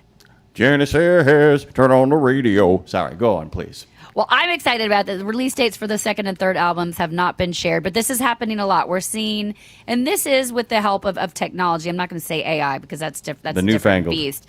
The AI is what kind of is helping people like Randy Travis be able to sing now, still kind of incorporate the two. But this is technology finding vault, songs from the vault and from beyond the grave, and bringing this new music to life, which is a very cool thing. Don't find fault, find the vault. There you go. Thank you very much. Okay, so I can parlay now this. We're going to have a discussion. You, me, Chris, Jimmy. You, me, Chris, and Jimmy. You, me. There's the fourth person. I don't know who that is. Dre, maybe, if he comes back. Mm-hmm. So I have a hard time that maybe you guys can help me with this. People are arguing that certain country music artists arguing which one should be inducted into the Rock and Roll Hall of Fame. Now, Chris, you've been there. I have, and there are some, there are country singers there, and I don't see any issues with it at all. I think the folks that you typically see within the Country Music Hall of Fame were able to not just stay within their genre, they're able to expand out and almost twist their type of music to maybe represent another type, right? And then I see those in the Rock and Roll Hall of Fame. Well, and that would be the thing when we make the case here, and I'll shoot you some of them and say why, but that would be the case, and Jim, we're talking about people that, as a country artist, like, say, I'm going to start with George Strait. He's country through and through, period. He's never expanded under genres. He's done a couple collaborations, but that's not the point. So that one could be a hard case to make. However, obviously, Dolly Parton, finally, she got into the Rock and Roll Hall of Fame in 2022. Even more recently, Willie Nelson's nomination for the 2023 class. So it's clear that country artists do have a place in the Cleveland-based institution. But the Rock and Roll Hall of Fame, it's always shown love to country performers to a certain extent. So Johnny Cash, Chet Akins, Brenda Lee, the Everly Brothers, and Hank Williams Sr. are past inductees. So let's walk through this. Okay. And y'all, I'm not saying they should or shouldn't. I'm just giving you the case for why fans are saying each one of these should. Starting with George Strait. So his approach to country music has netted him more #1 country singles than any other act in history. He's one of the highest grossing touring acts of the country genre, and his commitment to the genre is really it's essential to country music, but so essential that in fact his legacy, his fans say that because he is one of the biggest country artists of all time, he should be in the Rock and Roll Hall of Fame. Jim, yes or no? I have a really tough thing. I'd love to see George Strait get in. He can walk in the doors as soon as they induct Warren Zevon. There are so many people that I don't know how they think. I agree. It's tough, dude. I agree. I think the influence on rock and roll, that's the other thing. It isn't just about the music. It's about the influence they have on other people who are in rock and roll. Totally. Which is why George doesn't work. I agree with you. I think George, he's the king of country, but not rock and roll, because he didn't influence, is what you're saying. Yeah, he didn't influence, and there's so many people who have not been. I mean, even Dolly said it. She said, I'm glad to be here. She took the honor, but she said, man, there's some people who are not in here yet who need to be in there before any country western performer again walks through that door. Straight up. Cash, I get. That's a different thing. That's a genre-busting maniac right there. That's the man in black, and we all get that. Willie Nelson should be anywhere near the Rock and Roll Hall of Fame. And sorry, I'm a little passionate about this. Get Warren Zevon in. Get him in right god darn now. Okay, well then how about this one? Glenn Campbell, because so the Rhinestone Cowboy himself, he actually had an impact on rock audiences. He cut his teeth in L.A. as a member of the Wrecking Crew. of the Wrecking Crew, the famous session player group. They worked with acts like Sonny and Cher, Phil Spector, Frank Sinatra, Mamas and the Papas, etc. And then from there, Glenn Campbell launched his own solo career. He had a pop and rock appeal despite being rooted in country. So Southern Nights, Rhinestone Cowboy, and Wichita Lineman. So does he work? I mean, he's even been mixed into some rap songs. I mean, I would definitely say yes. Yeah. Yeah. All right. And by the way, this morning, Dre and I listened to Wichita Lineman with the Stone Temple Pilots as his backup band. Absolutely turns into he rock. works. He works. He works. And he's at 70s crossover brilliance, too. There are people in the 70s who start in country and then move over and go back and forth and all that kind of stuff. He works. Go for it. Okay, Yeah. perfect. Gina Harris is saying she loves Lucas Nelson, by the way. She says, I know what I'll be listening to after the show. Gonzo, listen to Find Yourself, by the way. Will do. So, okay. Okay, here's another one. Kenny Rogers. Now, here's why people say his. So he started his recording career. He dabbled in psychedelic rock, pop, and jazz. So by the time he finally found a foothold in country, he was more than a crossover artist. He's worked with everyone from Dottie West to Lionel Richie, but his best-known collaboration, of course, is with Islands in the Stream with Dolly, and she's in the Rock and Roll Hall of Fame. Kenny Rogers, yes or no, guys? Yes. No. I'm a no. I agree. I'm a no on that guy. Yeah. By the way, Okay. just to point out once again, the Jam isn't in the Hall of Fame. Iron Maiden isn't in the Hall of Fame. Joy Division isn't in the Hall of Fame. Ozzy Osbourne is not yet there. So let's get on top of that.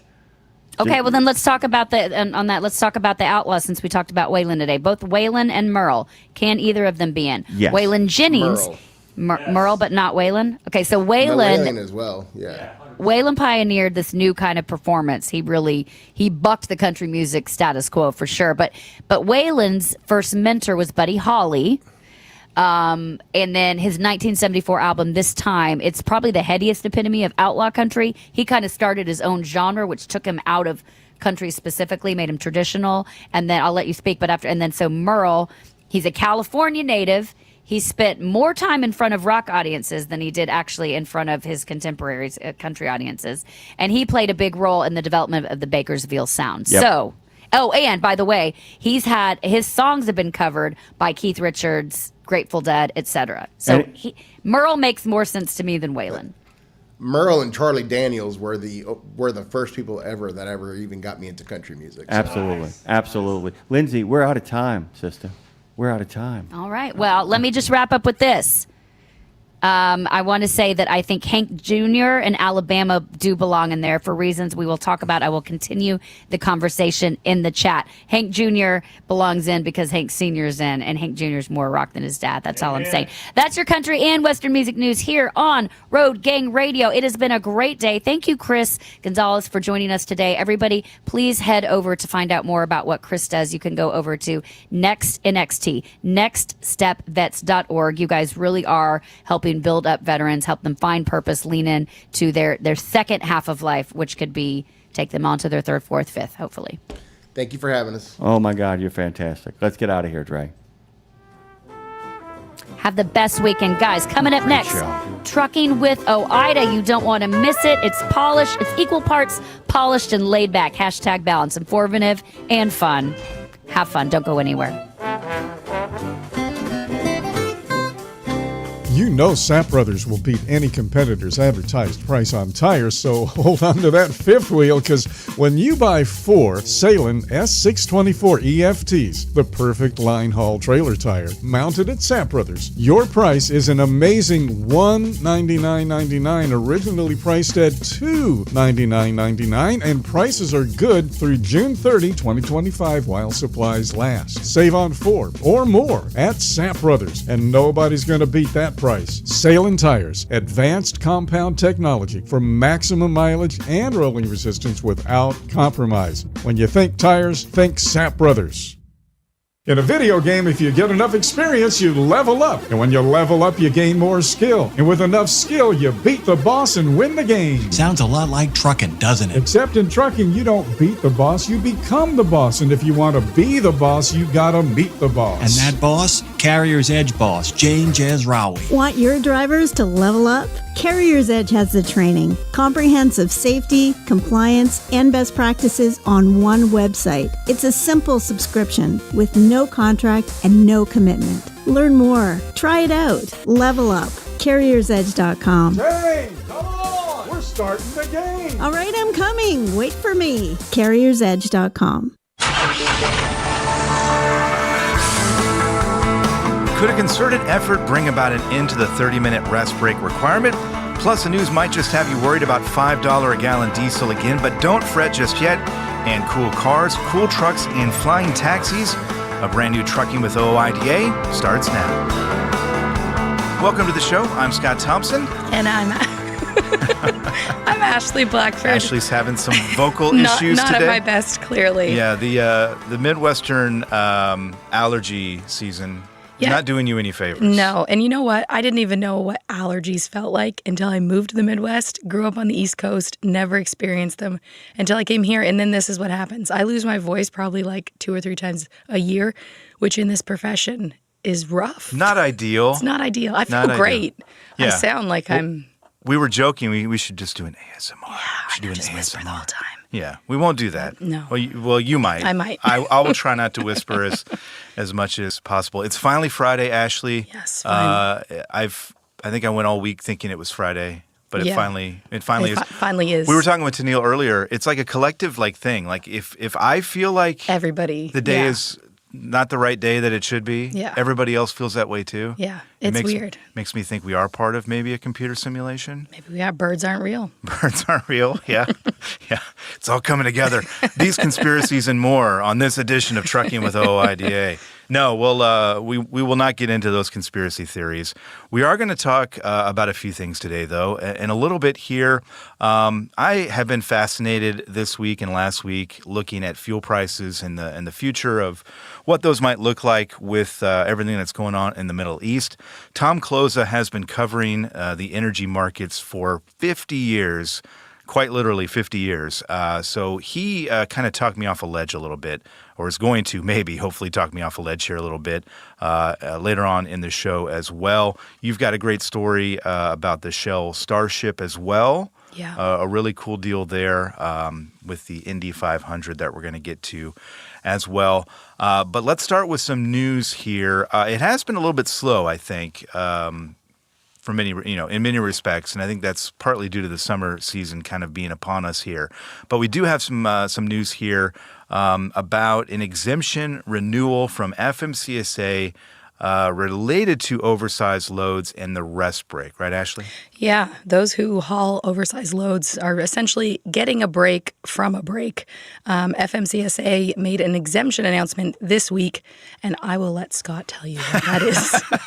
Yeah, this is interesting, right? Because it comes from the Specialized Carriers and Rigging Association. They've had an exemption before from the 30-minute rest break requirement. And essentially their argument here is that it's difficult for these oversized, overweight loads and the folks carrying them to find a place to park when that requirement comes up. Which, hey, that makes sense. I totally understand that. And they point out the safety concerns of doing that, of having to pull over sometimes on the side of a road or an exit ramp or entrance ramp, which I look at this and I think, yeah, I understand. It does. It makes sense. It makes sense. Parking is hard to find. Breaking news, that's an issue for everybody here. The thing that I look at it, when I look at this situation, I look at it as if they can grant this exemption, they being FMCSA, and renew it because they say it doesn't affect safety in a negative way, why not extend that to everyone, right? Put some trust in the professionals that are out there, doing the job every day, who, as we know, again, everybody across the board has trouble finding truck parking because we are in a truck parking crisis and there's not enough truck parking out there. So I think there's a real opportunity to make a point here because FMCSA did grant this exemption for renewal for, I think, 6 months. We'll see if it goes beyond that. But there's a comment period that comes along with it. And I think if enough people hopefully were to make the case that if you're doing it for these guys, folks, do it for everybody. If you don't think it's going to negatively affect safety, and in fact, it might actually improve safety because we might have fewer trucks parking on the side of the road and in places where it is not convenient and quite frankly not safe. So this is one I think you should comment if you can and if you are so inclined. Mark Schirmer of Landline Magazine did a story on this. It's on landline.media, and it's got a link there to do that as well. So I would encourage folks to do that. Again, I think there's a point to be made that maybe FMCSA will see it, and maybe it'll change some minds and some policy out there. Yeah. Also, a recent study was done that shows a drop in mobile app usage while driving, which is good news. They excluded apps like music and navigation. Sure. But yeah, Scott, you've got the deets on that. Yeah. Well, yeah, I guess it went down. I guess you said you're a glass half full kind of person, Ashley. I think I am. 64%, though, of people did admit to using mobile apps while driving. Down, about 9 points, I guess. From, and I mean, they surveyed 1,700 drivers. That's a lot of people. Is it? Yeah, I think it is. If you talk to people who do surveys, if you talk to Andrew King or Charles Sperry up at the foundation, lot of people. That's a good sample size. Yeah, I think so. Yeah. Okay. You're not convinced. I'm just thinking out of the whole country, 1,700. The thing that gets me, and maybe I'm a glass half full or half empty kind of guy, I guess. It did go down, but some of the apps that people are using still. I mean, the camera app. Well, why? I think we know why. It's probably social media. They're probably or videoing or something like that. Some of the other apps on there too, Amazon, I think, was on there. Are people doing shopping while they're driving? McDonald's, though, here's my question about McDonald's. I mean, you have kids. Does it count Does it count if you've put your order in, you're en route to the drive-thru, you need your little number, your 4-digit number? I don't know. Does that count? I don't know. Yeah, that's a good question. I don't know if they're actually counting it, the entirety of the time that they're there. But yeah, Instagram, Gmail, Apple Mail, these are the things that Chat GPT, people are using while they're driving. I see it all the time now. I do an informal survey, not a formal survey like this one was, but just when I'm driving, I'll take a look over to the person passing me or swerving on the road and see. Yeah, they're on their phone. 9 times out of 10, they're on their phone. What are we doing, people? Yeah. Come on. Yeah, you see it way too much. Yeah, I don't know. I mean, we get all this great technology that can do such great things. Maybe this is my old man on the hill kind of thing or whatever, shaking the fist of the wind. But can't they come up with some technology that would ban these apps or ban smartphone use only in the driver's seat? I don't know. Again, I'm not, I'm no expert. I don't know how that would work. But it would be maybe a good idea. Again, because I think this problem is only going to get worse until the autonomous vehicles take over the world, and we'll all be staring at our phones. But yeah, it's concerning for sure. Yeah. Well, speaking of people taking risks on the road, this was a neat video. Kansas Highway Patrol recently posted it. It was actually a video from a trucking company, which I thought was really interesting. And I think maybe more trucking companies should do this. If they have videos of four-wheelers doing stupid things, to put it dangerous bluntly. Things. Yeah. This video, semi's driving down the road, and a vehicle comes up on the shoulder to their right. Passed him on the shoulder. Yeah, clipping right along. Going 20 miles per hour faster than that semi Probably was. Should have been. Yeah. Yeah, and that trucking company, Doug Bradley Trucking, shared it with the Kansas Highway Patrol, and they shared it on social media. The thing that I know stood out to you, and we were talking about it earlier, but we point this out all the time, but when there's a crash, the passenger car is almost always, I shouldn't say almost always, but majority of the time, 80% at fault for those things. Yeah. So I don't think a lot of people realize that when they think about the big, bad, scary trucks that are out there. It's usually passenger vehicles, people doing Snapchat while they're passing a semi on the shoulder.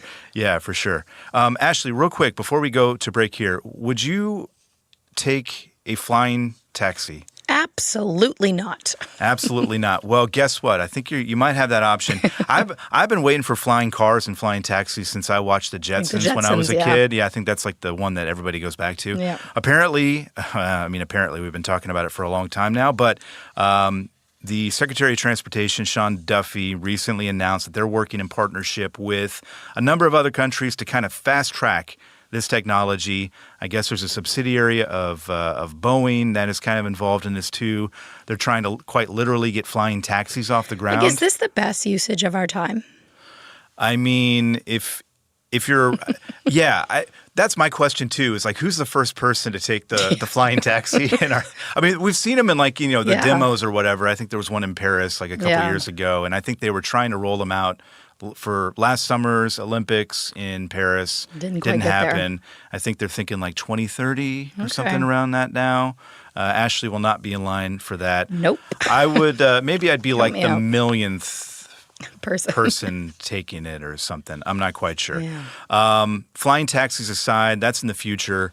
Not in the future, or I guess in our near future, really, is Tom Kloza, energy analyst, to talk about fuel prices, diesel prices, what the heck is going on in the Middle East, and how is it going to affect us, and what can we do?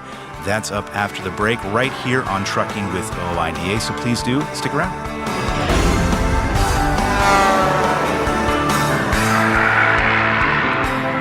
And we're back, and we have been taking a close look and keeping a watchful eye on the situation with regard to fuel prices in recent days, something we've talked about here on the show quite a bit as we kind of wonder what the landscape is going to be and what it's going to look like here in the coming weeks and months. And with that in mind, we reached out to Tom Kloza, who joins us on the line now. He's an energy analyst. He's been doing it for a while. Tom, how you doing?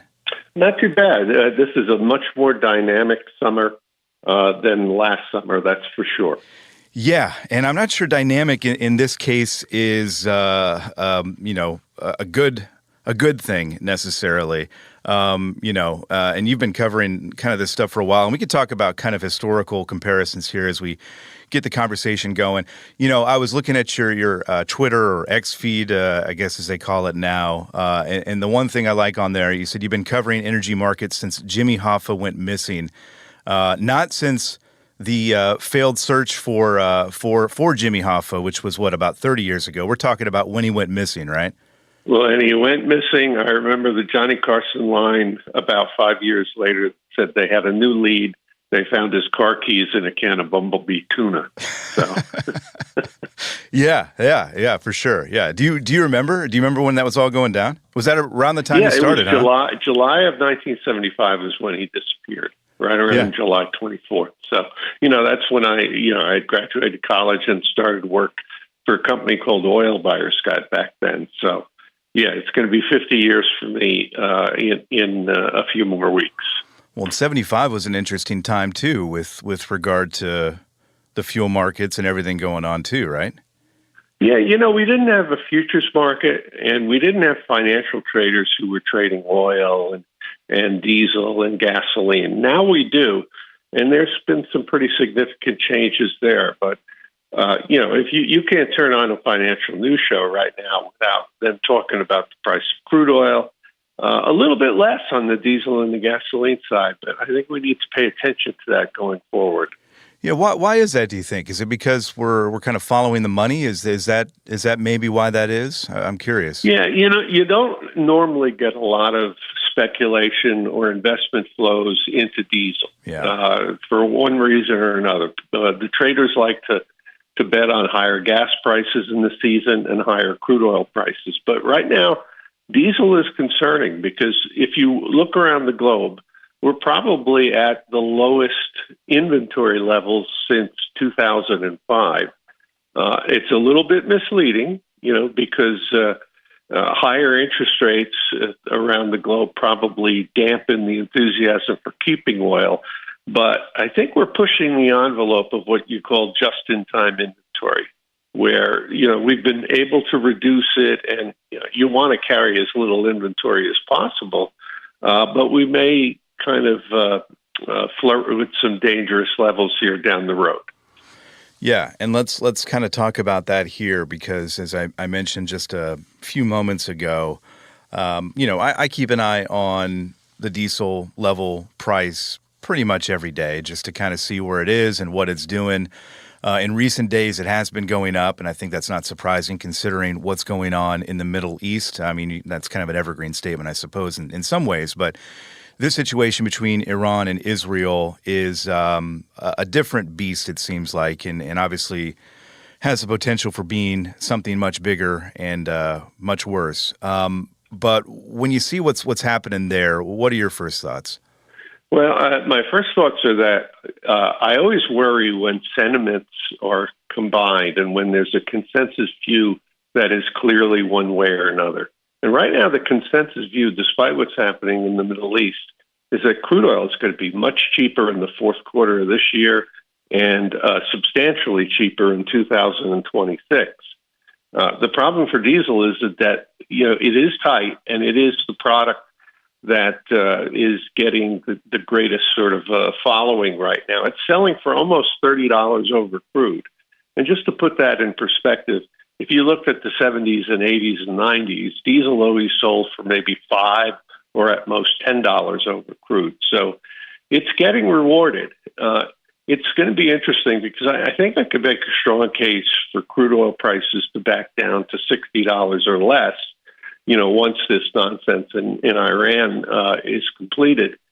And that doesn't necessarily mean you'll see big drops in gasoline and diesel, and particularly diesel because of the low inventory. So, you can view the relationships right now, and the relationship between diesel and crude is the one that it's probably easy to predict based on. And I think it's going to continue to trade for $25 or even as much as $50 over the price of crude.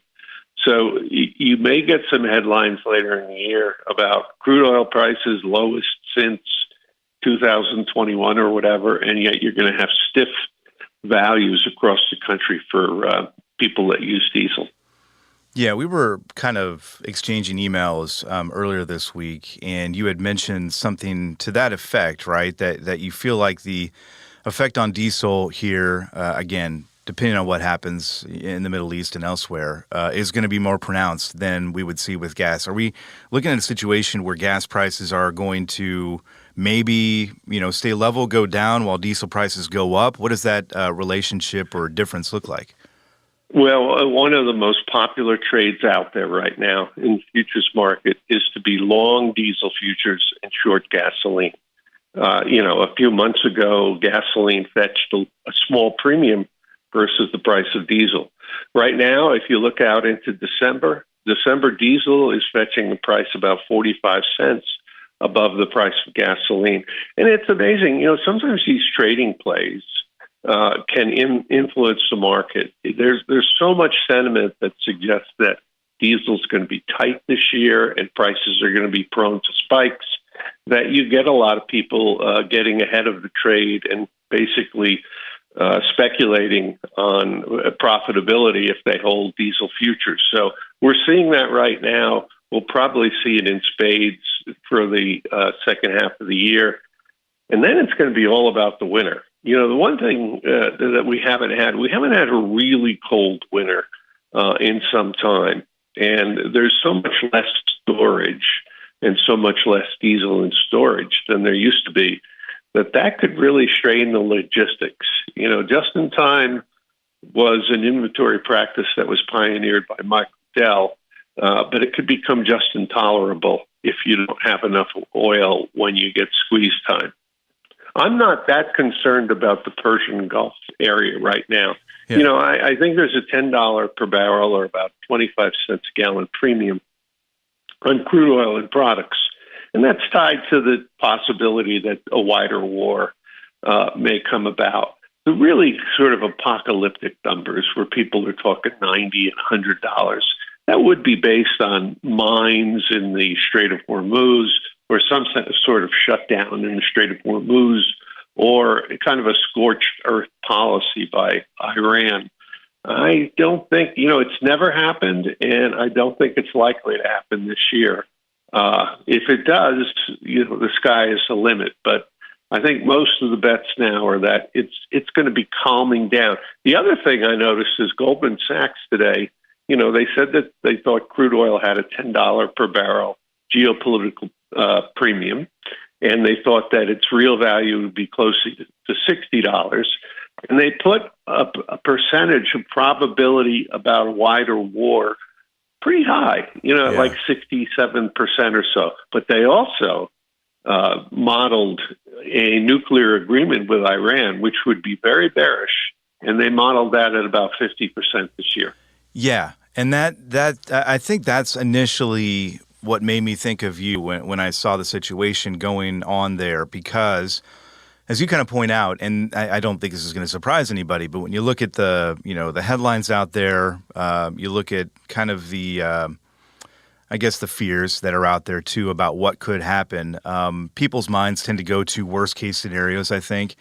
And when you're talking, they do, and yeah, they do. And what they need to realize is, if you look at percentages, Iran has essentially been exporting about 1.6 million barrels a day of crude oil. Most all of it going to China, by the way. Now, if you look at that, you go, well, what's world demand? And world demand is probably going to be 104 or 105 million barrels a day in the next 2 months. So that's really a tiny percentage. And the other thing to keep in mind is that OPEC's spare capacity, how much additional crude they have in their pocket, is probably in the realm of about 5 million barrels a day. If you combine that with all the new projects, Gulf of Mexico, Guyana, Brazil, Canada, you got a lot of oil coming on the market, and that's why people are so bearish about the fourth quarter of this year in 2026. I don't think I've seen such a consensus bearish view since the Great Depression, or the Great Recession, I should say. Yeah, and why is that, do you think? I think because if you look at the balances, you can come up with a typical scenario is that we'll have about 2 million barrels a day more oil than demand for it later this year. And then in March of next year, that overage approaches 4 million barrels a day.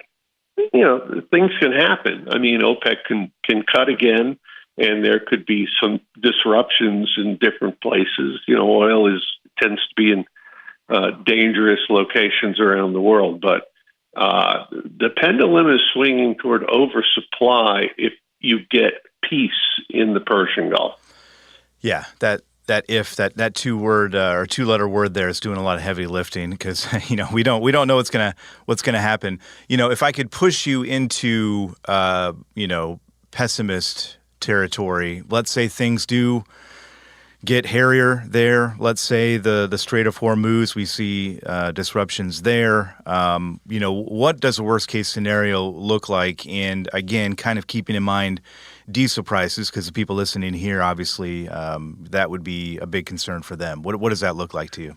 Yeah, I think worst case scenario is $90 to $100 per barrel oil. Don't think it's very, very likely. But, it's reminiscent of what happened with the Ukraine war in 2022, when we saw diesel prices on the wholesale basis get above $4 and on a retail basis get above $5. Don't think we're looking at that here. I think that might be enough to really impact what's kind of a fragile, developed country economic outlook. So I think worst case scenario is we're going to see some, average diesel prices around $4, perhaps, tending to be at highs with a winner if we get a winner. But the one thing to keep in mind is that, given the prices right now, and looking at refiners across the country and throughout the world, boy, if you can make a lot of diesel, you're going to make a lot of money. Yeah. This is a product that sold for $5 to $10 over crude for a long, long time, and now it's trading for like $25 to $35 a barrel over.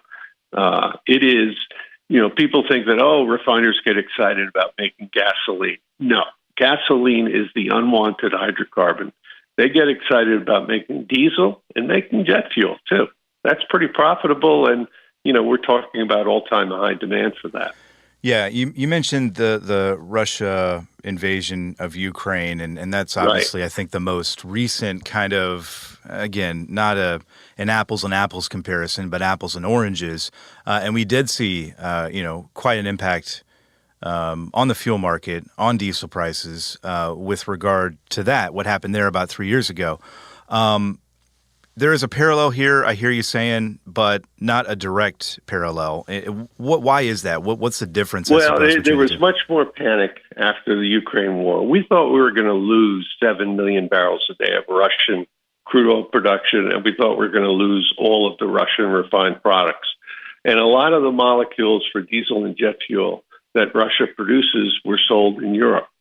So, yeah, after the invasion, we saw a rise in crude oil to about $120. In retrospect, and that's about 3 years ago this week. In retrospect, that was a tremendous overreaction, and these markets do tend to overreact.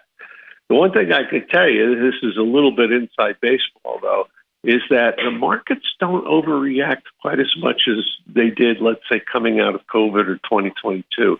You think about trading in oil, and you think about J.R. Ewing or some of the great futures traders. Yeah. But most of the action every day is actually being done by the quants. The mathematicians that know, they may have a time horizon of just a few minutes or a few hours, and they know that every time diesel prices might get to $2.50, they tend to go up to $2.60. So they play these short-term trends. But the overreaction of 2022, which is clearly now an overreaction, doesn't look like it'll get repeated. One thing I do want to say, though, about the Persian Gulf and some of the action in the Middle East, there was a direct impact on diesel in some cases. Some of the countries there, Egypt comes to mind, they require natural gas to fire up their utilities. And some of the damage to natural gas fields, whether from Israel or to Iran, has sent them into the market. And instead of burning natural gas, they might turn to burning diesel. To the extent that happens, not just there, but around the world, that can really push the price up. Yeah. If you can hang out for just a moment, Tom, we do have to take a quick break. But when we come back, I would like to talk to you about the cushion here in the U.S. Should things go badly, you mentioned inside baseball. I do want to ask you about baseball, too, because I know you're a baseball fan. But we'll take a quick break here. When we come back, more of Tom Kloza. So stick around. Trucking with OIDA continues right after this. Pro drivers, say hello to your perfect fuel stop, Racetrack. Perfect as in hello, everything you need on the go. Oh, hi there, dedicated truck lanes. What's up, hot and delicious grab-and-go food? And hello, cat scales, clean restrooms, and large, easy-to-maneuver lots. Racetrack has what you want so you can get in, get out, and get back on the road, turning miles into money. Next time you need to stop, say hello to the fuel stop built for pro drivers. Racetrack, whatever gets you going.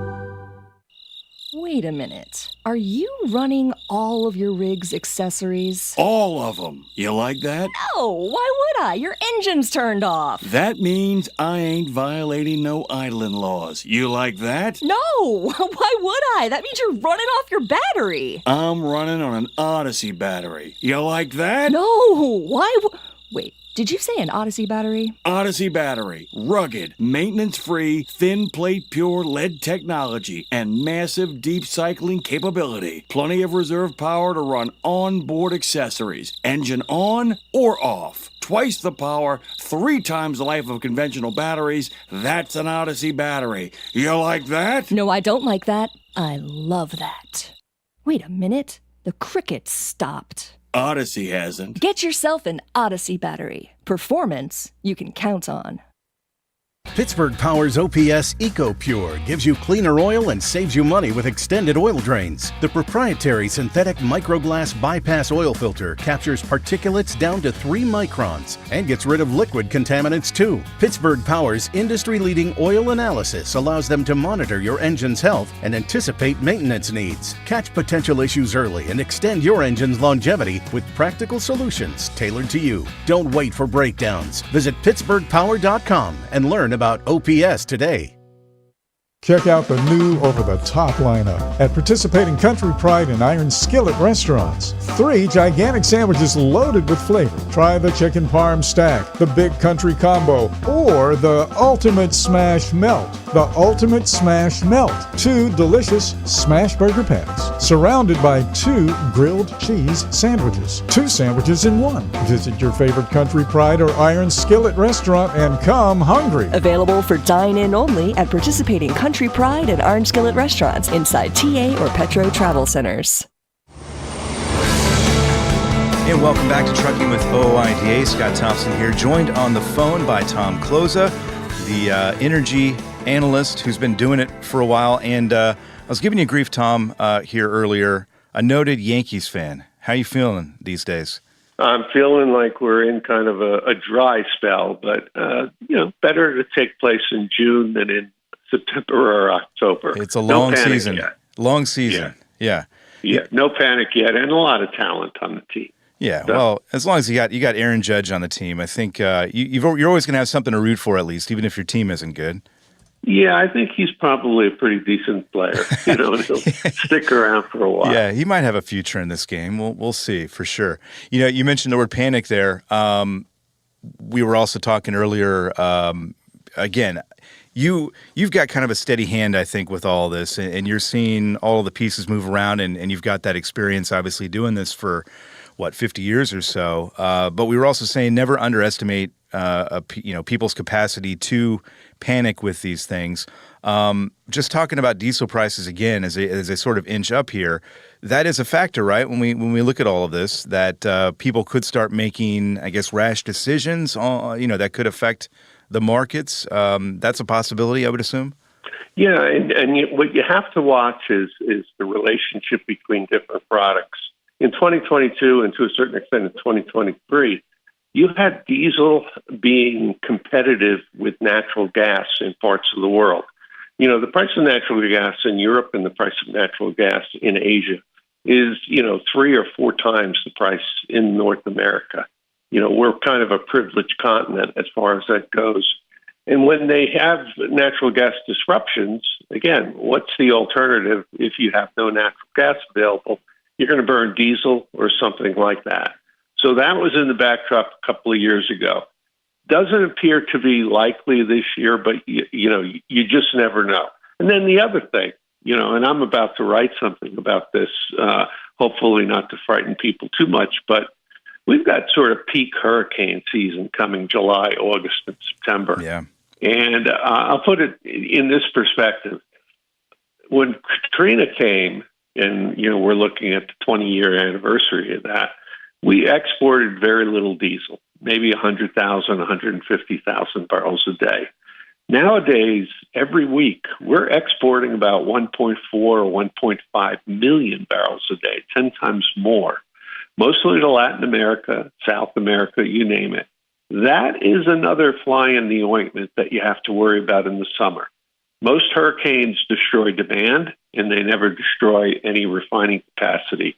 But we've also added refining capacity. Back during Katrina, it was about 9 million barrels a day along the Gulf Coast. Now it's over 10 million barrels a day, which is helpful unless you get a hurricane that knocks some of it out. So that's the other thing on the horizon that you have to pay attention to. Looking at the situation closer to home here in the U.S., I think back to Russia's invasion of Ukraine. We had the Biden administration tapping into the U.S. strategic oil reserve kind of in response to what was going on there. What is that situation, again, looking at if things do get, kind of go sideways here? What does the reserve look like right now? Is that an option to tap back into that? How does that all kind of play into what we're talking about? Well, it's kind of mixed. I would always joke about the SPR and say that there's plenty of oil in it, and we don't really need to worry about filling it back to 500 or 600 million barrels unless we went to war with Canada.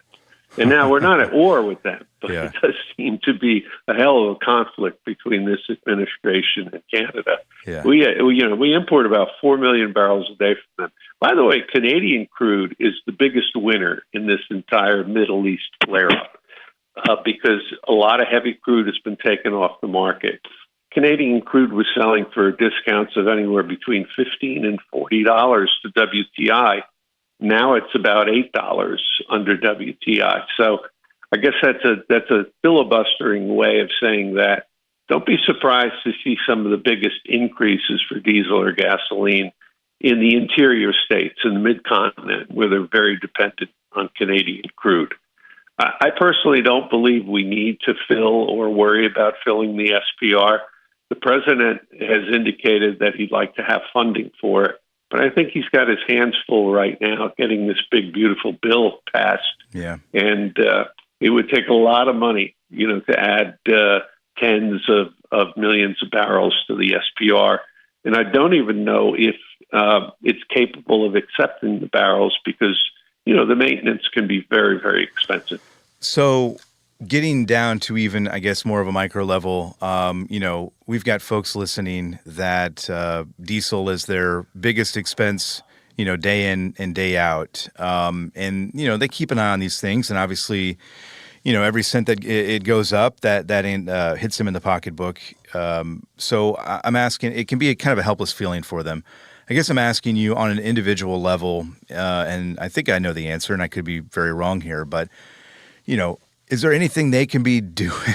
I guess, is there anything they can be doing as they look at all of these different scenarios kind of swirling about? Anything they can do to kind of mitigate the damage, or is it just kind of hey, we're going with the flow here? Yeah, I think patience is warranted for a lot of folks. I would not be chasing prices higher right now, even though, I'm fairly bullish on diesel prices going forward. The problem is I can see a scenario where 3 months from now, the price of crude oil is $15 per barrel lower and the price of diesel is about the same. So you need to pay that in mind. And you need to remember that oil markets, whether it's the futures markets or the spot markets, they always overreact to the upside and they overreact to the downside. I'm not sure if I would measure it right now as an overreaction or something that's justified. But, the market runs out. There's a great quote a French philosopher said. He said, given the choice, the crowd will always choose Barabbas, which is to say, when you have crowd behavior, you always make the wrong choice. Mm-hmm. So be aware of that and don't lose your head when you see prices moving up. There's plenty of motivation to make a lot of diesel and a lot of jet fuel. Gasoline, not so much. But you run into demand for gasoline is much lumpier. And you see demand in December and January, that's 1 million barrels a day lower than where it is now. Tom, I think that is a great place to wrap things up with you. Always enjoy talking with you. Always enjoy getting your perspective on these things because as we, kind of talked about there, I do see some panic out there. But again, you're a steady hand at the wheel, and we appreciate your perspective. And we'll talk to you again. Talk to you again soon. Hey, one other thing, Scott. Yeah. I just want to emphasize one other thing that's changed. In 2008 and during the Arab Spring years of 2011 to 2013, tremendous flows of financial money went into energy futures on the notion that, you buy oil, you're going to be rewarded as prices go higher. That has really changed. Oil futures have lost their mojo. And you think about it, there's probably $5 trillion now in crypto and something like about $15 or $17 trillion in the Mag 7 stocks. That money might have been chasing oil prices higher years ago. Now it's not. Interesting. That money's going elsewhere. Yeah. I wish it would come to me. But well, I don't understand crypto. I really don't. We'll put in a word or two. I do understand it's a hot investment these days. Yeah, and hot money likes it. Indeed, yeah. Well, again, that perspective we appreciate. We appreciate you, Tom, and we'll talk to you again soon. Okay, great. All right, thank you so much. Our thanks again there to Tom Cloza for, again, I think talking me off a ledge a little bit. We were talking earlier today, Ashley. I guess it does speak to me being a glass half empty kind of guy because I think Tom is glass half full on this. You're a glass half full kind of person as well. So sometimes, I guess when it's warranted, yeah, for sure. It's also interesting too when we talk about fuel and the dependence on it right now. it always strikes me too when we hear these conversations about EV mandates, and that, of course, was in the news with California, and then President Trump kind of striking those down with those resolutions, and then now California kind of going back to it. I understand both sides of the issue, quite frankly, and why some states and some, governments might want to push the envelope there and try to force a new way to do things. But also, the free market, I think, reigns supreme for the most part, and usually has throughout history, which is what strikes me about a piece that you recently worked on with regard to the Shell Starship. They're doing some really cool things with natural gas-powered Class 8 trucks and have been doing that for a number of years, trying to, again, kind of push this issue forward. And you recently spoke with somebody about another cool thing that they got to do. Yeah. If you don't know what we're talking about when we say the Shell Starship, I definitely recommend Googling it. Yeah. It's not a flying taxi. But it almost looks like it could be. Yeah, that's true. Yeah. It definitely has a very futuristic look to it. And actually in the interview, which you'll hear, they did work with I think Boeing to create it, which I thought was really cool. Or somebody had asked that. I think there was something like that.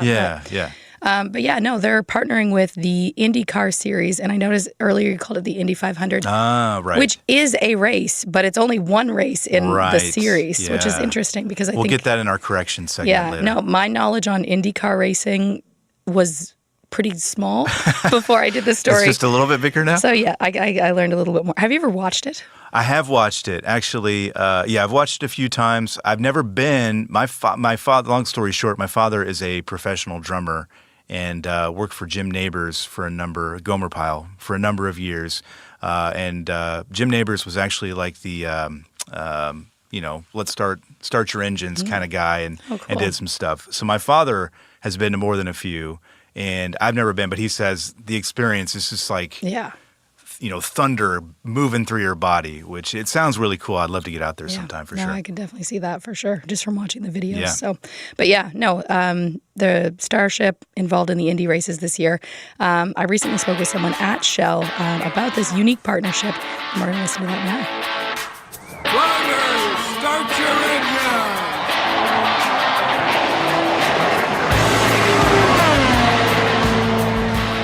The IndyCar series is in full swing now, and along with the cool cars is a cool truck that's playing an important role.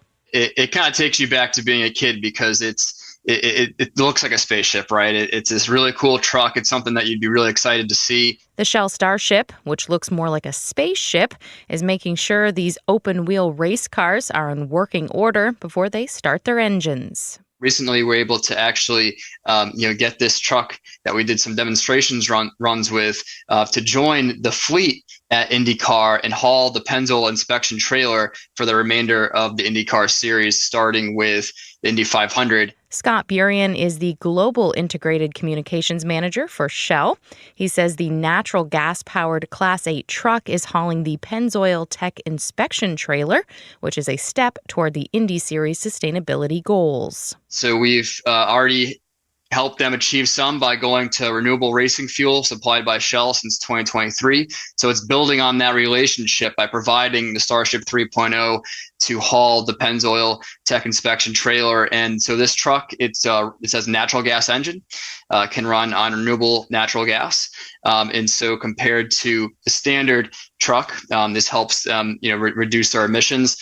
There's also a lot of fuel efficiency improvements built into the truck in general through a comparison, help them meet some of their sustainability goals. So we were able to join up with them on qualifying weekend in Indianapolis. And we were able to help do this announcement as part of their sustainability update, the president from IndyCar. And so we had the Shell Starship 3.0 behind that, which was a very nice backdrop for this announcement with IndyCar, Shell, and then NTT Data also had an announcement of their own for IndyCar sustainability. The trailer plays a vital role in making sure these cars that are going top-notch speed are in top-notch shape.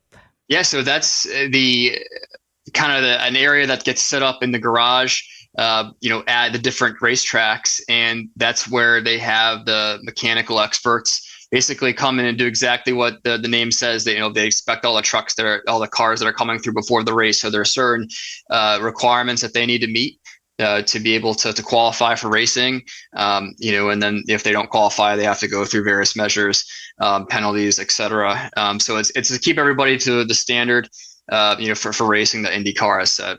The Shell Starship has a unique design that Burian says gets a lot of attention and gets people asking a lot of questions. We had a question at Indianapolis if we've worked with, the airline companies, and their models, because if you look at the front of it, it really is just really the smooth curve that goes down. And so some of the inspiration for sure has came from the airline industry for the aerodynamics. So it's got this really smooth front of it, with the windshield coming in. So it has a very distinct look. The paint scheme that we were able to do for this that matched the Pennzoil Tech Inspection trailer. So it's red, and then it has the Shell pectin, which is kind of that seashell symbol that everybody is very familiar with kind of a radiation from that goes from yellow to orange to red, with IndyCar on the side of it. And then there's no, the traditional mirrors are gone. And so there are camera systems. And so this helps improve the aerodynamics. There's also some safety components that helps with as well. So though it's gone, so that part's different, but it's really low to the ground. You'll notice that, we're trying to reduce that drag. And the tire system's a little bit different. It's low rolling resistance tires, and so it's definitely something that is unique and distinct. But I think it came out really good together with the trailer, and something that you'll see more and more OEMs going to components like aerodynamics and sort of things. Not to say they're going to take that same design, but something that you'll probably see a little bit more going forward with newer trucks. The Shell Starship hauling the Indy Series inspection trailer is a first for the company. So we've had a long-standing collaboration with Penske, with IndyCar, with other motorsports. So we've certainly done a lot of things over the years through the different motorsport sponsorships, but nothing quite like this, because the Shell Starship 3.0 is really unique for us as well, because we're not a truck manufacturer. And in the world of trucks, some of the things that we're providing as fuel, lubricants. Now there's more data metrics and fuel cards and everything else that we have through Fleet Solutions, but we're certainly not a truck OEM by any means, so it is definitely unique. The partnership started at the Indy 500 in May and will continue through the season. So from Indianapolis 500 through the end of the circuit, which I believe finishes in Nashville in August.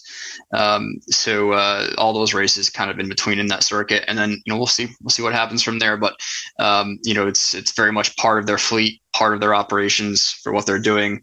Going from track to track, and it's quite an important piece of equipment that is hauling there. So really great that we're able to make this work and to actually take a concept truck to do something as important as this and really prove it from track to track in between. And we're looking forward to seeing the results from this too.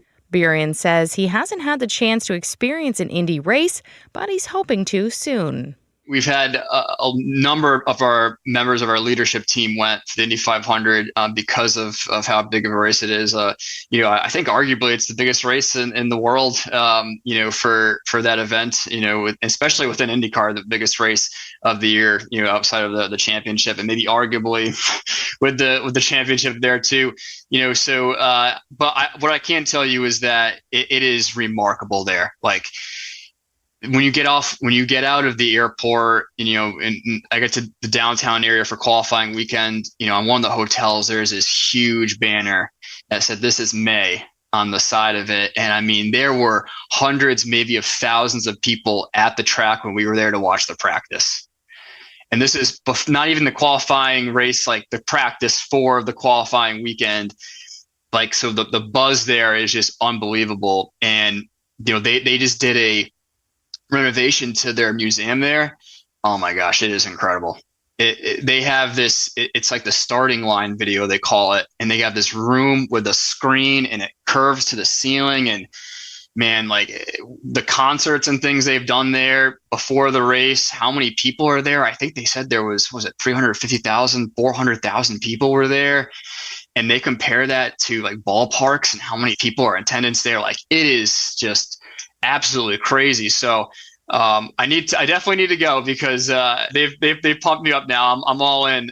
So I mean, any racing fan, I think fans in general, like something that's that you just don't see every day to experience. And man, those cars zoom around. Like even just listening to them, we were able to walk right alongside the track there. And they just the noise and how fast they're going, like it just makes you appreciate it so much more in person. Seeing on TV is great, but does not do it justice for how how intense it really is live.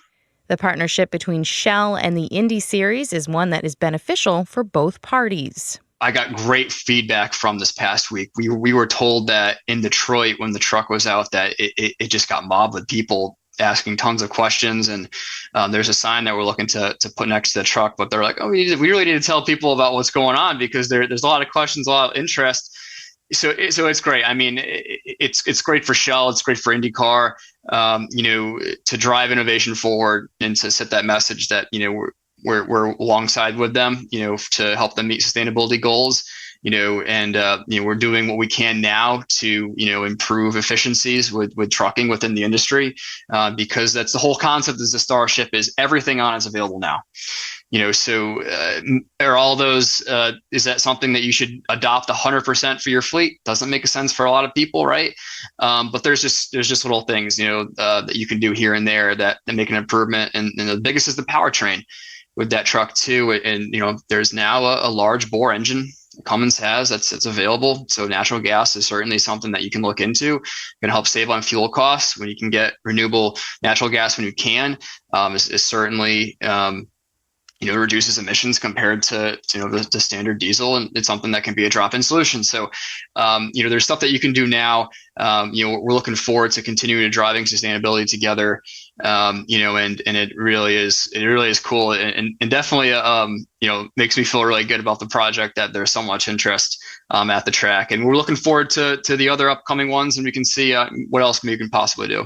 If you're curious to learn more about this natural gas-powered Class 8 truck, there are a few ways to do that online. You can search Shell Starship in any search browser, Google, Chrome, or Explorer, any of the ones that you may use. It should pop right up on your search screen to read more about this.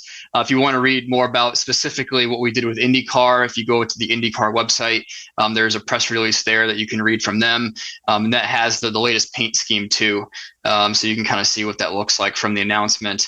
And thanks for having me, Ashley. I hope to come back again in the future with more Starship news. And, again, appreciate you helping us to spread the word about, what we did with IndyCar, because it truly was something unique and it's definitely special to us. And something that's, good awareness for the community as well about all the different things you can do to improve efficiency. The next Indy race is this weekend in Wisconsin. Our thanks to Scott Burian from Shell. As I mentioned, the next IndyCar race is this weekend. And if you want more information on the Shell Starship, you can visit shell.com. Yeah, and I was reminded, too, as we were talking earlier, that we do want to hear from folks who are listening. We do have a hotline. We do have an email address. So if you are an IndyCar person, if you've been... if you've ever hauled an IndyCar, that would be really cool. We'd love to hear that. from you. Love to hear that story. If you want to take a flying taxi or have, whatever it is, whatever's on your mind, let us know. We've got a hotline, 1-800-324-6856. You can also email us at podcast@oida.com. So please do reach out. We'd love to hear from you. We will get back with you, and we can talk about anything you want to talk about. We are going to talk about something that we want to talk about here in just a moment. Out of New York City, there's a guy making a boatload of cash, apparently, for, can we say snitching on people? I think that is safe to say. I think that's a good way to describe that. So we'll have that story right after this when Trucking with OIDA continues.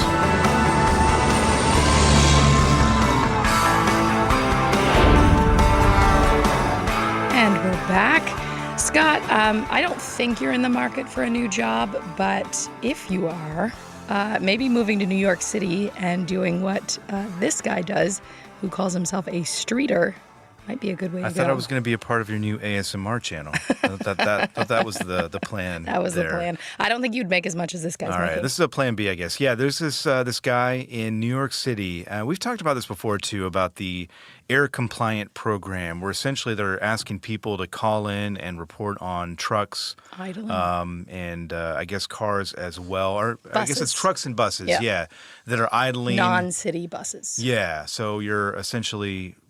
snitching on these idling trucks or buses. So this guy, this made me just kind of say, whoa, what's going on? I'm in the wrong profession. He bikes around the city 9 hours a day, apparently. He is making over 6 figures a year just doing that, essentially finding trucks and buses that are idling and reporting them to the authorities there. The fines, as we've pointed out, I think can be up to like $600 for being caught with it. But yeah, this guy, and I think he's got to say, I guess his brother. Yeah, I mean, he has a reason why he's doing this. He was also part of getting this legislation passed. Oh, back yeah. in 2017. Okay. But yeah, his brother, I believe, non-smoker, battled stage 4 lung cancer. And so this is near and dear to his heart. Yeah. So I mean, it's understandable. It's one of those things I think we joke and be like, oh gosh, that'd be, funny to do as a full-time job. But this guy is He's got a purpose behind it. Yeah. Yeah. Gonna do it. But again, that's an eye-opening figure. 6 figures a year. Yeah. Just kind of reporting on folks doing that. Yeah, and because they get, I think, 25% of the fines. Yeah, and as we've talked about before, I think a good segment of the population doesn't understand why trucks might be idling in the summer or the winter. And there is a purpose there. But that is a lot of money. Good for him, I guess. If he can make it there. But we will not be doing that. No, we we'll will be keep our day back jobs. next week with another few episodes of Trucking with OOIDA. We appreciate you tuning in today. As always, I'm Scott Thompson. I'm Ashley Blackford. And we'll see you next time. Today's episode of Trucking with OOIDA was brought to you by a dedicated team of people that includes Jim Fetzer, Keegan White, Tennille Flick, and Kim Boren. Got thoughts? We'd love to hear them. Call us at 1-800-324-6856 and leave us a message. Or you can send us an email to podcast@ooida.com and we might include it on the show.